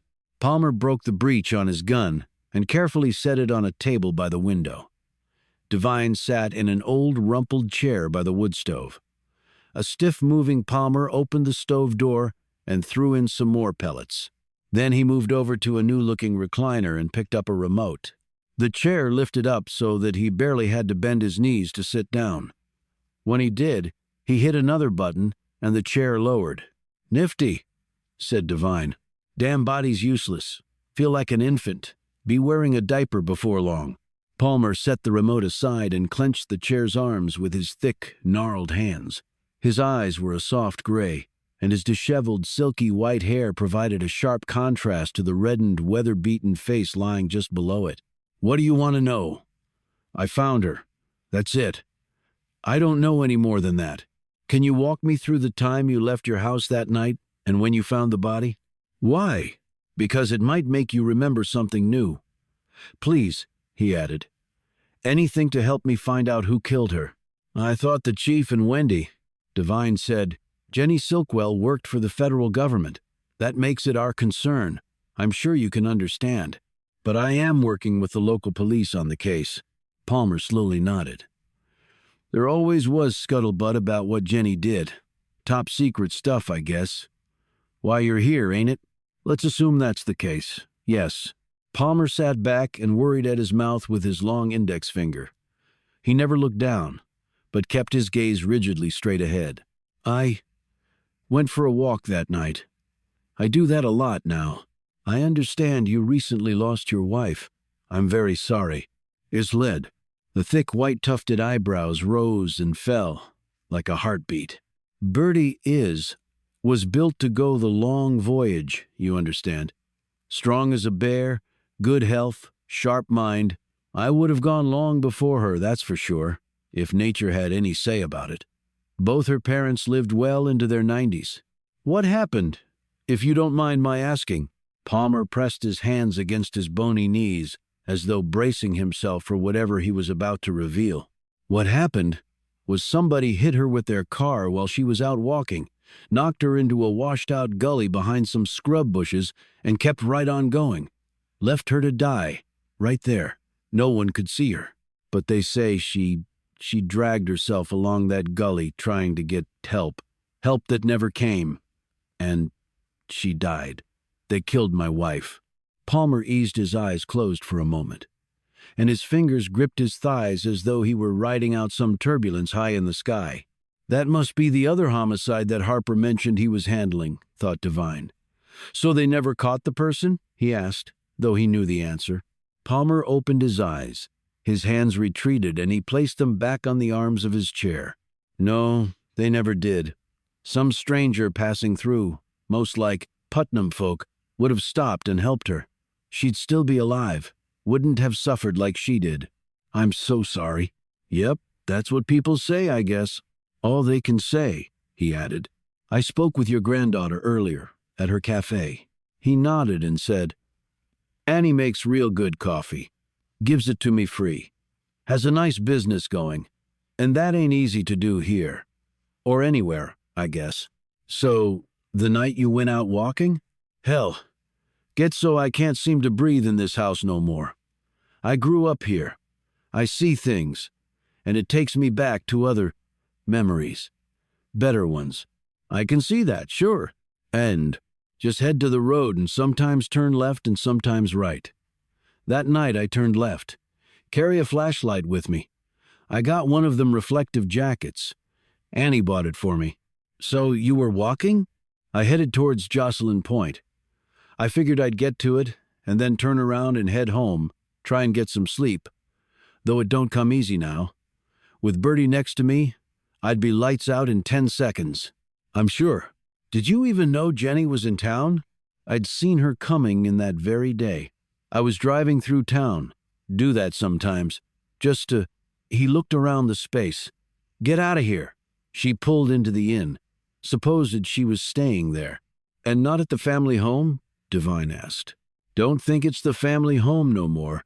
Think it's Dak and Alex's place now. And Jenny wouldn't be welcome there? Devine paused again. Palmer's head turned mechanically from side to side as the pellets popped and glowed behind the glass of the wood stove. Don't know about that. Have to ask them, don't you? Okay, go on. Every once in a while, I'd head to the coast, stand there, look out. Nice bluffs along there. Can see nearly to Nova Scotia. Least it seems like. Lived most of my life on the water, you see. Like looking at it. Calms me so. You were a lobsterman? He perked up at that. Over 50 years out there. Rough seas and fair. Never got rich, but made a decent living. Ain't so easy now. Lobsters moving farther out and heading north. Feel sorry for the folks coming up. It's a lot harder now. Ain't many other ways to make a decent dollar round here. So you went to the coastline and looked out? Yes, sir. Did it once more. And then his lips trembled, and his long fingers flew up to settle them down. You walked to the coastline at that point? He removed his fingers and nodded. Cold that night. And rainy. Had my long waterproof on and my hat. Water don't bother me much, ocean or from the sky. That trail through the woods, I've been there many a time. Nice views from there. You can see the entrance to Putnam Harbor to the south, though I couldn't really at night. But I know right where it is. Went in and out of that place more times than I can remember. Takes me back, you see. Looked out at the clouds over the Atlantic. Beautiful thing to watch, to listen to the rain falling. No lightning, mind you, or I would have skedaddled. Don't much care for lightning. And then what happened? I looked down, he said simply, if hesitantly. I looked down, he said again, as though he was afraid Devine had not heard him. And I saw Jenny. Don't his. Wait, you knew it was her from where you were standing? When Devine had gone back to the spot, he had more accurately gauged the distance at over 15 feet from witness to corpse, and the body had been sprawled on black rocks and partially submerged. Palmer seemed confused for a moment. No, I mean, I learned afterward it was her. I just saw a body at that point. I had my phone with me and I called the police. I waited till they got there. They rushed to pull her up. Young man went down there on a rope. The tide was coming in fast. They got a truck with a winch. She was half covered with water. Much longer and she'd have been out to sea. But they got her out all right. Or her body, at least. Jenny was long gone. So it was just a coincidence that you happened upon that spot and looked down? Yes, sir, it was. But I wish it hadn't happened to me. Lost my son and daughter-in-law to a damn fire years back then, Bertie. Seen enough death. Just seen enough. Well, his voice trailed off, and he swiveled his head and stared at the fire behind the glass. Devine watched him for a few moments, trying to take in the true, full measure of the man. Once you learned it was Jenny, what did you think? I didn't think nothing, really. I mean, I couldn't believe it. Who'd want to hurt her? That was my next question to you. Must have been a stranger. Like who killed Bertie? Devine thought Palmer very much wanted to believe that. So anything else you can tell me that might help? Nothing I can think of, son. Sure hope you figure all this out. Well, that's why I'm here, he said. Devine left him with his card and a request to call if Palmer remembered anything else helpful. He did not expect the man to ever take him up on that offer. As he reached the doorway, Palmer stirred. I know it don't seem like much to you, son, but Putnam is all I got. It's my home. Only one. Bertie's buried here. So's my son. I can't never leave this place. Not ever. Yes, sir, said Devine. Palmer swiveled his head back around and returned his attention to the fiery pellets locked behind glass. To Devine, it seemed that the man was also in a prison of sorts, not of his own making, but just how the life cards had been dealt for him. Devine veered around the house to the small building with the curtains. The door was locked, and the window coverings made it impossible to see inside. He could go back in and ask the man directly what was in there, but something in his gut said not to, at least right now. He drove off, firmly convinced that most, if not all, of what Palmer had told him regarding finding Jenny's body was a lie. Now the question became, why? Chapter RCE. Devine drove back to the inn and hurried through the rain to his cottage. He checked his little booby traps, and they were, once again, undisturbed. He sat down at the small desk by the window, clicked on the lamp, which had been set off to one side to provide some illumination against the gloomy day, and opened up his laptop. He needed to dig deeper into Jenny's CIA career. Devine had attained top-secret clearances in the military, then re-upped those and supplemented them with SCI-level security clearances after joining Campbell at the Office of Special Projects.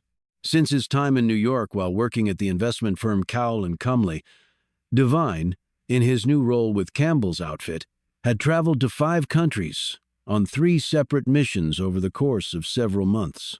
In China, he had used his business analytical skills to help bring down a shadowy cryptocurrency trader whose ties to the communist government had alerted U.S. intelligence services.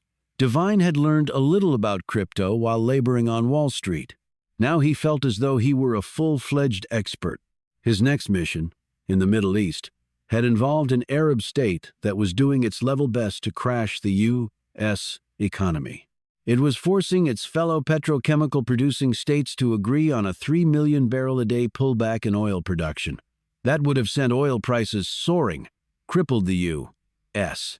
and other Western countries dependent on oil, and added hundreds of billions of dollars in wealth to the rogue oil producer while inducing misery across the globe in the form of higher energy prices.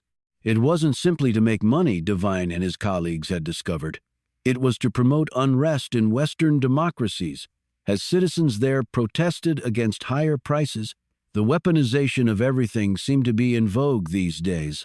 Devine had worked with a team of intelligence and financial specialists to counter that effort, including using denial of access to international lending facilities and wire rooms, along with walling them off from banking support and multinational monetary commissions.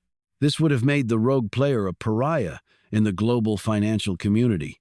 And even with the trillions of dollars in petrochemical dollars it commanded, such status would have been devastating to the country's future business well-being. They had backed down as a result. In Geneva, Devine had set his financial background aside and picked up his gun. The result had been another victory for his country, and a target on his back during the train ride to Milan. Devine read slowly and methodically over Silkwell's CIA career, making more notes as he did. Then he pulled up and read through a psych eval of Silkwell that had been done about 2 months before. The blunt conclusions on the eval were not personally flattering.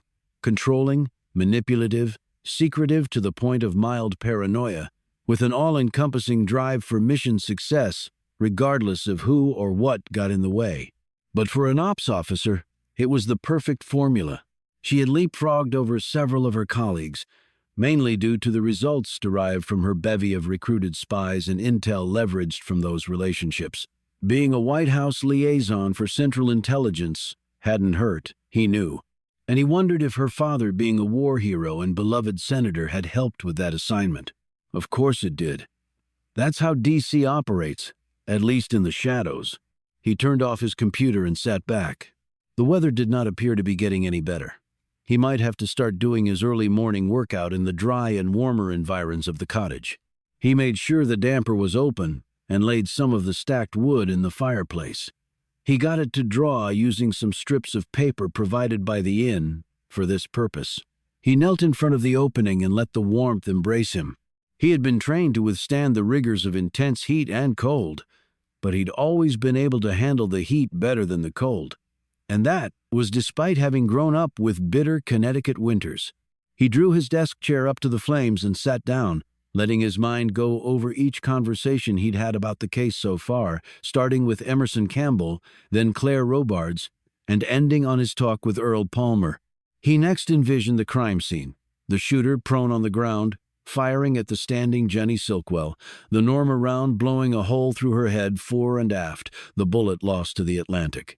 Then there was the angle of entry of the bullet as calculated by the medical examiner during the post-mortem. That was the most troublesome of all in some ways. 93 degrees. And it had come out of her head at a descending angle of 102 degrees, probably due to the impact with the skull. The only problem with all of that was a shooter aiming from a prone position could never have fired a round that would have entered Silkwell's brain at that angle. It would have defied the laws of physics. 40 degrees, maybe 45.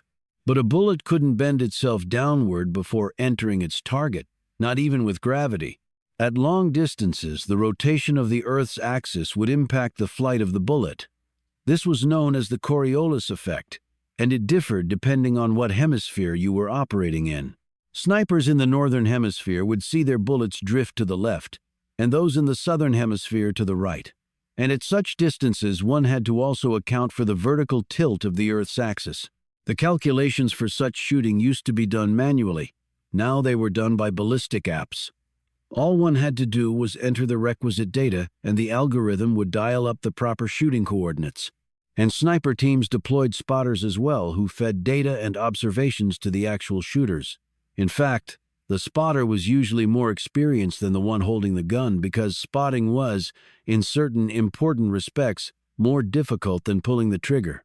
The bottom line was her killer had not shot Silkwell from a distance of slightly over 300 yards with a sniper rifle. She might have been shot with such a rifle, although other weapons would chamber the Norma round, but the shooter had definitely been standing and not lying prone, and he would have been far closer to Silkwell to achieve pretty much a level shot into her brain. The entry angle also told Devine that her killer was taller than she was, which accounted for the slightly descending entry into her head. A taller person would obviously aim down when shooting a shorter one. Had the killer marched her to the edge of the bluff, made Silkwell turn around and shot her? Like a firing squad? That seemed highly unlikely. But Jenny had been found on the boulders at the spot indicated. Many people had helped get her up from that spot. They could not all have been in on some grand conspiracy. So it seemed reasonable to conclude that Silkwell had been killed elsewhere, and her body had been transported and then placed on the rocks where Palmer found her. The Norma casing could easily have been dropped where it was found to give off the appearance of a long-range sniper shot, which would have also bolstered the argument that Silkwell's death was tied to her career at CIA and not the act of a local person from Putnam. But what if she had been killed by someone here and it had been made to look like something else? Who had the motive and the resources to pull it off? Unfinished business. That was what Claire Robards had said her daughter had told her was the reason for Jenny visiting her old hometown. So what was the unfinished business, Jenny? And did it get you killed? Devine moved his chair back over to the desk and looked out the window right as the rain stopped and sun broke through the clouds and shone down on Maine once more. The light played over the metal roof of the inn and sparkled off the windows. It made for a good feeling, he thought, like when you saw a hummingbird hovering over a flower. Some warmth and sun always buoyed the human spirit. As he glanced farther down the path, he saw what looked to be a starburst resting just above a bush, a flash of light as the sunbeams encountered a reflective surface. It was fairly dazzling, to those of the casual observer variety, of which Travis Devine was not a member and never would be. He dove sideways a split second before the window glass of his cottage exploded as the bullet powered through it, lodging into the far wall instead of Devine's head. He pulled his gun and edged next to the shattered window. He heard what sounded like footsteps running away. He got to the door and did a turkey peek, and when he saw no one, he jumped out, did a roll, and came up in a kneeling firing position. He heard a vehicle start up. By the time he got to the street, he could see nothing or no one in either direction. He hurried back to the spot where he'd seen the flash of light coming off the rifle scope. He stooped and ran his fingers through the grass. They stopped when he felt it. He saw the special marking on the head stamp of the casing. It isn't a 300 Norma. It's a NATO round. What the hell is going on? Chapter. Arshar. You say you didn't see anyone? Asked Chief Harper. He and Devine were outside the latter's cottage, looking at the large hole in the center of the window. No, just the reflection off the scope, said Devine. If I hadn't looked out the window, and the sun hadn't just come out, we would not be having this conversation, and your Emmy would be cutting me up to get the bullet out. Glad it didn't come to that, said Harper as he held up the bagged shell casing. Devine pointed to it. It has a cross and a circle stamping. That means it meets NATO specs.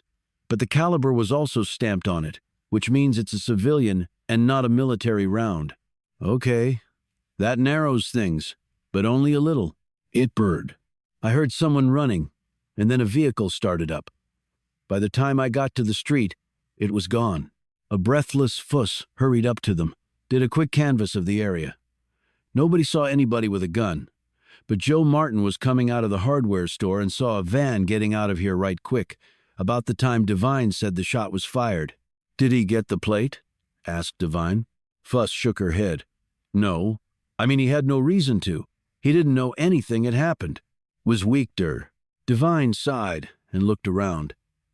Someone takes a shot at me in broad daylight and no one sees anything? Fuss seemed to be reading his mind.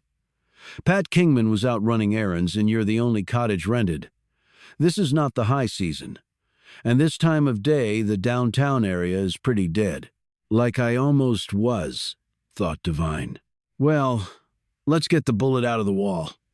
Hopefully we'll find the rifle to match it to. Well, even though it's a different caliber, you think it might be from the same weapon that killed Jenny? Asked Harper. The rounds chamber different pressure settings, and though they look identical, the thickness of the brass and the headspace are different. Some might disagree, but I wouldn't fire a 300 or 308 round in a rifle chambered for NATO ordnance unless it was specifically chambered for both. It might blow up in your face, or the ejector might jam because the casing stretched too much. Okay, but who would want to kill you? Asked Fuss. Someone who doesn't want me to find out who murdered Jenny Silkwell would be my first and only guess. But we're investigating her death too, pointed out Fuss. Then I'd watch your back if I were you, said Devine before walking off. He headed to Main Brew, where he found Annie Palmer cleaning the front counter.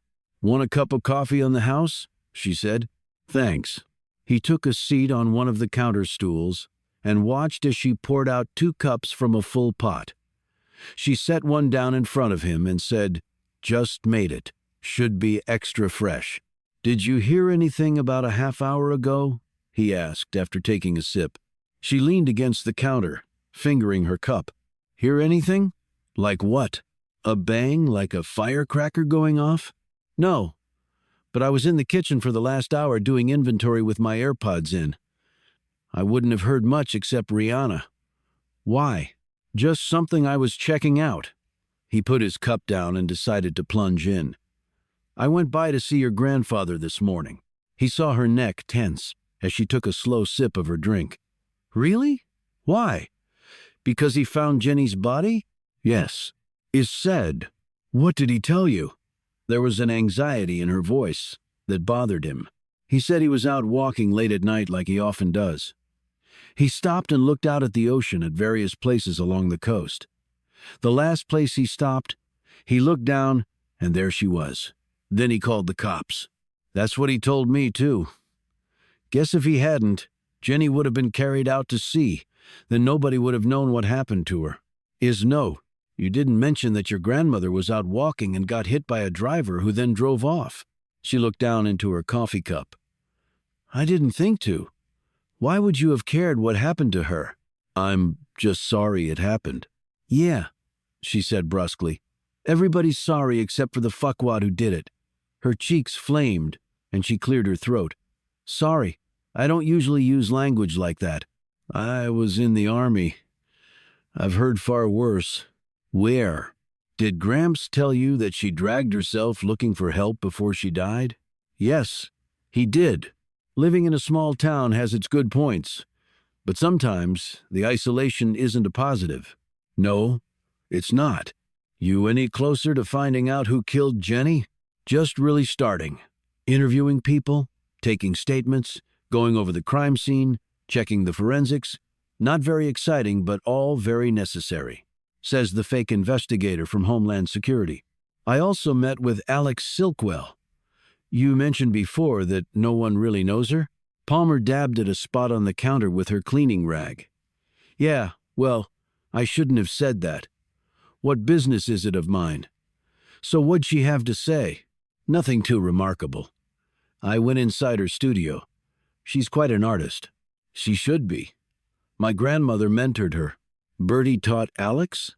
Yes, when Alex was in high school. You wouldn't know that, of course. Bertie was incredibly talented.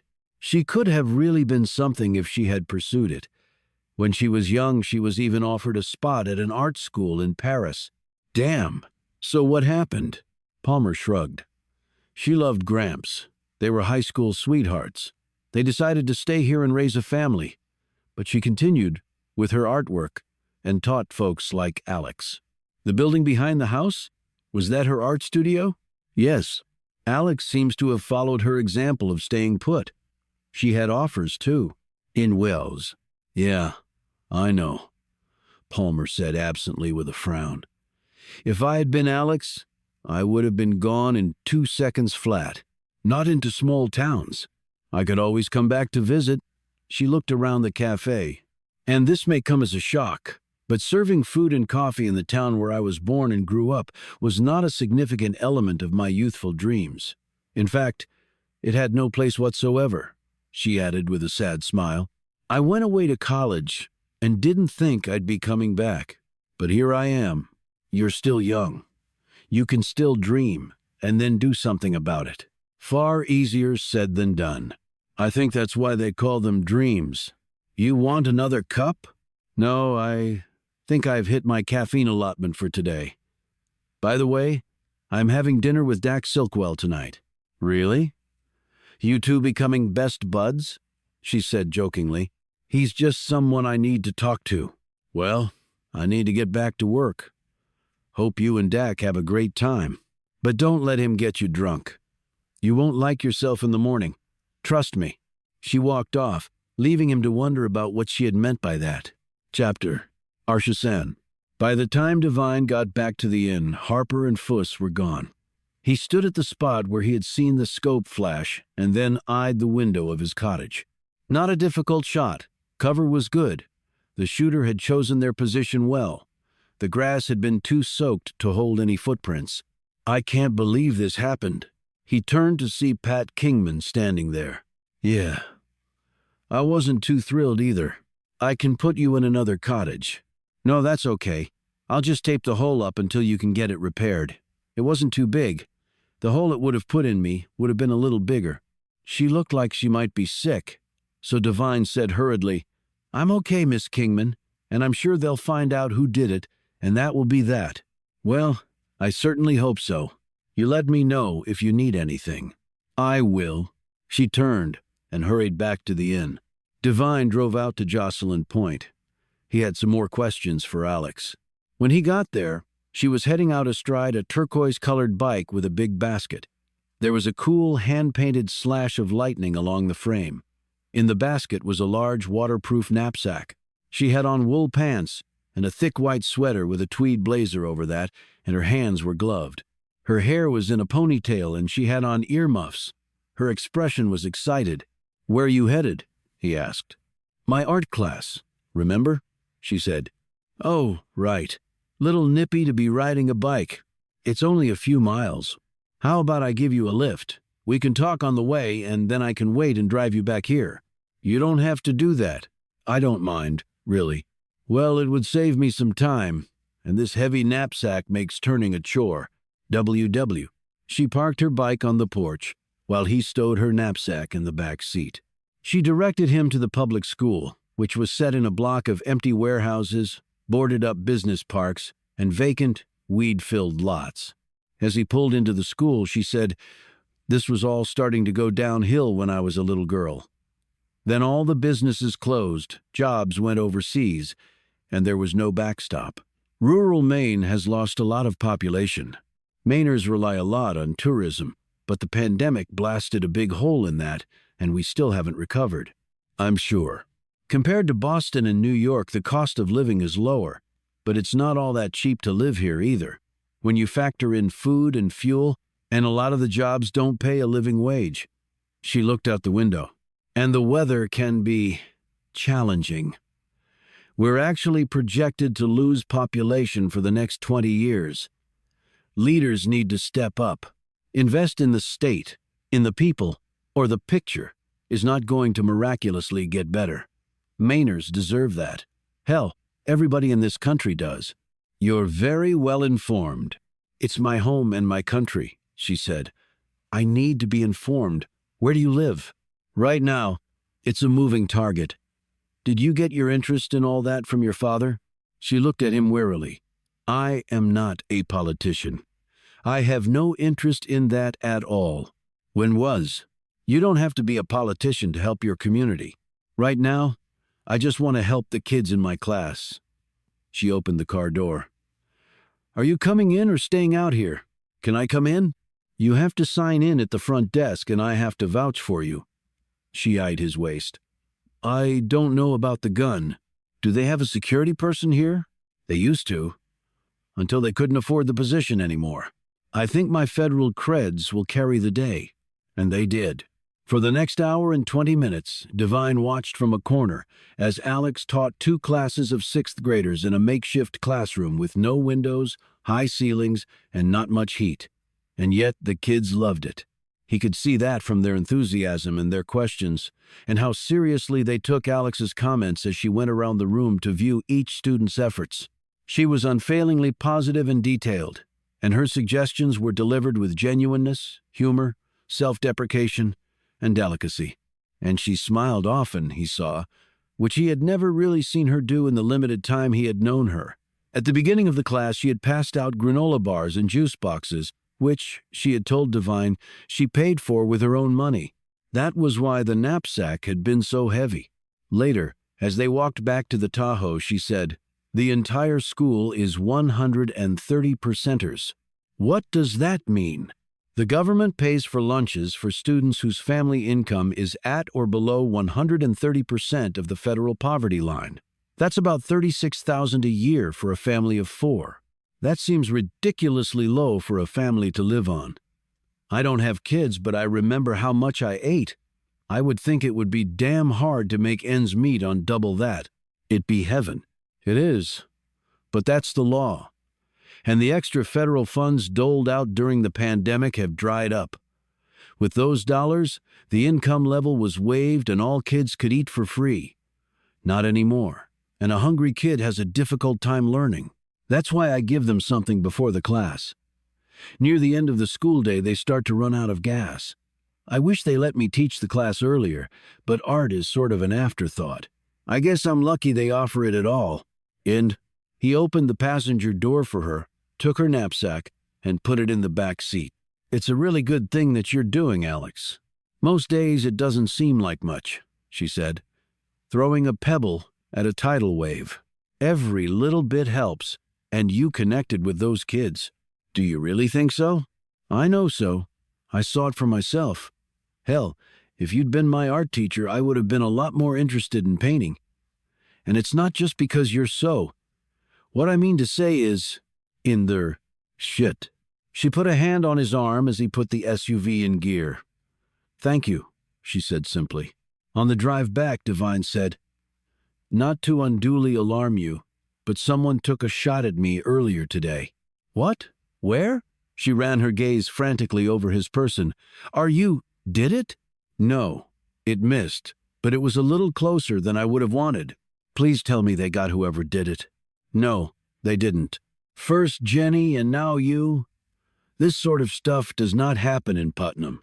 By Gezer. Violent things can happen anywhere, Alex. Even in Putnam. Look at Alberta Palmer.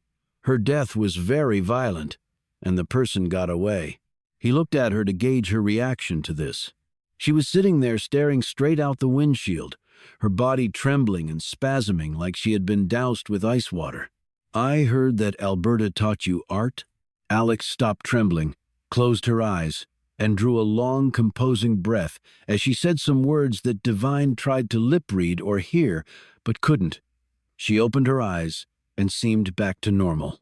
She was a wonderful artist in her own right, and the kindest person I ever met. "You must have been devastated when she was killed." "I'm not sure that's a strong enough word, actually. I'm embarrassed to say that my sister's death didn't affect me as much as Bertie's did." She glanced at him. "I guess you think I'm an awful person for saying that. Your feelings are your feelings. And there's no law that says you have to love your family above all others. Everyone has their own experiences in that regard." Alex nodded appreciatively and said, "She was actually the reason I started teaching at the school. Bertie had done it for decades, but then her eyesight started to fail, and her fingers weren't as nimble, and it was just time for her to let someone else do it. And that someone else was me." I'm sure she was pleased. She was, very much so, which made me incredibly happy. They drove on in silence for a few moments. "Last chance on joining us for dinner tonight," said Divine. She hesitated but then shook her head. "I have some work to catch up on, and then I think I'll go to bed early. But thanks." "Is well." He dropped Alex off and watched her walk into her home. Then he turned the car around. He had some things to do before meeting Dak tonight, but in light of recent events, his primary objective right now was to stay alive. Chapter Arsha Sue. He stopped by a hardware store and bought some duct tape. When he got to his room at the inn, he checked his booby traps. Then he duct taped over the hole in the window and closed the curtains. He eyed the opposite wall where the round had embedded itself, and he wondered if the locals had made any progress on finding out who had fired it. Divine then emailed Campbell with his report, recounting everything he had learned since his last communication to his boss. A minute later, his phone buzzed. It was Campbell. "You've clearly stirred the hornet's nest," he said. "Seems like it. We have been monitoring chatter from the regions where Jenny operated." With that it did. "And it's an interesting silence," replied Campbell. "We would have expected more after an event like that."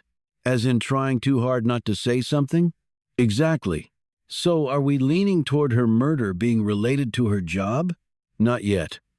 The silence may be genuine." "Well, the crime scene was staged." "Explain." Divine went over the points and concluded with, "I think she was brought there after she was shot and her body was dumped on the rocks. The bullet entry angle alone blows up the official theory." "I agree with you.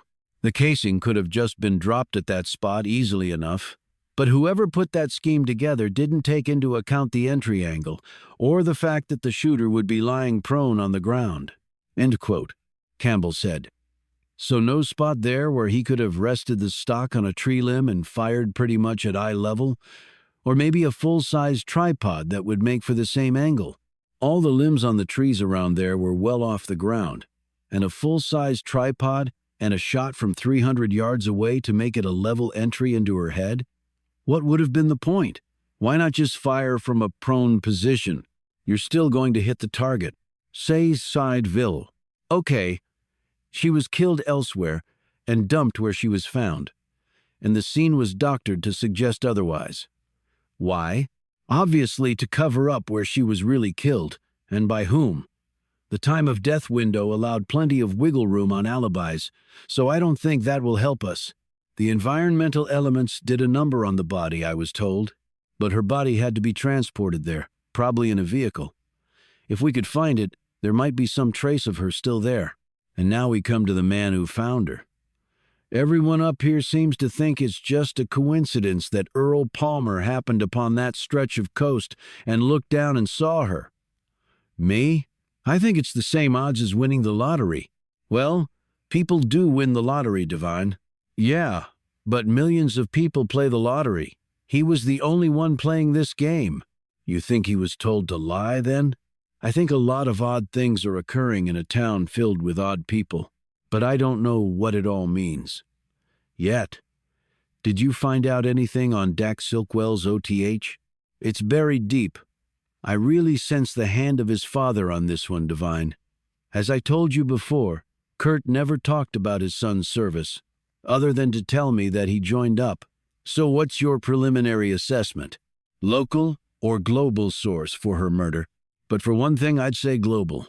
What's that? She told her mother that she had unfinished business up here. Duel. The call ended a few moments later, and Devine set the phone down. Then he heard a knock on his door.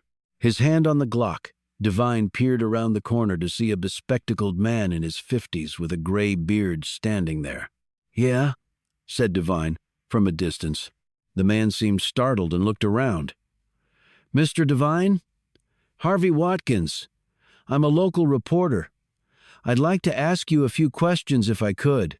Devine opened the door. Watkins held up his ID, showing him to be a reporter with the Putnam Press. "What sort of questions?" Watkins gave him a condescending expression. "Jenny Silkwell's murder? And you're here to investigate it. If so, you look seasoned enough to know that I can't comment on an ongoing investigation. I've already interviewed Chief Harper and Sergeant Fuss. Then you have your story. But our readers would like to hear from you. I'm surprised a town this small even has a newspaper." Was wary. "Well, it's only published digitally, but local news is making a comeback, and it's about time. I only work there part-time. I also work at the hardware store. Someone pointed you out when you were there buying duct tape." Watkins looked over at the window. "Understand, someone took a shot at you. If you were told that, I won't deny it. Any idea who did it? If I knew that, they'd be in custody." "So, the investigation?" asked Watkins. "I'm working in cooperation with the local police, who have been professional and helpful. We hope to make progress and find out the truth." "You sound like a PR person now," said Watkins, smiling. "Good. Then I hit my mark. Can't you give me anything?" "I used to be a reporter full-time over in Bangor. Never had a story like this on my doorstep, and I'm not getting any younger." He held up his phone with the record function showing and a pleading look on his face. Devine leaned against the door jamb. "All right, turn on your recorder." He waited for Watkins to do so. "Okay, someone did take a shot at me. You and your readers can ask yourselves why. And the answer that occurs, most likely, at least to me, is that our investigations are getting closer to the truth, and someone is obviously not happy about that." He wasn't going to mention the different types of bullets used. "Do you think the person is local?" Watkins asked. "Don't know. But we can't rule anything out at this point. We all know that Jenny was engaged in some, confidential matters for the federal government. Could that be the reason she was killed? Again, we can rule nothing out. But any new information will be given out to the local press at the appropriate time. We like to be transparent, but we can't jeopardize the investigation. I'm sure your readers will understand." Watkins turned off his recorder and smiled. "Thanks for that. I see. Now can I ask you something?" "Sure." "Did you know Jenny?" "I knew all the Silkwells, including the senator. I came here from Bangor over 30 years ago. My wife has family in the area, and a job had opened up on the daily paper here that was better than what I had in Bangor. Of course, over the years, things change, and that job went away. But we liked it here and stayed." "So you knew Jenny as a child?" "Sure did. Precocious and curious about everything.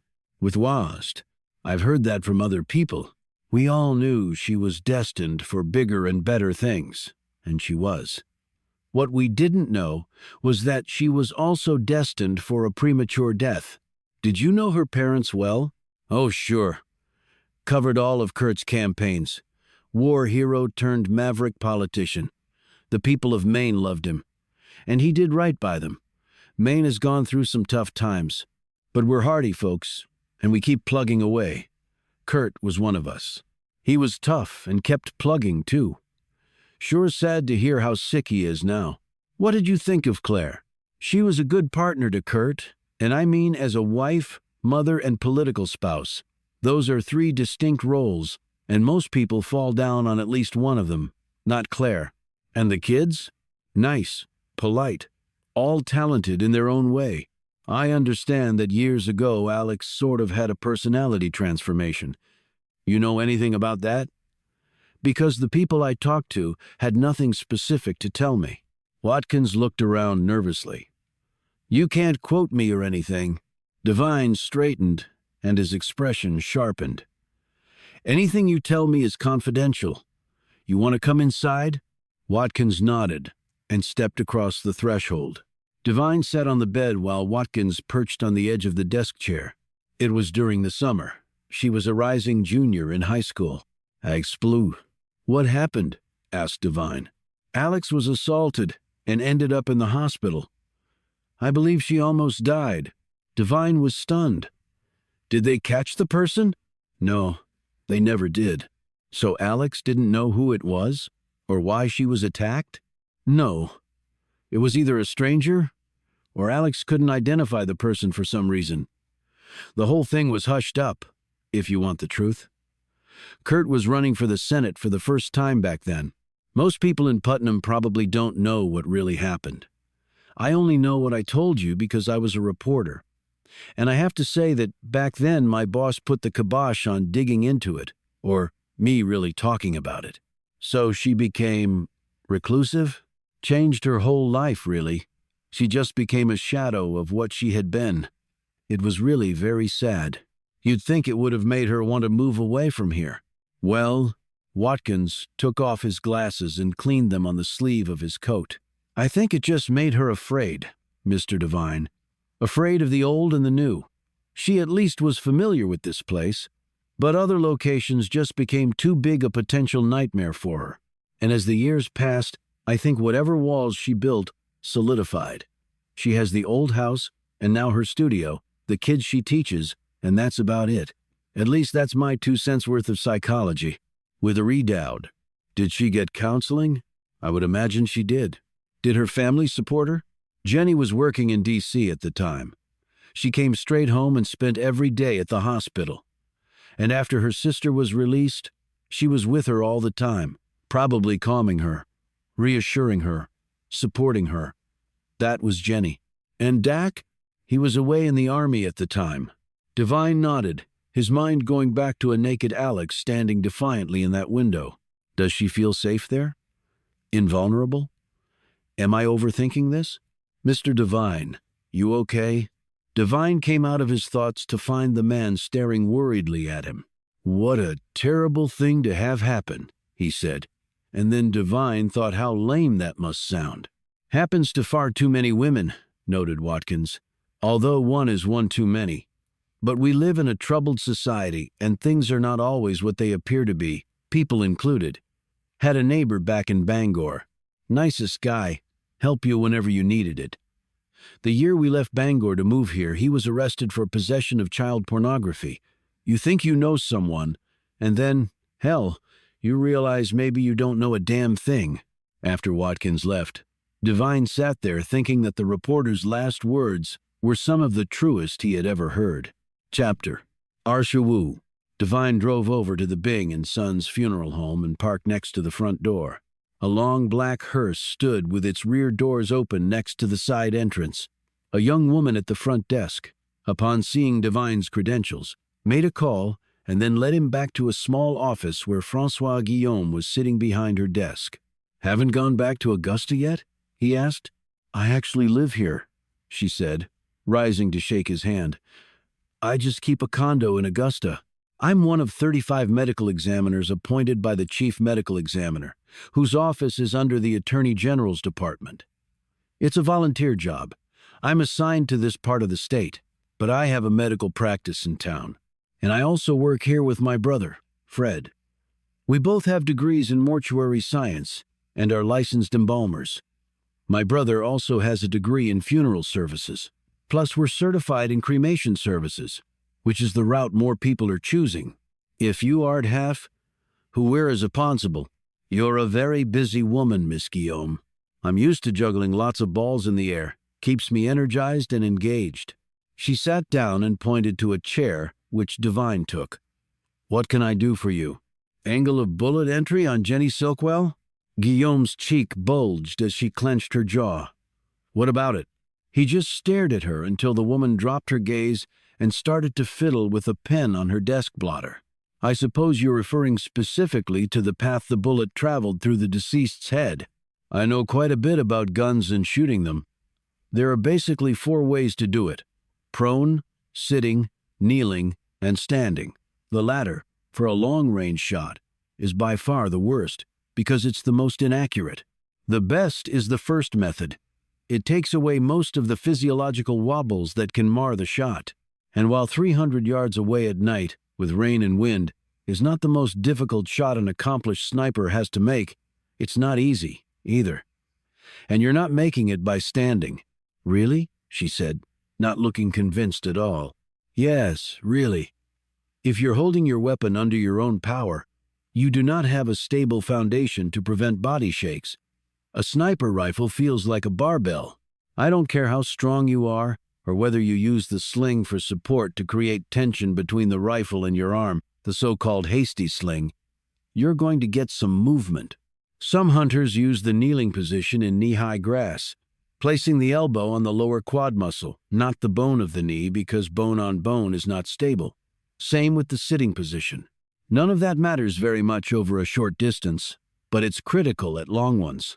And the only way the angle of entry makes sense in this case is if the shooter was standing, probably less than 10 feet from Jenny, not over 300 yards away, lying on his belly. He had taken a risk telling her this, since she could run to Harper and reveal to him all that Devine had just said, but he remembered the smile she had given him at the end of their first meeting. He thought she could possibly be an ally. Well, he would find out if he was right or not. I see that you've thought this through.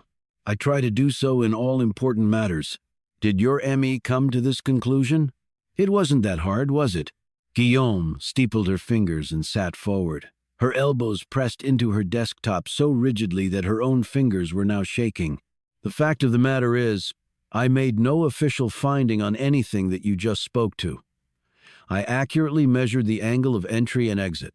I did not address where the casing was found or make an opinion or finding as regards the exact distance between the shooter and the victim or the firing position the shooter was using.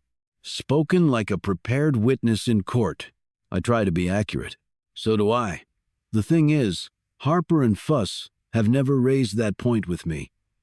As far as I can tell, their official position is the shot came from where the casing was found.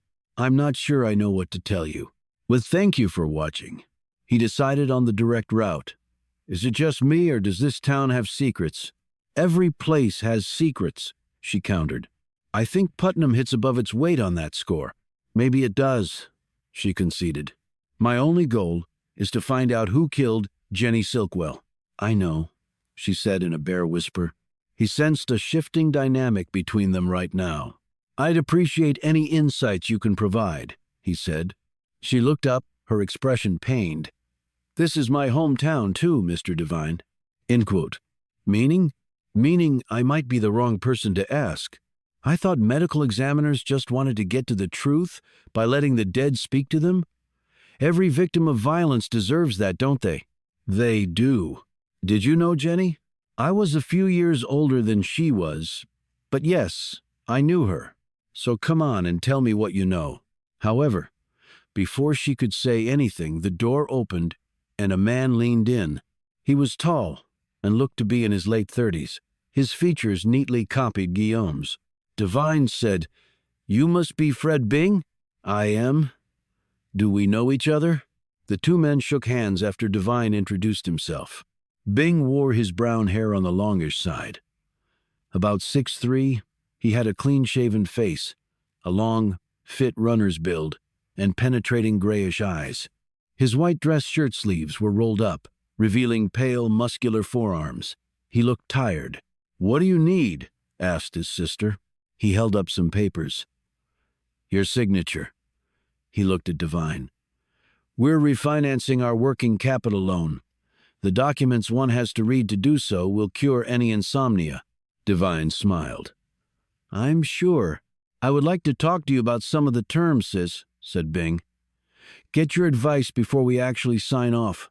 She glanced at Devine. "Sure. We were just finishing up, weren't we, Mr. Devine?" The woman's look was more pleading than triumphant. Divine rose and handed her his card. "If you remember anything else helpful," he said. "Yes, of course," she said, hastily pocketing the card. "I heard you hear about Jenny," said Bing. "Awful, just awful." "You knew her?" "Oh, yes. Jenny and I were in the same high school class. I went to college and got my teaching certificate and went back and taught science at the high school for a while. Then I got the necessary degrees before coming to work here. Jenny was the cream of the crop. We all knew she was destined for bigger and better things." "Yeah, so I keep hearing. Did you see her during her last visit?"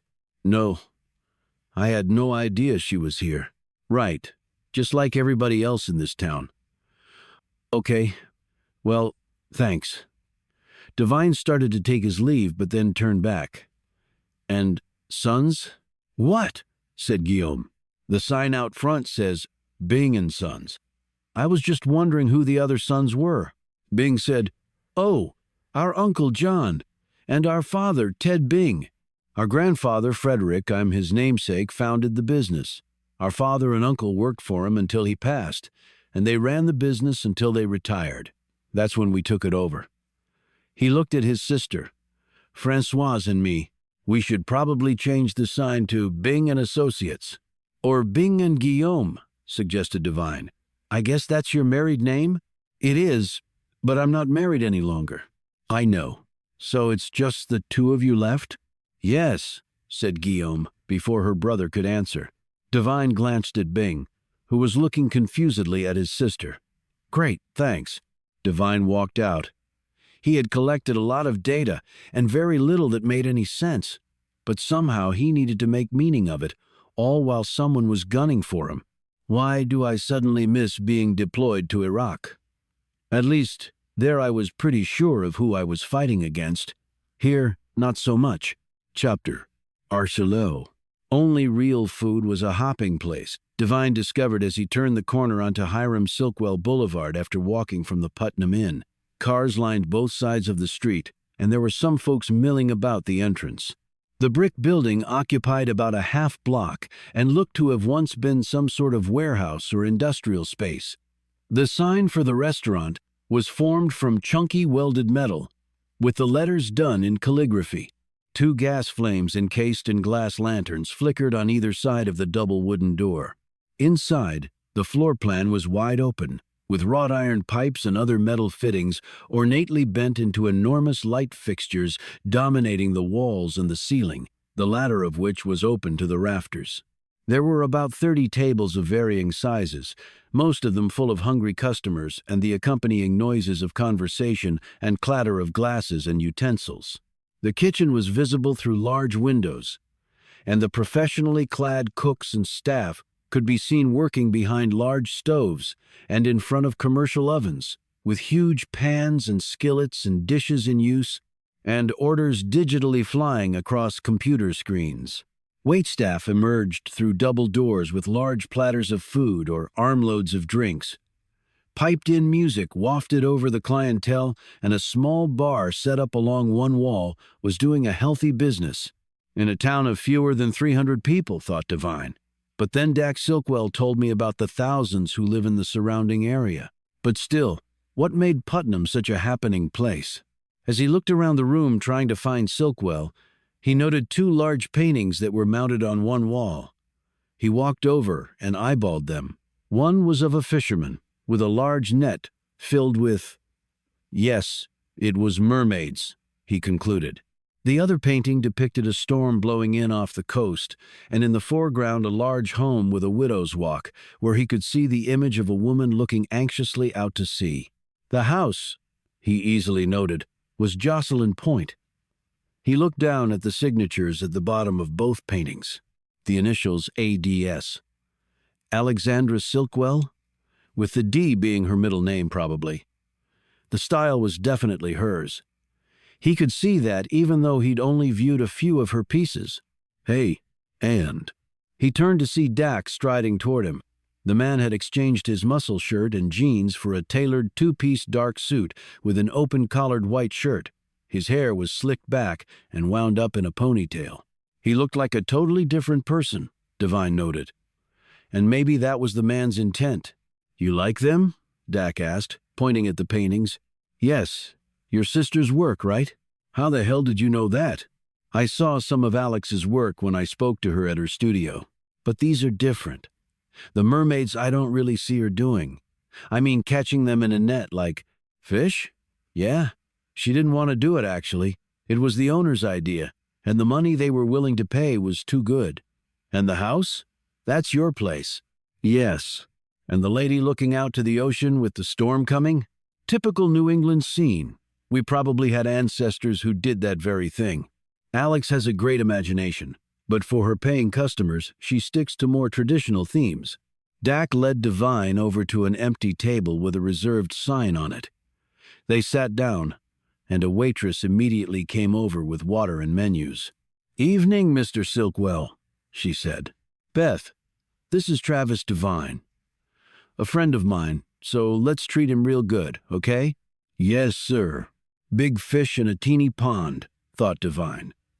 This also probably explained the suit. Silkwell ordered a glass of Cabernet, while Devine opted for an IPA on draft. "Busy place," said Devine. "Oh, yeah, they do a great business."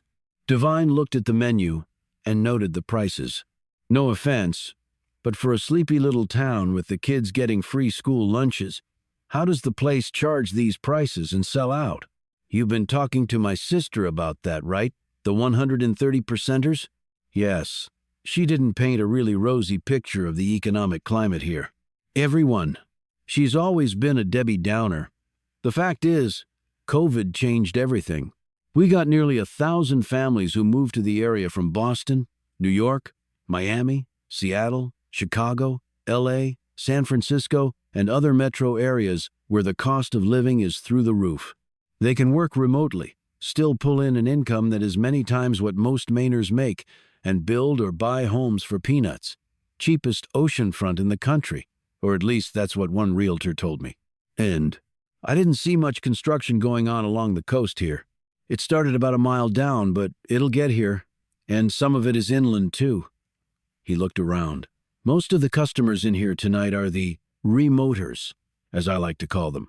State used federal dollars to bring superfast broadband here. That was key to getting these highly educated and highly compensated folks to come. And they're putting down roots. And all of the people working at this restaurant are locals. But real food pays a living wage, and the employees get health insurance and a 401. That's great. And the weather? Hell, you think Chicago, Boston, and New York don't get cold? And you want to be in Miami, Phoenix, or Houston in the summer? Sure, it gets warm here. But nothing like that. And the proximity to the ocean actually keeps the winters bearable. And if folks can save a ton of money, it's not rocket science. And there are developers coming in who want to build an oceanfront hotel, a spa resort, and new residential communities. If that happens, this place is going to boom. And the people who bought here before that are going to make a fortune. And instead of eroding sand, we have sturdy, rocky shorelines, so houses aren't going to topple into the sea as the water levels rise, at least not for a long time. So you get ocean views without that worry for rock-bottom prices. And there's plans to build new elementary and high schools. And businesses are starting up all the time, and I invest in the ones that I believe in, like this place. I've already made back 10 times what I put in.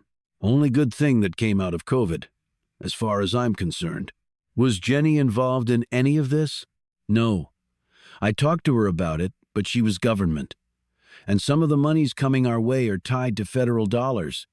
She couldn't risk the conflict. Made. Okay, I can understand that. And that oceanfront hotel? Guess where they're thinking of building it? Jocelyn Point? Dak nodded with a self-satisfied smile. I've had preliminary talks with them. The house is a knockdown, but we have tons of acreage right on the water. Plenty of room to put in a nice facility and amenities. Hell, it could accommodate a residential development and retail businesses too. And the dollars they're talking? Well, I might leave old Hiram Silkwell in the dust. Congrats. So, with Jenny gone, I guess it'll just be you and Alex splitting the fortune? Dak looked at him sharply. What the hell are you implying? I'm implying nothing, just trying to thoroughly understand the situation. Dak said, well, understand this.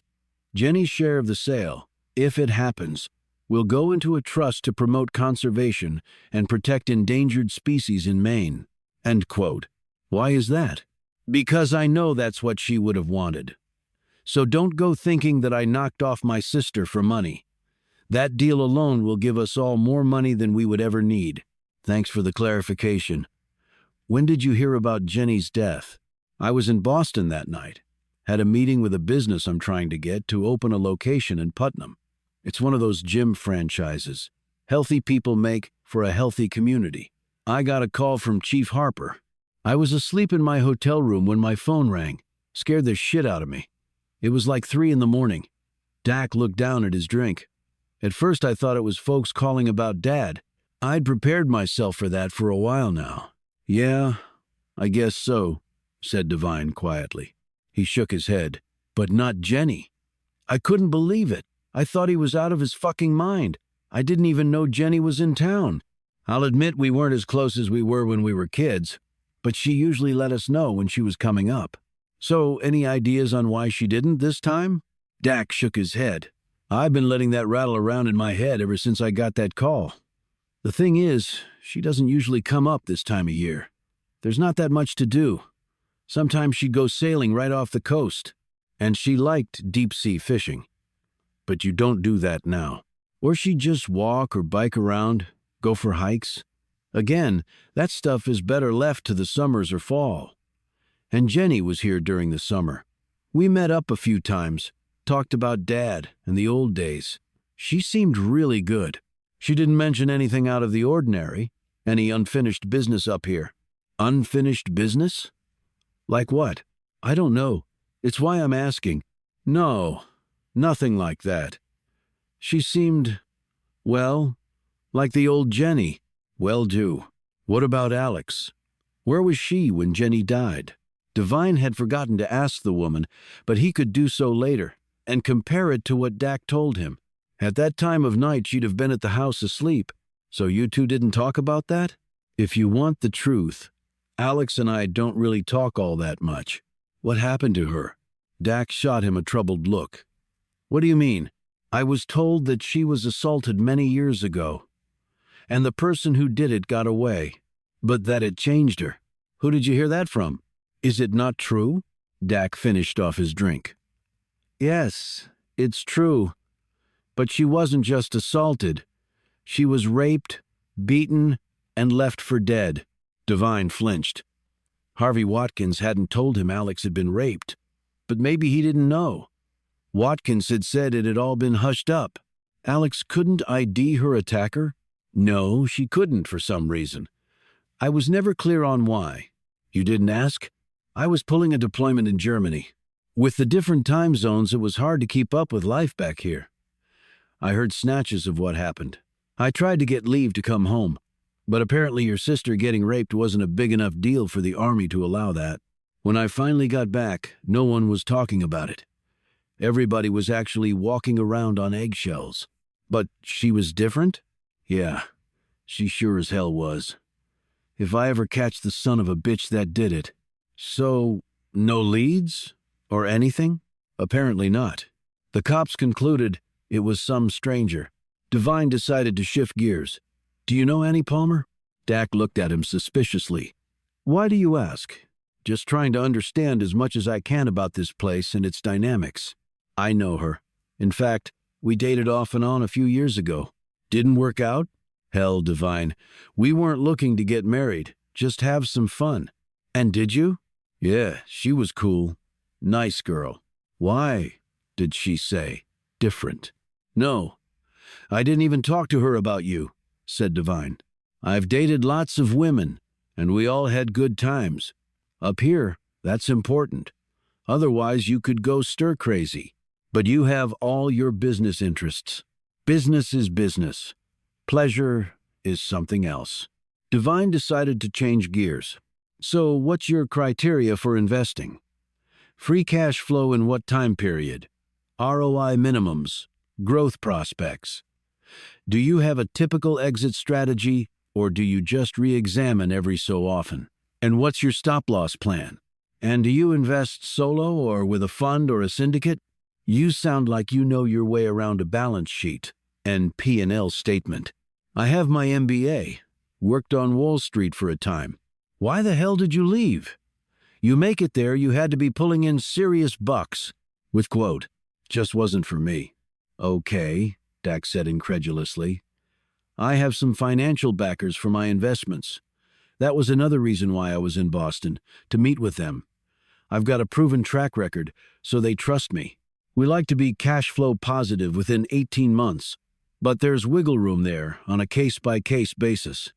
Exit within 5 years, unless there's a compelling reason to get out earlier or stay in longer. Flexibility is the key. ROI expectation is high. 100% is the minimum. We shoot for the moon. Do you insist on board representation? We always take at least one board seat and more depending on our investment piece. But keep in mind, this is not Apple or Google. These are startups. They actually need our business expertise. I usually like to have my hand in, and we just closed our 20th deal last month.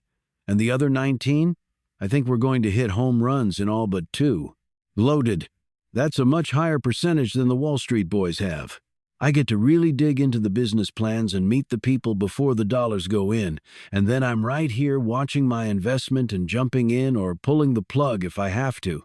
You ever think of going somewhere else? Every second of every day. But I've got time on my side and a plan. A big one. The new Silkwell Empire? The new Dak Empire. The 2 men ate their meal and then went their separate ways. As Devine was walking back to the inn, he looked to the sky, which was growing cloudy. The wind was picking up. He could feel the barometric pressure dropping as the storm system moved in. He was halfway back to the inn when he was confronted by 3 men who stepped out from the darkness in a particularly lonely area of Putnam. And these men were not drunk and stupid local yokels like the ones who had followed him out of the bar. They got Devine's immediate attention primarily for one reason. They look like me right before I go into battle. Calm, focused, and lethal. Chapter. Arsati. 3 guns to his 1 made it a quick end to a fight that never materialized. Devine was disarmed and pulled into an alley, where his hands were zip-tied behind him, and then he was taken to an SUV with blacked-out windows that was parked there. No hood was put over his head, and he wasn't blindfolded. They aren't worried about me knowing where I'm going because they know I won't be coming back. He studied the 3 men, 1 driving and 1 on either side of him. They hadn't uttered a word. They had let their weapons and hand signals do the messaging.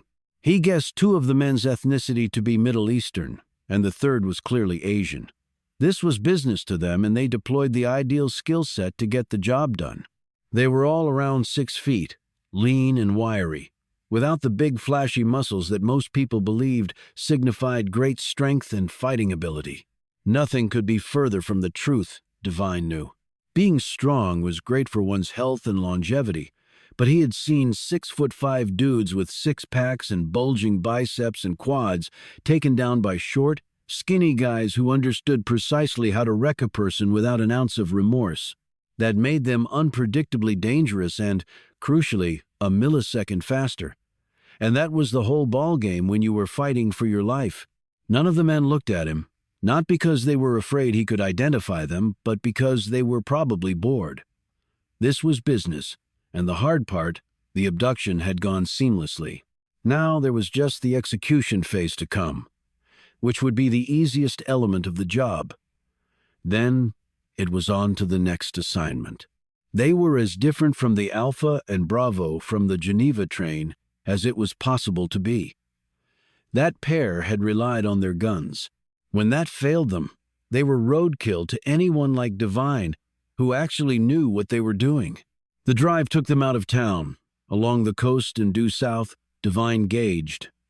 After about 20 minutes, they turned off the road, and the SUV trundled over a bumpy, unpaved street. Another turnoff there, and about 500 feet later, over crunching gravel, they came to a stop. Devine was bundled into a small wooden house, that was closer to falling down than remaining standing.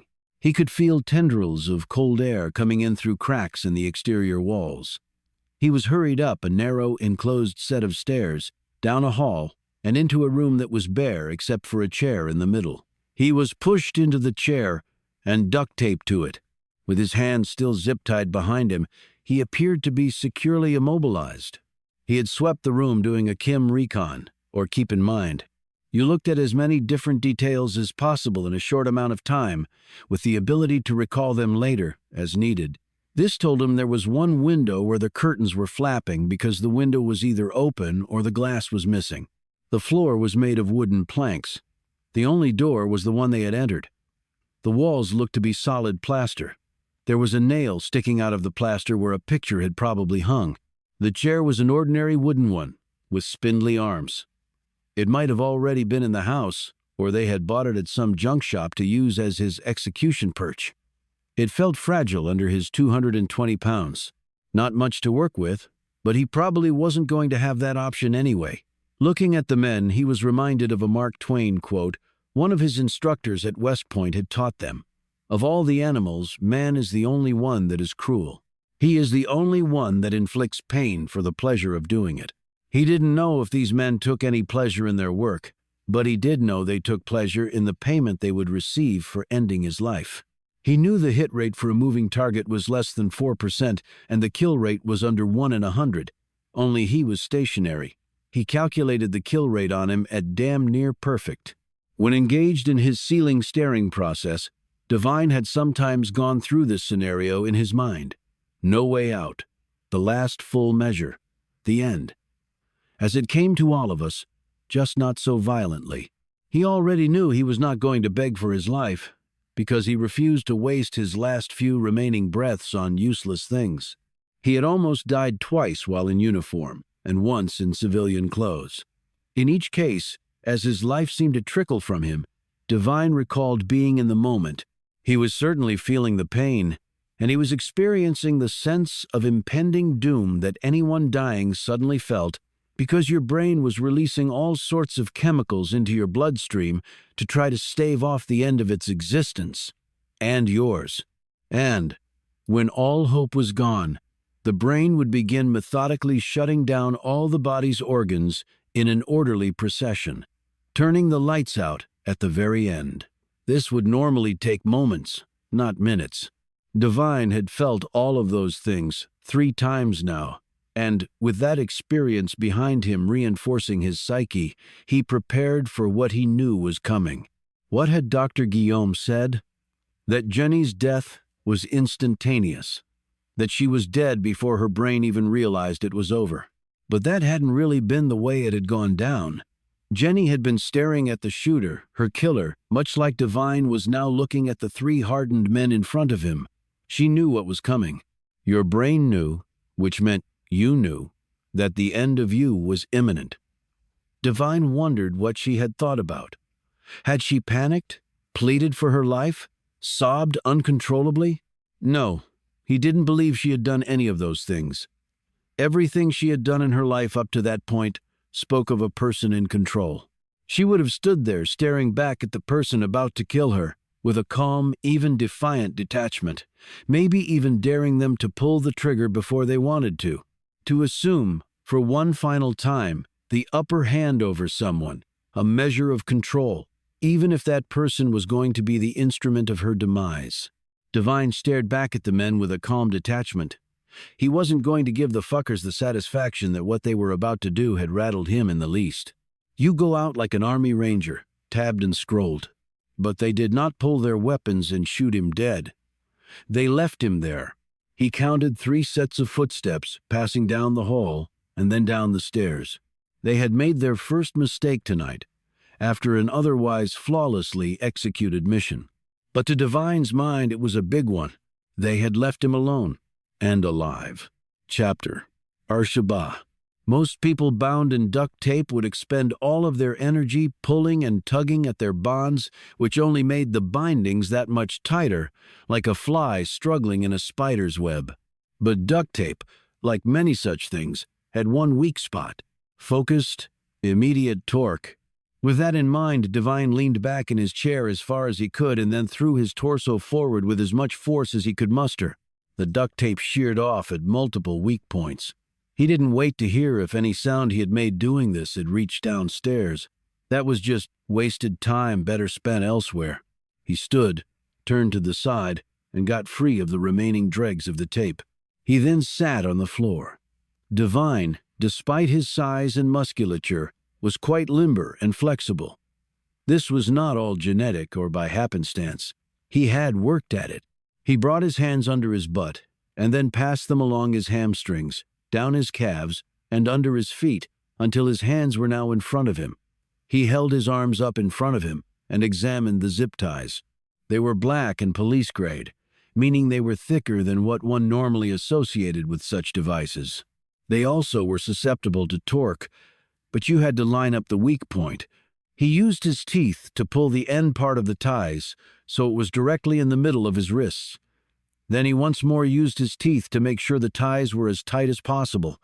He sat in the chair, lifted his arms straight up over his head, and then brought them down with every ounce of adrenaline-fueled force he could. His arms passed on either side of his torso. The zip ties, incapable of surviving this sort of torque directed right at their weakest point, snapped in two at the sight of the locking mechanism. Divine didn't take even a second to rejoice over his twin victories. He went straight to the window and looked out. The lower window had been removed for some reason, though the upper part was still there. But he wasn't focused on that. Brand new looking bars had been screwed into the exterior walls, turning his room into a cell. Since he was not escaping via that route, he would have to get out of here the hard way. He turned, raced back to the duct tape, tore off some strips, used considerable strength to pull the long nail out of the wall, and rushed back to the window. The storm was starting in earnest, and a bolt of lightning struck nearby. He waited, his elbow poised near the window. As soon as the deafening thunderclap sounded, he hit the glass with his elbow. The glass shattered, and he used the duct tape to pull out a long, pointed shard. He wound the duct tape around the top of it so he could grip it there without cutting his hand. He placed the nail between his fingers and let the business end stick out the top. He slowly opened the door, inch by inch, because it had creaked before. He had already seen another partially open door along the hallway when they had brought him up. He closed the door behind him and slid on his hands and knees down the hall to the other door. He pushed it open a little more so he could slide through before easing it back to its original position. He peered out through the gap. Perfect sight line of anyone coming up the stairs, and when they turned to the room where he had just been, their backs would be to him. He heard another vehicle pull up outside. The room he was in now had no window, but he could hear feet running through the rain, and then the front door opened. He heard voices, some in English, some in other languages. He had a conversational knowledge of Farsi and Arabic, but those linguistic skills had withered from non-use. It didn't matter. The people were speaking fast and in low voices. He relaxed and did his combat breathing when he heard footsteps on the stairs. 2 sets, 2 men. Through the gap, he could see the countenances of the Asian in the lead and one of the Middle Easterners right behind. They reached the top of the stairs and turned right, their backs to Divine, just as he'd planned. He was on full autopilot now. It was known as unconscious competence because he had practiced both the analysis and actions based on that analysis so many times, and carried it out for real countless more times that his mental and muscle memory was near absolute. Divine knew that there were around 75 areas of the body that could trigger incapacitating reflex injury. Now his task was to ID a few of those locations in this situation and inflict just such an injury. And do it with speed, surprise, and overwhelming aggression. There was a reason why a lion always went for the throat. He'd wanted to do this completely silently, but with 2 adversaries that was problematic. There were at least 2 more downstairs, the 3rd man and whoever had come in just now. He stepped out in such a way as to give the Middle Easterner a sight of him in his peripheral. That would expose the target Divine was aiming for. When the man turned, the glass knife slashed his throat, severing the windpipe so the man would not cry out. The thrust had also split the carotid sheath in two. The blood geyser painted the opposite wall a dripping red and splattered all over Devine as well. The lead man was pulling out his gun when Devine struck, and the nail hit the man's windpipe. He recoiled and dropped his weapon, gasping for air, unable to call out. Devine next pulled the glass knife free from the first man's throat, pivoted, and severed the second man's carotid with it. Devine caught the man and gently laid him down on the floor, even as he gave a last, rattling gasp and joined his partner in death. The sounds of the attack and the men falling were fortunately mostly covered up by the sounds of the raging storm. Devine searched both men and found his phone and his gun. He quickly sent a text to Harper and Fuss telling them what had happened and approximately where he was, but that they could also track his phone. He was just about to send a message to Campbell when a voice called up, speaking in Farsi. Devine answered back in a low voice in Farsi, saying basically, "Be right down, Winwell." As soon as the other Middle Easterner poked his head up the staircase, Devine put 2 bullets in it. The dead man slumped to the floor, the wall behind him painted with his blood.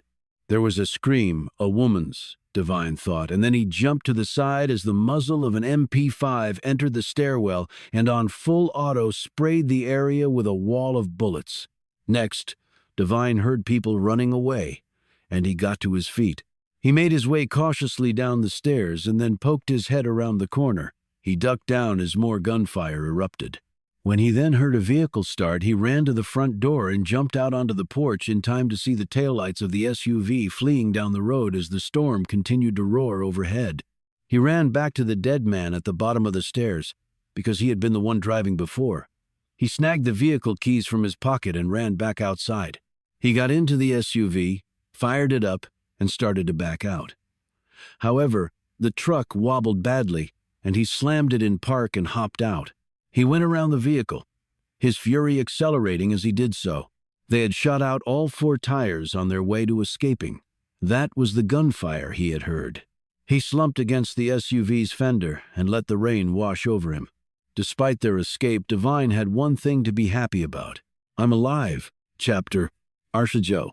Devine sat on the front steps of a place where 3 men lay dead inside. He was listening to the sounds of someone vomiting into the scraggly bushes on the right side of the old shack.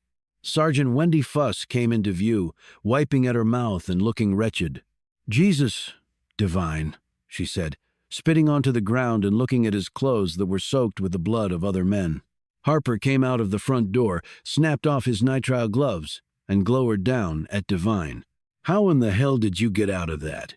"You can thank the United States Army." Harper glanced at the house.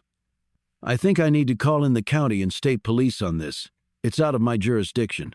Feel free." "And you gonna contact your folks?" he added. "I mean, those bodies, they sort of look, well, federal." "Already done, and they're on their way." "Was on grade. So we should just seal this thing off then and wait for folks to show up?" "That's what I would do," said Devine. "And I need a ride back to town." "We'll need your statement," said Fuss, wrinkling her nose as she rubbed her belly. "I can do it back in town," Harper said quickly. "I'll run you back. Wendy, you stay here on guard till the people show up." Fuss looked like that was the last thing on earth she wanted to do, but the woman gamely nodded and said, "Sure. Okay, Chief. Well, I'll radio the county and state folks right now and let them know what's what," said Harper as he hurried over to his cruiser. Fuss moved closer to Devine and looked up at him. "Did you really kill all those men? If I hadn't, I wouldn't be standing here talking to you. It was a damn miracle." "No, it wasn't. It was slow training, deep practice, and fast execution." "Well, you sure as hell executed them." Devine really wasn't listening now. He was thinking ahead, leaping from one possibility to the next. Is this related to my investigation of Jenny Silkwell? Is whoever fired at me through the window also involved in this? Or does it have nothing to do with Silkwell, and everything to do with me? Back in Putnam, he gave his statement to Harper.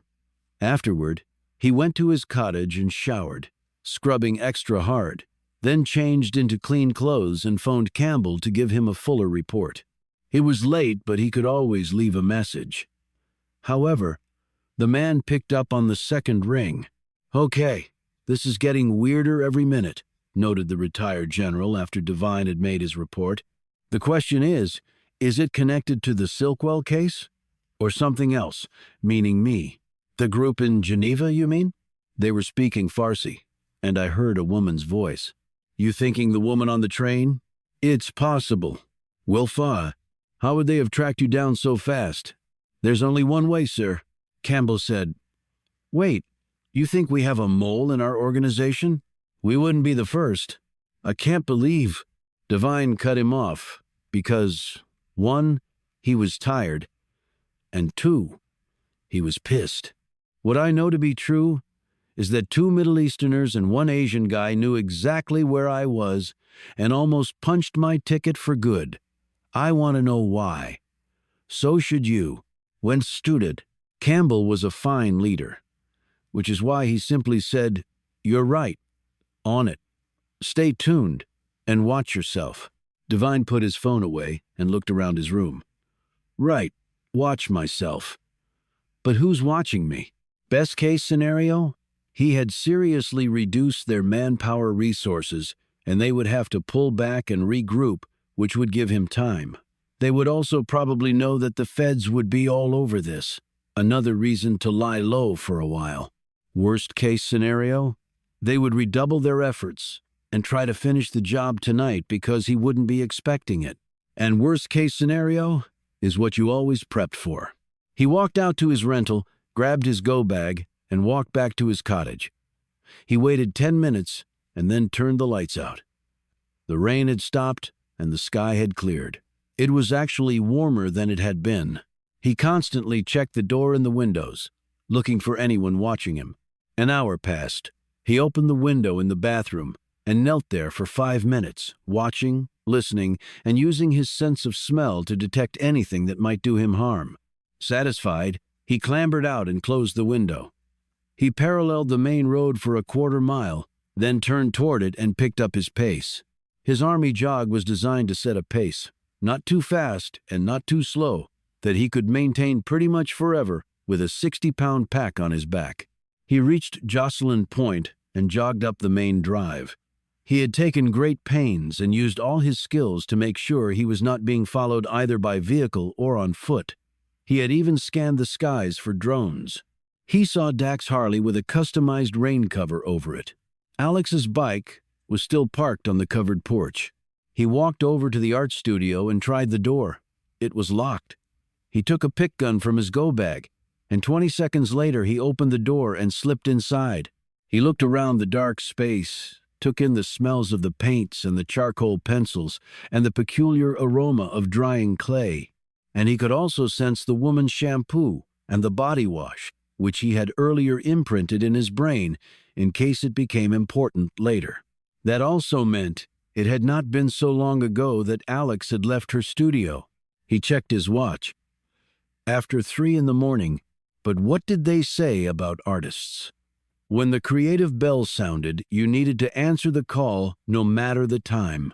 He used his phone light to look around at her works in process, and he marveled at both the woman's obvious skill and imagination. He didn't know which one he admired more. Then he came to a sketch he had not seen before, because it hadn't existed when he had been here previously. She had gotten the jawline right, and the eyes, too.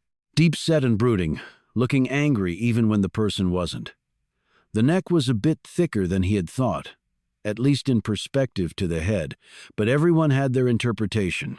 But for having not spent much time with the person, Alex had done quite a good likeness. Of me. Chapter. Censure. What the hell are you doing here? Devine woke and sat up straight to see the morning sunlight shafting into the skylight. He scrambled to his feet from his sleeping berth on the floor and faced off with Alex Silkwell, who was not looking as angry as her words might have implied, but more curious, and perhaps a bit amused. She had on the same clothes as the last time he'd seen her in the studio. Her hair hung wet and limp around her face. He actually liked it that way better than piled on top. The latter was too theatrical, he supposed was the word. The former just seemed more truthful. And why are you even thinking about that? Well, said Alex, giving him a raised eyebrow look. I had a spot of trouble in town and decided my cottage at the inn might be compromised. So you picked my studio to be compromised instead. I had few options, but I made sure I wasn't followed. Okay, but you were sleeping so hard I could have taken my time and killed you. Divine didn't say anything to this, because he knew she was probably right. She perched on a work table. What sort of trouble? Just some guys who wanted me to do something I didn't want to do. Like what? Like die, he thought, but said, nothing important. Why don't I believe you? I'm not sure, but I'm willing to listen. She scowled at his flippancy. You don't look like the sort that anyone could make do anything. You never know. So that's why I came here. The door was locked. I always lock it. He took out his pick gun. Then you should strongly consider a stronger lock, I said. Her scowl deepened. Should I call the police? Isn't breaking and entering illegal? I swear I broke nothing. She seemed to think of something and glanced at the sketch of him on the easel. Her face flushed. You're probably thinking. She gave up. I think you're an artist who sees creative opportunities in everything you see and everyone you meet. Her flush vanished, and so did her scowl and reserved manner. Her smile lit the room stronger than the sunlight, at least to Divine. You look like you could use some coffee. And food. I could, yes, he said. Come on, I'll make you breakfast. You don't have to. It's the least I can do for someone who entered but didn't break, and who thought my studio would be as much of a safe haven for him as it is for me. Her smile retreated with these words, and that bothered Divine far more than he had thought possible. He barely knew the woman, but he wanted to make her happy, to make her whole again. They left his studio, and she led him into the main house through a rear entrance that opened into a cathedral-sized kitchen. Damn, said Divine. How do you not get lost going from the fridge to the stove? It comes with directions, she quipped. Seriously, the place was set up for a home with a dozen servants. And how many do you have now? You're looking at her. I've got some eggs, fresh berries, ham, avocados, and home-baked sourdough. All of that sounds great. She pointed to a cupboard. Plates, utensils, and cups over there. How do you like your eggs? Any way you care to make them. She brewed a fresh pot of coffee, and he helped her get the items out of the fridge. That looks new, said Divine, staring at the Sub-Zero double-wide. Courtesy of my dear, entrepreneurial brother. He's been slowly fixing up the place. End quote. They decided on an omelet. He did the chopping and slicing of the onions, peppers, tomatoes, and mushrooms, while she split and spooned out the avocado, put the fruit into a bowl, and put 2 slices of her sourdough in the toaster. She mixed the eggs and other items and cooked it in a stovetop pan. Later, she sat across from him in the breakfast nook, sipped her coffee, and watched him chow down. You were hungry, she observed. He checked his watch. It was after 10. Shit. I usually eat before now. Where's Dak? Probably already at work. You don't know for sure? It's a big house. He lives in one wing and I live in another. And it all works? So far. She rapped on the tabletop. So what happened last night? You said you had trouble with some guys? What kind of trouble? Trouble enough. Then you can stay here as long as you need. Thank you, said Divine, who was surprised by the offer, but also humbled by it. Are they after you? She asked. 3 of them aren't. So you, what, arrested them or something? Or something, yeah. So you're not going to tell me what happened? I thought I just did. She sat back and took him in, it seemed to Divine, line by line, crevice by crevice. Artist as observer, he concluded. And it was a little intimidating, as though she could see through the flesh and bone and home, right in on the thoughts, right now hovering in his mind. You know what I really love about creating art? No. What? Asked Divine. It's all about perspective, of both the artist and the viewer. He finished his coffee and rose to pour another cup, and took her empty cup to refill. How so? You looked at my sculpture of the big penis roped and the testicles cuffed, and concluded it was meant to symbolize women pushing back against a man's baser instincts. He sat back down after handing Alex a full cup. And it wasn't? From your perspective, it clearly was, which is why you voiced that opinion. And from your perspective, you looked at it from a male's point of view. As the artist, I look at it differently. You mean from a woman's point of view? I mean, from a neutral observer's perspective. I didn't know there was such a thing, said Divine half-jokingly. There can be, if one tries, she said, her voice low, modulated, and serious. So, as a neutral observer? He said, losing his amused expression. She slid her finger along the top of the table. Life can be unfair for anyone, those with a penis and those without. Then why? A man can be trapped by his own masculinity, or what is perceived as masculinity. Dick chained, balls cuffed. They feel they have to act in a certain way because that is what society as a whole expects. For some men, it's no problem. It's who they are anyway. Rambo, or whatever. But that's not most men. So most men end up living a life that is not really theirs. It's dictated by societal expectation. And women? Women have a whole other set of problems and challenges and expectations that are impossibly unattainable. So you have people getting rich off selling crap to women to put on their faces, or lips, or eyes, devices to suck in their gut and ass, or encouraging them to go under the knife to get bigger boobs or bigger butts, or fewer wrinkles, or smaller boobs, or lesser butts, as the tastes of the money-grubbing influencers change, or become skeletons so they can squeeze into latex miniskirts and cleavage-bearing tops without the benefit of personal chefs and trainers, all in the name of female empowerment, which is one of the biggest hypocrisies I can think of. While others applaud, idolize, and enrich these people for telling females, particularly young and impressionable ones, that not rigidly adhering to their definition of physical attractiveness will doom them to be considered ugly by society, as though beauty and confidence and empowerment can't exist in any shape, size, or color. But it's all about the almighty dollar, and it makes people do awful things to each other, but they rationalize it as actually helping those who are not perfect become perfect. So you see, it really is all about perspective. Divine laid down his fork. Okay, men's dilemma covered. Neutral observer's side taken care of. Women's challenge is done. Now let's hear your side. And who says I have one? All of what I saw in your studio says you do. Am I wrong? She rose. Yes, you're wrong. You done? I need to get back to work. You can stay here until your place is no longer compromised. And you can think about the fact that I asked you a simple question about what happened to you last night. And you had so little respect for me that you couldn't think of anything other than to bullshit me. There, you finally got my side. Feel better? She walked out, leaving Divine sitting there thinking, first, that she was absolutely right in what she had said, and he felt like crap for doing that to her. And, second, that the more time he spent with the woman, the less he understood her, and that had never happened to him before. So, am I losing my talent at evaluating people? Or have I just met my match in Alex Silkwell? Chapter Century. Alex was in her studio when he left. Divine didn't say goodbye. He just saw her through the window.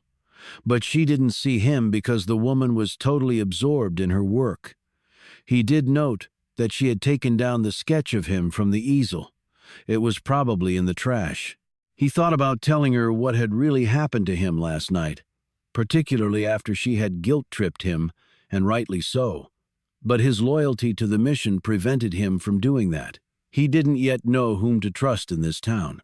Not even the woman who had given him sanctuary and made him a delicious breakfast, and whom he wanted, for some reason not yet clear to him, to help heal. He jogged back to the inn, where he found Harper waiting for him out front.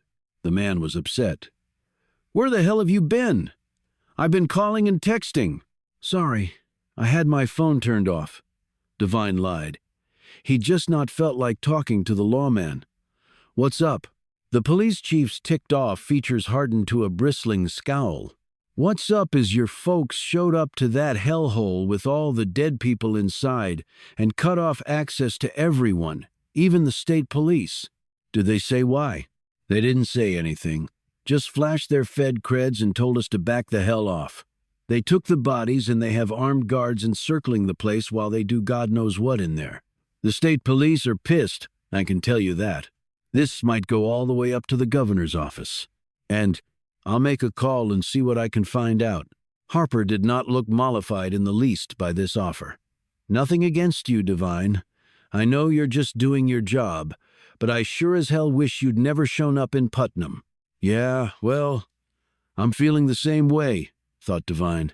He left Harper and walked to his cottage, which was occupied. 2 men who screamed national security were waiting for him. Plain suits, plain shoes, plain ties, uniform haircuts, unreadable expressions. One was tall and basketball player lean, the other medium height, with some iron-pumping heft to his frame. "Agent Mann," said the shorter fellow, indicating himself. "And Agent Saxon," he added, with a nod to his colleague. They showed their creds. They were members of a little-known agency that was right at the heart of the country's most stalwart defenses against enemies, both foreign and domestic, and their very presence made Devine tense. "We need a detailed statement from you," said Mann. "Can I ask one thing first?" "Sure, what?" "How'd you access my room?" Mann looked at Saxon and then turned back to Devine. "Our badges prompted the landlady to open sesame with her master key." "Thanks. I'll keep that in mind. We're on the same team," said Saxon in a voice that was as drawn out as his frame. "So everyone keeps telling me. But at the end of the day, I think we're all engaged in an individual sport." End quote. "Take it up with a government shrink to get your head on straight," snapped Mann. "Your statement? Have you looped in Campbell? We're actually here at his behest. Your boss carries a lot of horsepower in our world, I'm sure." He spent the next 5 minutes recounting everything from the moment of his abduction to his running out of the house, only to find the tires shot out on the SUV. He did not tell them about spending the night at Alex Silkwell's art studio. "So where have you been since then?" asked Saxon, apparently reading Devine's mind. "We checked here hours ago. You didn't sleep in this room." "No, it didn't appear to be a safe place." "So where did you go?" "Somewhere else." "And why does that matter to you?" "I'm alive, right? To tell you what happened. So why don't you reciprocate by telling me who it was who snatched me?" Mann looked at Saxon, who shrugged. He said, "We don't know." "Bullshit," said Devine. "We got the bodies, sure.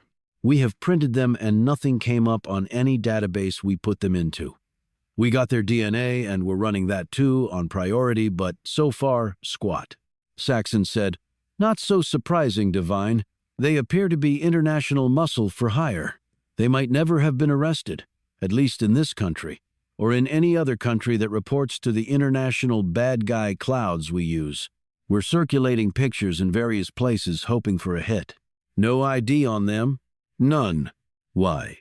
They had to get into the country somehow," Devine pointed out.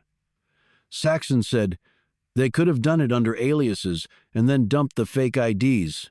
They clearly took into account that their mission could go sideways and brought nothing that we could use to trace them when they snatched you.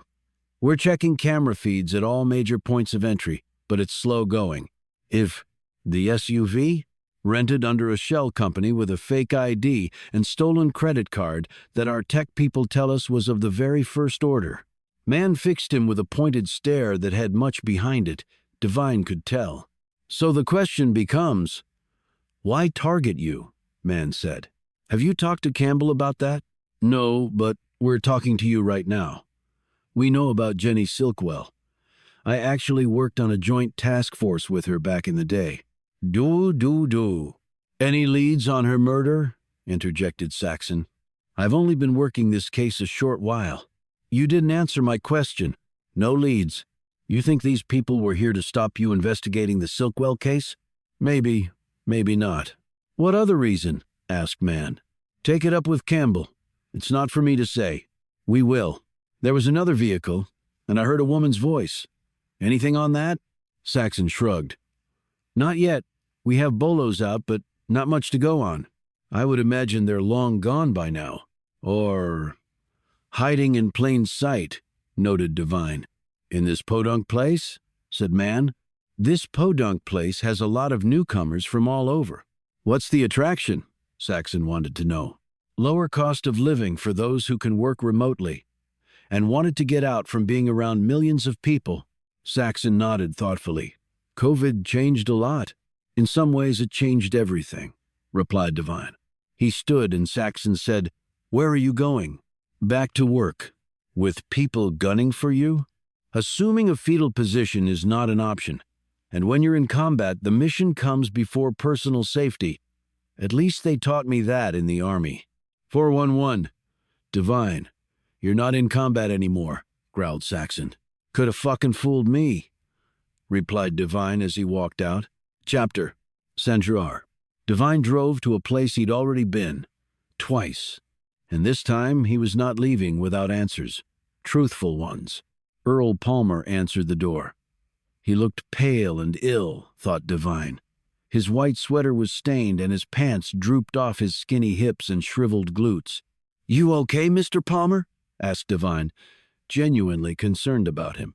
Yeah. Just a 12-hour bug. I'm getting over it. What do you want? To ask you some more questions.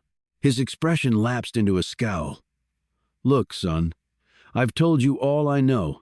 Was aller. Never hurts to go over it again. And I'd like you to go somewhere with me if you feel up to it. Where? Said Palmer guardedly. To where you found the body. Palmer shook his head. I don't want to go back there. Almost had a heart attack. Please, Mr. Palmer, it won't take long. I'll drive you and bring you right back here. What else, Knupp? I'm sure you believe that Jenny deserves justice. Was Weatherbacktive. The old man stared at him, his white tufts of eyebrows twitching like he'd been mildly shocked. Let me get my coat and stick. After Earl had been helped into the SUV, they drove in silence until Devine said, I understand that your wife taught Alex Silkwell to be an artist. Bertie taught lots of folks, but with Alex, she said it was different. How so? Asked Devine. He wasn't just making small talk, he wanted to know if only to help him better understand the youngest Silkwell. Bertie said some folks are born to do what they do. Write, draw hell, fish for lobster, whatever. She said Alex would have been an artist with or without her. Bertie just happened to be there to help the girl along. She has a studio out back like your wife did at your house. Palmer stared out at a sky that didn't seem to be able to make up its mind, remain calm, or turn stormy. Way back used to be my gear shed, said Palmer, but I fixed it up for Bertie about 20 years ago as her art place. Should have done it long before, but I didn't, and Bertie never complained. Not once, and he seemed to run out of energy. You miss fishing for lobster? Asked Devine after a few moments of quiet. Palmer wiped at his mouth. I was a stern man. He smiled weakly. Doesn't refer to my personality. That's just the part of the boat I worked. Stern man does the grunt work, but we shared the duties, more or less. Me and the captain on a 30-foot Beale boat built in 1969. Damn fine vessel. Could handle any weather, any seas, really. Every morning, crack of dawn, we'd row out to the boat with our thermoses of coffee and our lunch pails. Get out of the harbor and onto the open seas. Big rolling swells out there. Make you puke if you had motion sickness. I never did. Even in a fog when you couldn't see the horizon. And the smell of fish, guts, and diesel fuel was coming at you from all compass points. End quote. I really don't know anything about fishing for lobster, but I do like eating them. Palmer's mouth eased into a broad grin that reached his eyes and held there. When I was a kid, I had my rec license. 5 lobster traps. As proud of them as I was of anything I ever owned. Then I got my student license and moved up to 10 traps. Then I got to working for others.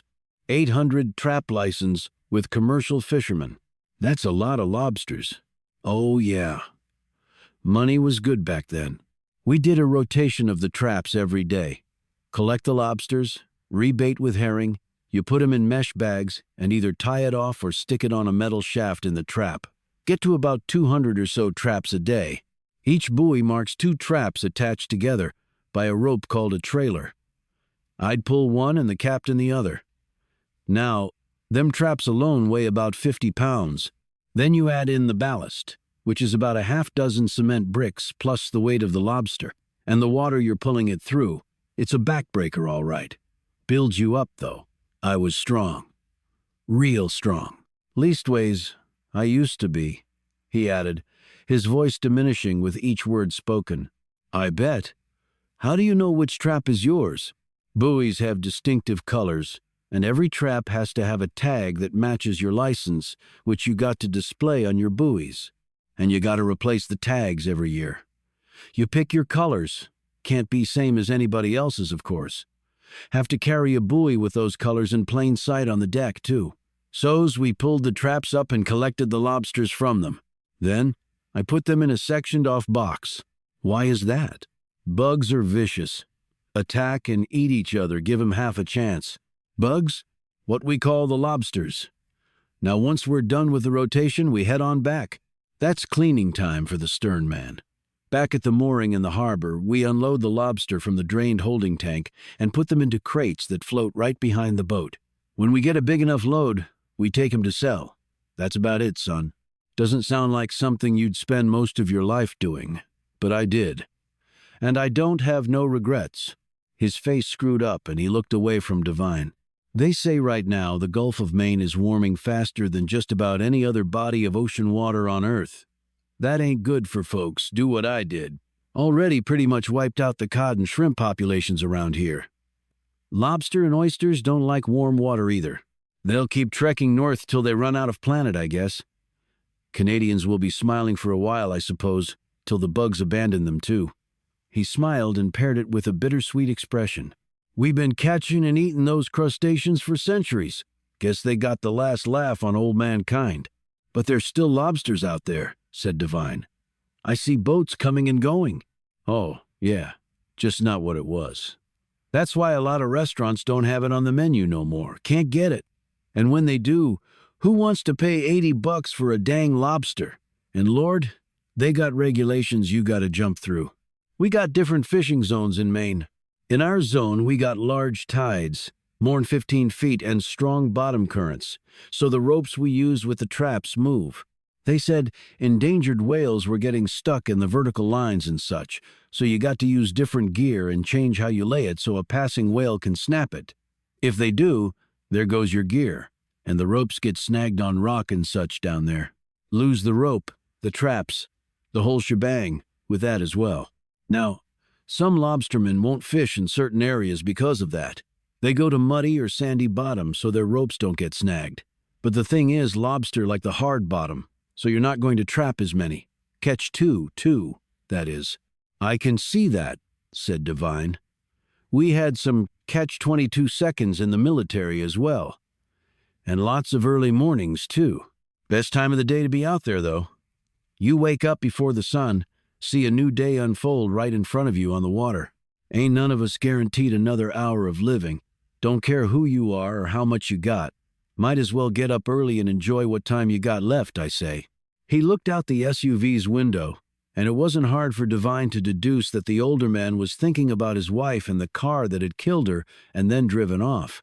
Yes, sir, you're right about that, said Devine, now thinking about how close the previous night had come to being his last night on Earth.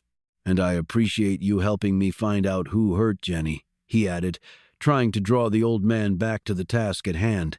But Palmer didn't respond to this. He just kept staring out the window. They reached the spot, and he helped ease Palmer from his seat. Devine walked slowly because Palmer was not moving steadily or swiftly over the distance, even with the sturdy walking stick he had brought along. Knees and hips, he said in response to Devine's look. Need to get 'em all replaced. But I ain't got the money for that, even with Medicare, which pays a big chunk of it. I ain't got no supplemental, see? The deductible and co-payments were just too much for my Social Security, which is all I got. Might be able to get one hip and maybe a knee done, but then who's going to help me with the rehab? Local hospital shut down a decade ago, and the closest place is 40 miles from here. And nobody comes to the home no more. Not out here. Willis Vend. Then where do people go for their health issues? Doc Guillaume does all she can. She tried to help me with the insurance stuff and all. A while back, she helped me get a surgery I needed done. She comes by to check on me. And Bertie, when she was alive, did the same for others. Very kind woman. Knew her mom and dad and her uncle. Hell, knew their parents too. The Bings started the funeral business a long time ago. Was so felled in rest. How about your granddaughter? Could she help? Annie's got her own life and a business to run. She doesn't need to be cooking my meals and changing my damn diaper. They slowly walked to the edge, and both men looked out at the ocean. Prettier than any gal I ever seen, 'cept Bertie, said Palmer. Devine looked down to the rocks, where Jenny's body had fallen, or been placed. Devine noticed that Palmer never once looked down. He kept his gaze on the horizon. Maybe this is his safe space, like every ceiling I look at. So you came to this spot and looked down, and there she was? Yes, that's right, replied Palmer, still not looking down. Which was odd, because most people with the words Devine had used would look down. Is this spot special to you? Palmer swiveled his head to the right and eyed him casually. Every inch of coastline is special to me. Just happened to be this one I walked to that night. But not the only one. This was my third that night. You didn't mention that before. Well, now I am, Palmer said, more fiercely than Devine's comment really merited. Devine stared pointedly at the man, specifically at his neck. You find it hard to wander around like that at night with your hips and knees the way they are? People are meant to move. Actually helps me. You sit all day, you get stiff as a board. Walking lubes the old joints. Least it does mine. Okay, that was neatly done, thought Devine. Palmer stared out to the water again. Penobscot Bay has the best lobster bottom on the East Coast, but it was pretty good in our neck of the woods. He looked up, but only slightly. Read the sky and the tide like the back of my hand. The depths out there, the temperatures. Used to know every ledge and crag out there. Crags are where the bugs love to hide. Got to lay your traps as close as you can. Hope they bite on the herring. He turned stiffly to give Devine a sideways glance. Communing and competing with Mother Nature every day. Right, said Devine, who was not really paying attention to the man's words, but was instead focused on Palmer's stiff movements. He looked down at his feet and had an idea. What's that next to your right foot, Mr. Palmer? Did you drop something? Palmer didn't look down. Instead, he slowly backed up a few steps. What is it? Can you see? Devine said, Never mind. It's nothing. My mistake. So did you remain here when they came to take Jenny's body away? Palmer hesitated. Yes. But after they brought her up, I left. The weather was turning bad. I thought it had been raining hard since early evening. Lightning and all, said Palmer. They drove me back to my place. Took a hot shower and just sat there. Couldn't sleep. So, you knew it was Jenny by then? Yes, I did. Who told you? One of the boys that went down there to get her. He knew her. We all knew Jenny. Okay. Anything else you can think of? Palmer slowly shook his head. No, not one damn thing, young man. At least, that you're willing to tell me, thought Devine. Chapter. Saint-Tristan. Devine drove Palmer back home and headed straight to Bing & Sons after checking something on his phone. He found Françoise Guillaume coming out of her office. I'm sorry. I really don't have time to talk. I have a body to embalm, she added brusquely. I only had one question. If U.S. What? How could Earl have seen the body on the rocks below if he's totally incapable of moving his head to look down? She froze and then placed one hand against the wall, seemingly to steady herself. What are you talking about? Earl mentioned that you helped him get a surgery he needed some time back. Why do I think it was cervical spinal surgery? The sort of work he did all those decades would certainly cause some problems there. I had a buddy in the Army who suffered a malfunction on his parachute. He lived, but he had to have several spinal fusions, one of which caused limited range of motion in his neck. But he was young and strong, so he was able to bounce almost all the way back. So, I'll ask again, how did Earl see a body over 20 feet below his eye level when he can't even look down at his shoes? Can we .kn we go to my office? Sure, if you'll answer my question. We finds. He sat down across from her in her office and let her take her time. Earl had an accident out on a lobster boat once and was badly injured. He underwent cervical spinal fusion surgery by a specialist that I thought was a good one. However, the surgery went poorly, and there were complications. Foremost was Earl having a lot of built-up scar tissue and arthritis from the work that he did. A follow-up surgery not only didn't correct the problem, it made it worse. He had to retire because of it, and Earl has, over the years, lost more of his range of motion. I'm sorry to hear that, but then how could he see the body? I don't know. Maybe he got down on his knees, which would have him facing down. Why would he have gotten down on his knees? How could he have managed it? And then, how would he get back up? I don't know. Did you ask him? By the time I do, why do I think a story will have been prepared? She looked both offended and flustered. A story? Prepared by whom? What is going on in this town, Dr. Guillaume? I have no idea what you're talking about. I think you know far more than you're telling me. I thought your job was to find out who killed Jenny, she said. To do that, I have to get the facts right. Lies do not help me. Who do you think is lying to you? Pretty much everybody, replied Divine. She rose. I have to get to work. He stood. I do too. And let me just be straight with you. I will get to the truth. I don't care how many obstacles are thrown in the way. She looked at him with a mixture of sadness and defiance. I wish you luck. Divine ran into Fred Bing as he left. He looked busy and preoccupied, but he stopped and said, Mr. Divine, did you need something? I already spoke to your sister. Was she helpful? Not particularly.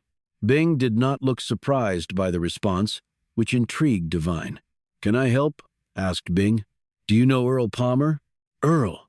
Oh, yes. Everyone knows Earl. I heard he found Jenny's body.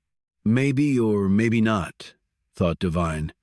You said before you didn't know she was in town this time. So when was the last time you saw Jenny? Bing thought for a few moments, running his hand through his hair. Maybe last year, or the year before. I assume she was busy with whatever she was doing. And what do you think she was doing? Serving her country in some capacity. The actual details of what she did have made for some lively discussions at the local watering holes up here, I can tell you that. Dax said that the remote workers have really turned the prospects of the town around. They've certainly helped, he grinned wryly. Although most of the recent influx are too young to have much need of my services. Yet, do you have any thoughts on who might have killed her? Bing leaned against the wall and crossed his arms over his slender chest. I think I just assumed that it had something to do with her work. I mean, why would anyone up here want to kill her? She wasn't really part of our lives anymore. The only real connection was her brother and sister and all that property. Property that some may want to develop and pay a pretty penny for it. Bing looked surprised. Really? Who told you that? Does it matter? I guess not, said Bing, looking confused and, to Divine's mind, nervous. I assume you handled Mrs. Palmer's funeral arrangements? Yes, we did. It was terrible. Bertie's death stunned all of us. And the fact that no one was held accountable? It just makes it even more horrible. And I understand her son and daughter-in-law died in a house fire? Yes, that was about, let me think, 15 years ago now. What happened? No one really knows for sure. Steve was a smoker, so that's what we all thought had happened, at least initially. It was early summer, but we had a cold snap, and turns out they'd been having trouble with their furnace. So they were using one of those old portable heaters without any safety or cutoff features, you know, the kind that if they tip over and catch something on fire, your whole house can go up in about a minute. So maybe it wasn't his smoking. I wasn't working at the funeral home then, But my uncle told me that it was a challenge making them viewable. Ended up being a closed casket. No one wanted to remember them that way. Their daughter, I think, was away or something. He paused. But why are you asking about that? Because it has loose ends.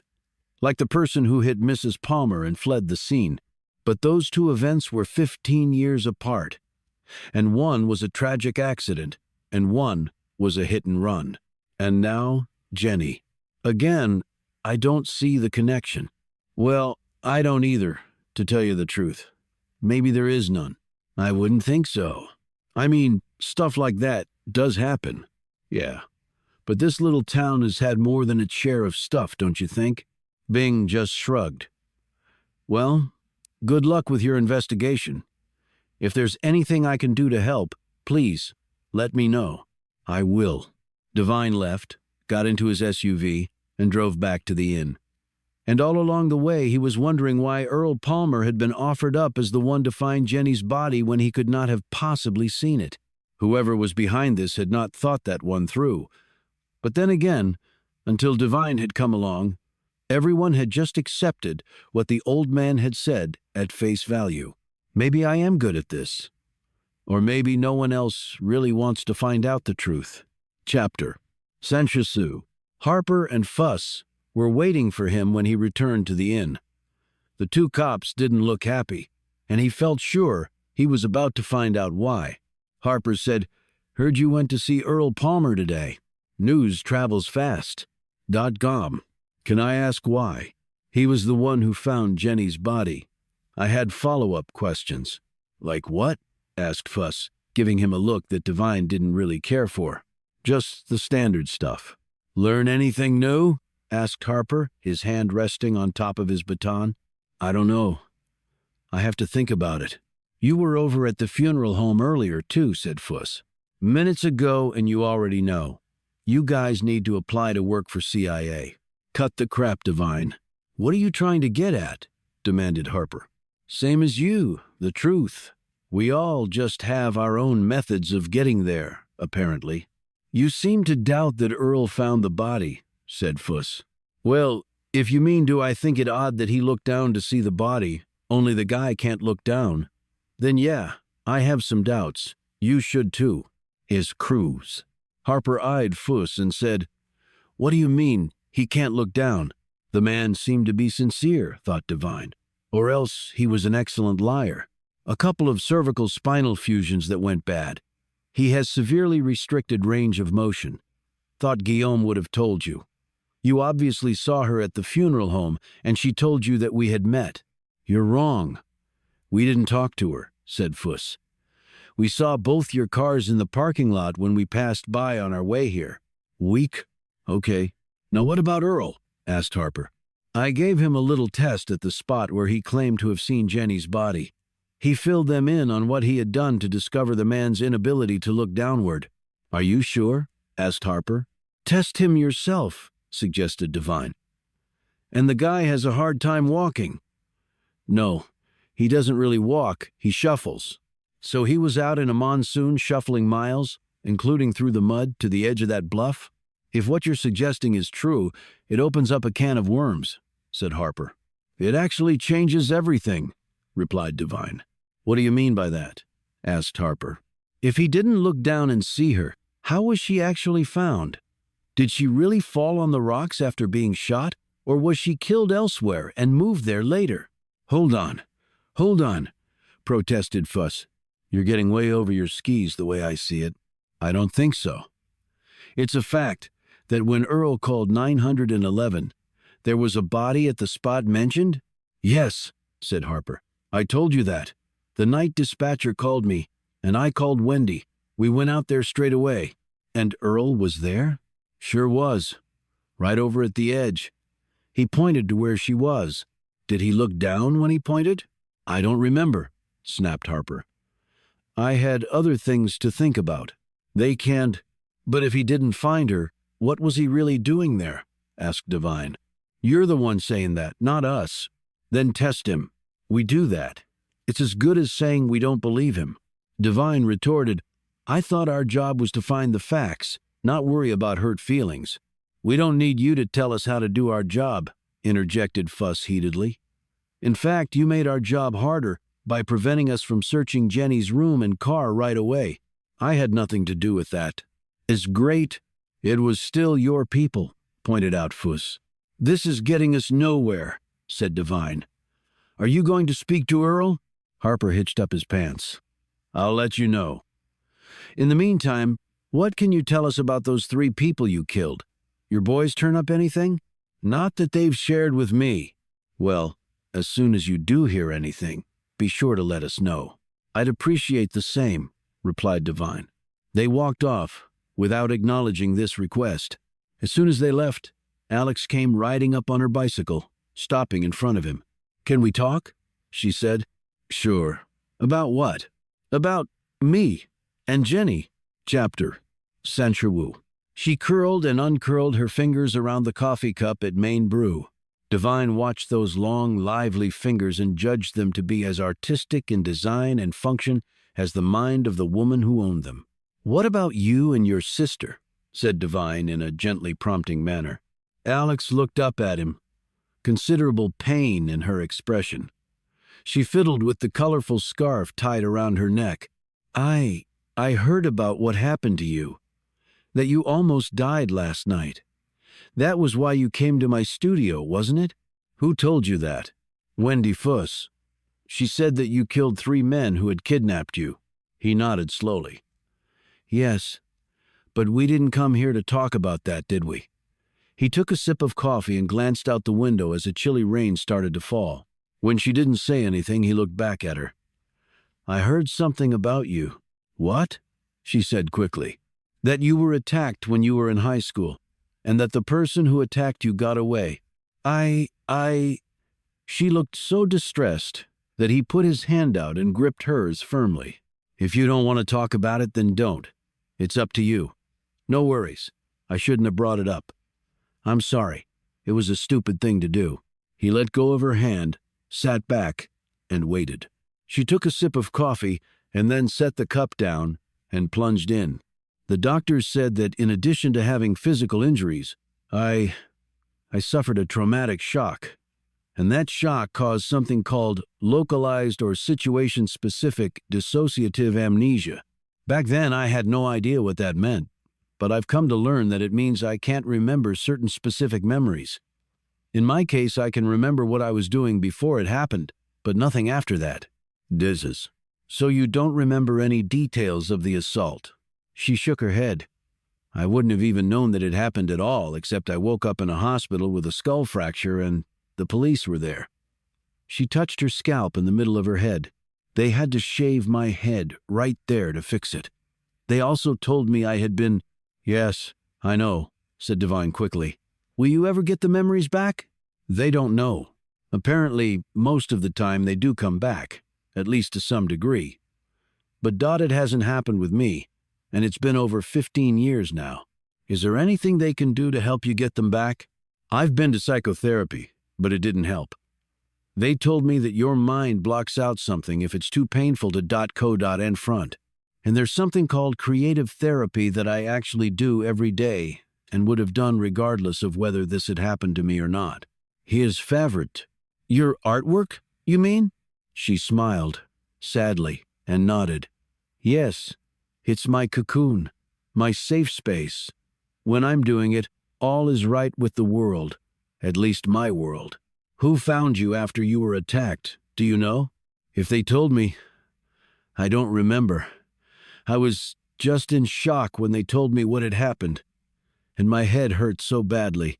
So the police had nothing to go on? No one else saw anything? No. Where did the attack happen? Alex shook her head. I don't remember. End quote. I am so very sorry that happened to you, Alex. She looked down at the table and nodded, and then wiped at her eyes. But you didn't come here to tell me this, since I was the one who brought it up. She looked at him. I came here to tell you that Jenny did come by to see me when she was here. She stopped and looked at him. Aren't you mad that I didn't tell you before? No. I'll just assume you had your reasons. Her expression relaxed. You keep surprising me, Travis. I think I have you figured out, and you throw me a curve. Not to worry. I was thinking the very same thing about you." She picked at one of her paint-covered fingers. "It was in the afternoon before she was killed. What did she want? She wanted to know if I had remembered anything from when I was attacked. And what did you tell her?" "The same thing I just told you, that I hadn't." "Moke, why would she be bringing that up now, after all these years? Or did she regularly check in with you about it?" "No, she had never mentioned it before, aside from when she came home to help me right after it happened. She never left my side for a long while. And she would talk to me about it, trying to get me to recall what had happened. I think she might have tried too hard because it never worked. I remember she got angry with me sometimes about it." "Goad, why?" "Like you said, these things happen to people who have experienced what you did. Because Jenny would have been strong enough to overcome that, remember every detail, and nail the bastard. Or so she told me when I couldn't do that. A tough older sister. An impossibly perfect older sister." She hesitated. "But she did not care about me, Travis. I know she did. Through her actions, if not always through her words. But not so easy to love. Your earlier remark about Jenny is making more sense. I did love her, despite all that." Alex said so quietly, Devine almost didn't hear her. "Is that when Bertie Palmer started to mentor you?" "Yes. Jenny had to go back to Washington for work. And Mom and Dad were, well, they had a lot going on. They must have been terribly upset about what happened to you. I don't think they knew how to deal with it. Dad went around angry all the time. I believe he blamed himself for not protecting me. And Mom alternated between going into a shell and then coming out of it to smother me." She looked out the window at the rain falling from a gray sky, but her expression brightened in spite of the gloomy weather. "Bertie was a godsend, a truly wonderful, giving person. She didn't just teach me about art. I mean, I had a natural talent, but my fundamentals were all over the place, especially my line work. She taught me about life, too, about who I was, or could become. I heard you had been accepted at some great art schools. I know you have to present a portfolio of your work to be considered for admission. Bertie helped me do all that, Travis. She was the reason I had the courage to apply to those schools in the first place and have artwork worthy enough to show them. It was therapy for what I was going through. She urged me to get it out on the drawings, the canvas, whatever I was working on. And it helped. It really did. But then you didn't go to any of the schools. Why?" Alex stared out at the rain, which was starting to fall harder. And, mirroring what the weather was doing, tears started to slide from her eyes and curlicue down her trembling cheeks. And as Devine watched this, it was like he had forgotten how to breathe. He reached out and gripped her hand once more, not only to reassure her, but to also do so for himself. "Would you think it unbelievable if I told you I didn't know why?" she said in a hushed voice. "No, I wouldn't. But there is a big world out there to explore and capture in your art." She shifted her gaze to him. "I know," she said in a low voice. But Devine knew the woman had no faith or belief in her own response. At this point, they were just words, expected ones, what she thought he wanted to hear. He withdrew his hand. "So you stayed in the old homestead, where you grew up?" "It was a happy time for us, mostly. At least I remember it that way." She glanced at him. "Did you have a happy place?" He nodded. "It was called the United States Army." "So why aren't you still in uniform?" "Because life came at me fast and I didn't duck in time. So now here I am." "Here we both are," she amended. I better go. We'll have to dod." When she rose, he said, "Whether those memories come back or not, Alex, they won't define you if you don't let them. I used to think that. You still can." "I used to think that too, Travis." He watched her walk off because he could think of nothing to make her stay. But he did have one thought. "If I find whoever took Alex's life from her, I will make them pay." Chapter Saint-Gerlio. The next morning, after his workout and partaking of the inn's continental breakfast, Devine drove to the police station, where he found Harper and Fuss in the chief's small office. He eyed the pictures on the wall of tough-looking men in uniform. Harper noted this and said, "Former chiefs of police here. Way back we had 6 full-time officers, if can you believe it, but then our population fell off a cliff. It's going back up, according to Dak Silkwell. And would reason." "It is," conceded Harper. "The remoters, he calls them. They are coming here in droves. I don't know if it will last, but we'll take it. Only good thing to come out of COVID, for us. Any news on Jenny's phone or laptop?" "We don't know that she had a laptop with her," said Fuss. Devine pulled out his phone and showed a picture he'd taken. "Dust pattern on her desk at the inn. What else could that be?" "When did you notice that?" asked Harper. "When we searched the place." End quote. "And you're just now telling us?" he barked. "I thought you had noted it." This seemed to make Harper even madder, and he was clearly struggling to keep his temper in check. "How about your folks? Have they traced any of that electronically?" Devine shook his head. "No, but I got another question." "Okay," said Harper, seeming to brace himself. "Where was Alex Silkwell attacked all those years ago?" Harper looked at Fuss, who was now looking at the scuffed wooden floor. "I was a sergeant back then," said Harper, "like Wendy is now. But we had other officers, like I said." "Okay. Were you one of the responders? And who called it in?" "I understand that Alex didn't. She woke up in the hospital." "Why are you asking about that?" said Fuss, now looking at him. "Because Jenny asked Alex if she had remembered anything about the attack." "What?" bellowed Harper. "You mean this time? Who told you that?" "Alex did." "She never told us," retorted Harper. "Well, she told me, and I'm telling you. So I'd like to know where Alex was found, since it now seems Jenny came up here to look into what happened to her sister." "Why, after all this time?" said Fuss. "I don't know, but I'd like to find out. So the place?" "Before my time," said Fuss quickly. Devine shifted his focus to Harper, who would not meet his eye. "Chief, it was? Actually, it was right around where Jenny's body was found, as a matter of fact. But in the open field before you get to the trees, and through the trail there to the bluff by the water." Devine's expression slowly hardened. "And you never put 2 and 2 together?" "No, I didn't. Hell, I hadn't even thought about what happened to Alex in years. Your question just now made me think about it." "Come on, you really think they're connected?" interjected Fuss. "What about the military round found out there, and the person who took a shot at you, and the ones who kidnapped you? They were all foreign folks. They weren't around when that happened to Alex." "I don't know what to make of all that yet," conceded Devine. "But the location being the same for Alex and Jenny, it might mean something. We have to follow it up." "You can if you want," said Harper. "I have better things to do with my time." "Okay. Did you confirm that the round fired at me was a NATO round? I'm asking because even though I found the casing, this case is so screwy when it comes to ballistics. I want to make sure the casing matches the round fired." "We confirmed it, yes," told the other feds, Saxon and Mann. "Did you check Dak's alibi for the time Jenny was killed?" Harper exclaimed. "Why in the world would Dak want to kill his own sister? Oldest motivation of all, money. Any two. What money?"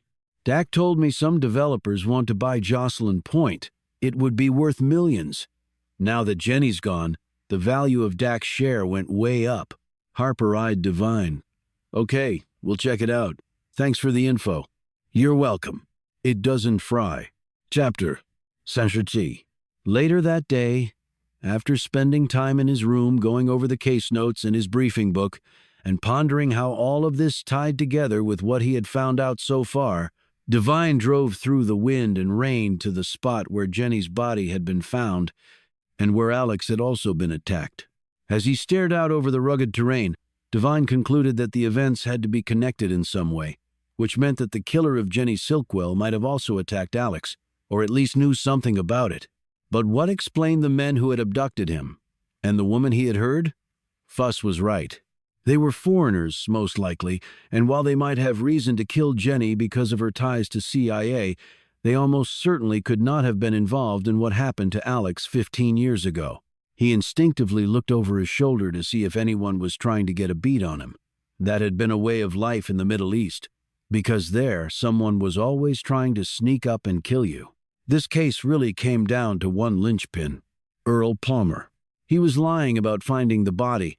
Of that Devine was convinced, and the police seemed to have no interest in following that up. Were they being loyal to a local, just equal parts incompetent or stupid, or were they complicit in whatever cover-up was going on? But the thing was, Palmer didn't strike Devine as a liar. He seemed just like everyone described him: salt of the earth, nursing perhaps the most painful loss any person can endure. So why lie under those circumstances? Is someone making you lie, Earl? He drove off while the rain continued to pour down, and then abruptly transformed to sleet. And then, just as swiftly, it all stopped, and the skies began to clear. The weather really was crazy up here, thought Devine. He turned onto the main road as his phone buzzed. It was Campbell. Devine hit the speaker function. First things first. Agents Saxon and Mann have made a partial trace of the men who kidnapped you. End quote. What did they find out? They arrived in the country the same day they came after you. Flew in from London. Before that, we traced them to Brussels. They are a known quantity. Killers for hire. Like the guys on the Geneva train? Yes, but at a higher level. You did well to survive, Devine. Any idea who hired them? Not yet. The organization you went after in Geneva has many resources, and while we hit them with a debilitating shot, we obviously didn't knock them out. Now, we're doing a deep internal security audit here, trying to compartmentalize who knew about your assignment in Maine. Must be a fairly short list. It is, Devine, but we need proof. If we have a mole, we'll find the person and deal with them accordingly. I hope I'm around to see it, replied Devine. Anything on the woman on the train? She might have been the one in the house that night. Apparently a woman of many identities, a number of which we are currently running down. It seems most likely that she was engaged by the Geneva folks to deal with you after what you did to them. So she's a freelancer then? That's the prelim at least, but it has not been confirmed. There's been talk of a new talent out in the mercenary field, but we don't know if it's her or not. Now, what's new on your end? Devine went over his suspicions about Earl Palmer and the possible connection of Jenny Silkwell's murder to the assault on her sister years earlier. My God, Kurt never mentioned anything like that happening to Alex. They apparently hushed it all up. Why? I don't know. Then, what's your take on the Norma casing being found at Jenny's crime scene, but a NATO round being the one that nearly killed you? Asked Campbell. I don't really have a take, sir. Yet, it could be someone from the military or a civilian trying to throw suspicion that way. And we don't know for sure Jenny was killed with the Norma round, since it was never found. Christ. You have anyone that's giving you certain vibes? Dax Silkwell is an aspiring mini-mogul who will make even more millions off the sale of the old homestead now that Jenny is gone. He says he was in Boston at the time, but he could have paid someone to do it. That much money is a prime motive. That's the other thing I meant to share with you. I spoke today with the Silkwell estate lawyers about the trust that left the house and property to the children, said Campbell. So it might be Dak had even more motive than you thought. How do you mean? According to the trust terms, there has to be a unanimous vote to sell the property. So if Jenny didn't want to sell, Dak was not getting his millions. And if Alex doesn't want to sell, Dak has the same problem that he might have had with Jenny. I gotta go. Devine ended the call and punched the gas. Chapter. Senshaba. Devine pounded on the front door at Jocelyn Point, to no avail. Alex's bike was there, but Dak's Harley was not. At this time of day, the man was at work inking people's skin. He tried the door, but it was locked. He ran around to the studio, but a quick look in the window revealed it was empty. He hustled back to the house and found the back door unlocked. Alex? He cried out. You here. We need to talk. Alex? He searched the first floor, then the second. He found Dak's bedroom, which was a pigsty. On the other side of the house was Alex's, which was tidy and organized. walls built around her to keep the bogeyman away. He opened a third door and looked in. There were dust cloths on the furniture, but he could tell the space was clearly another bedroom. On the wall, he saw a number of grainy old newspaper articles that had been framed. He walked over to them. The local paper had written stories about Jenny Silkwell's academic and athletic accomplishments, which were many and impressive. And on a shelf were trophies and certificates and other memorabilia that further proclaimed the outstanding youthful achievements of the room's former occupant. He shook his head and wondered what it would have been like to be Jenny Silkwell's sibling. Not easy. Not easy at all. He closed the door and spied another staircase that headed up. He took it. The staircase was full of mildew and decay. He saw that it opened out onto the widow's walk that served as a topper to the home. The weather hit him as soon as he stepped outside, but now it was just wind. The precipitation had carried well off the coast. The air seemed finer and purer up here, he immediately noted. He took in the area, with his gaze finally settling on the Atlantic. The wind had churned it, and the whitecaps roiled the surface in a slow-moving motion that struck him as frenetic still. There were a few boats in his sightline, but that was all. The day was beginning to wind down, and the setting sun was behind him, casting all he was seeing in a stream of colors that was building as slowly as the waves.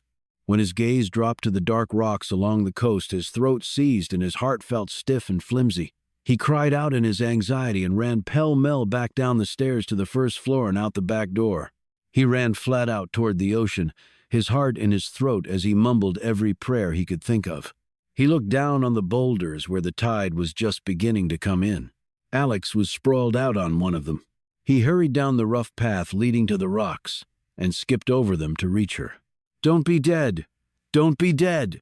He pulled his phone to call 911. He got to her and knelt down to check the woman's pulse. She screamed and sat up so abruptly, Devine fell back on his ass on one of the rocks. "What are you doing?" she demanded. He was so relieved that he had interpreted the scene incorrectly that he didn't answer. He just laughed, uncontrollably, for a few seconds in a spasm of relief, and then lapsed into an embarrassed silence, his chest heaving with all he was feeling at the moment. As she stared at him with obvious concern, he said, "I saw you lying sprawled on the rocks from the widow's walk. I thought..." He couldn't finish the statement, but he didn't need to. "Oh my God, I'm so sorry," said Alex. She reached out and gripped his hand. "I guess it looked... I was like... Jenny." He nodded, and then looked off to the encroaching ocean. He closed his eyes and tried to will away that image of a dead Alex. It did not work. "I come out here a few times a week and lay out on this flat rock before the tide comes in. It's part of my therapy. I was going to bag it today, what with the rain, but it stopped. So, I didn't know you were still in therapy. It's self-imposed.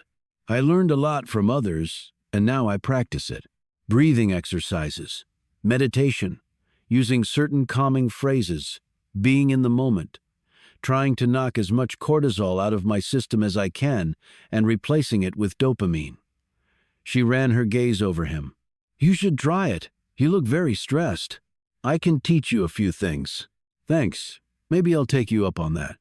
But I have some questions first. With you, Stad. Okay? What? Did you know your brother is negotiating to sell Jocelyn Point? And do you agree with that? And do you know whether your sister did and whether she approved of a potential sale?" Alex now looked out to sea and didn't answer for a long moment, while Devine tensely watched her. "Dak told me about it. I don't know if Jenny wanted to sell or not. I don't know if she even knew about it. She didn't talk about it when she came up here last?" "No, she never mentioned it. She just wanted to talk about if I had recalled anything from when I was attacked. So, are you okay with him selling all this? We haven't really talked about how I feel, and I haven't really thought about it. Under the trust document, you both have to agree for a sale to go through. When Jenny was alive, she would have had to agree too." She slowly turned to look at him. "You're not suggesting?" "I have to look at every angle, Alex.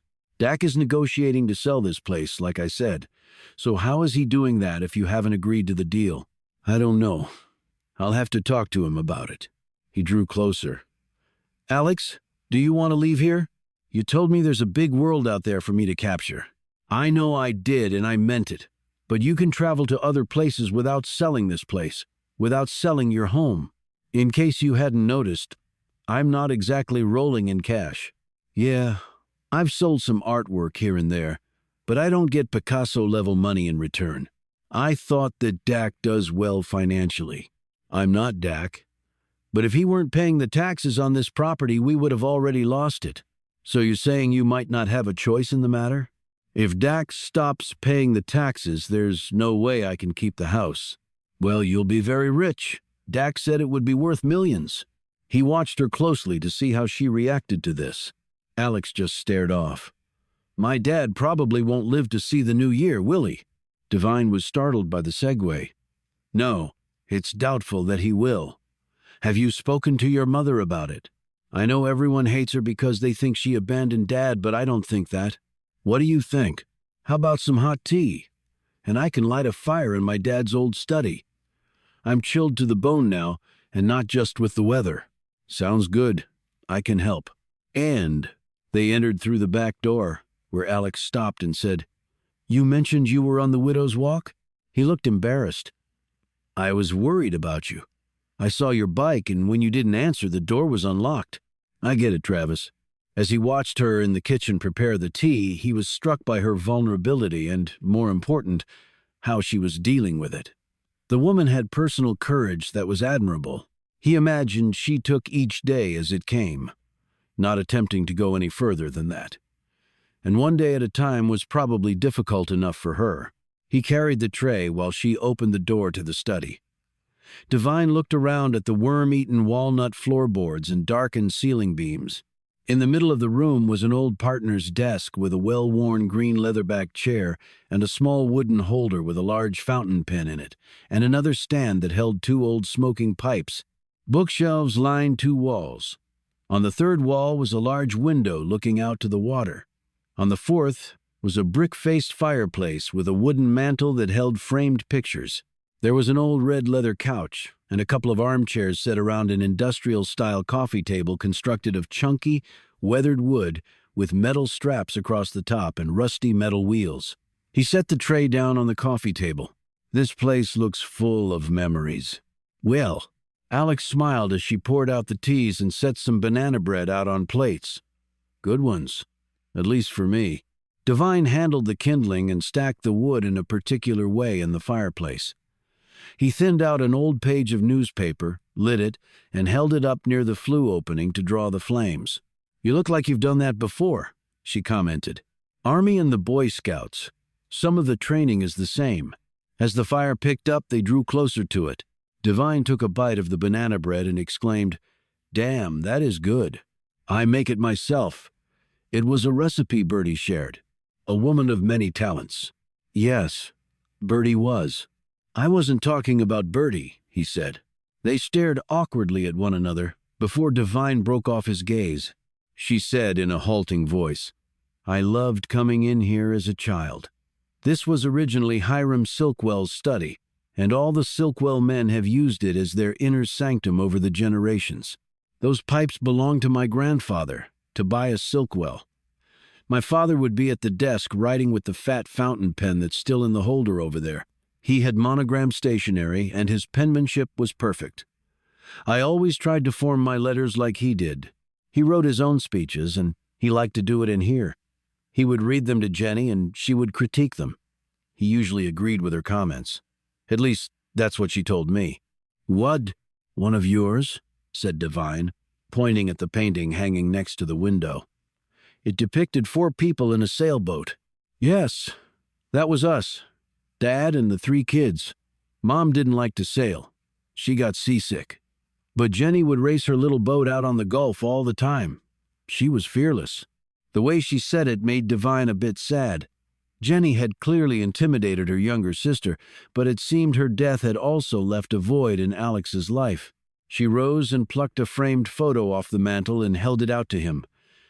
I used this as the model for the painting. He looked at the picture, and saw a sleek blue and white sailboat with twin sails and a cabin below. At the helm was Curtis Silkwell, with a far younger Jenny next to him, one of her hands on the wheel next to her father's. Off to the side were Alex and Dak. Someone took the picture from shore and gave it to us. He obviously liked the painting, if it's hanging in here." End quote. "I did that 2 years after Dot had happened. It was therapy." "I'm sure it was. It took you back to a safe time and a safe place." She smiled. "My dad was a daredevil sailor too, even more than Jenny." Devine smiled. "How'd you all handle it?" Jenny pretended not to be scared. "Dak was terrified and screamed bloody murder the first few times we went out, especially if the seas were rough, but then he got the hang of it." "And you?" "I trusted my dad," she said simply. She looked up at Devine as she handed him a cup of tea. "I knew he would never do anything to hurt us, and he was always in control even when he seemed not to be. He could do anything." "Sounds like you really love him," said Devine. "I knew he was this brave war hero from way back, but I never saw that side of him. He never had any of that stuff here. No medals or anything, and he never talked about it, even when we asked him. Well, Jenny and Dak did. I wasn't interested. One of her bands, it's been my experience that the people who did the most in war talked about it the least, and the reverse is also true." She nodded and looked out the window, where the wind had intensified. It pushed against the glass with the firm pressure of a leviathan's hand. Then there was a loud smack as possibly a tree limb hit the house. Devine felt his hand dart to his gun. "Get a grip, you idiot," Alex said. He was a good congressman and senator. He worked a lot with the state's governors, especially Angus King, who is now a senator too, and John Baldacci when he was the governor. My dad really cared about the people who live here. "Will you go down to see him?" he asked. "And your mother?"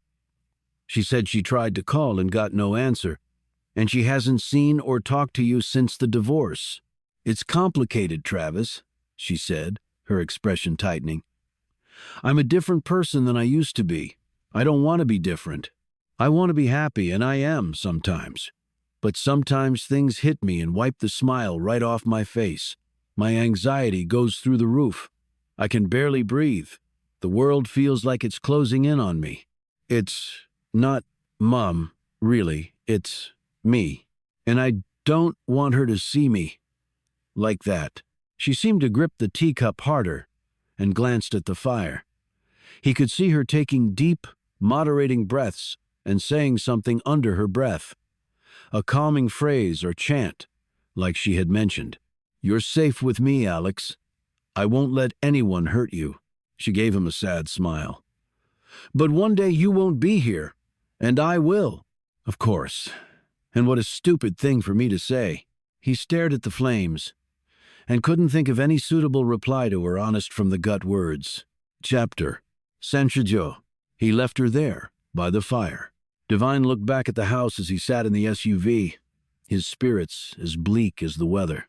The case had its difficulties, but so did every other challenge he'd confronted. No, it wasn't the case that bothered him so much. It was knowing that no matter what he did, he could not make people who were not whole.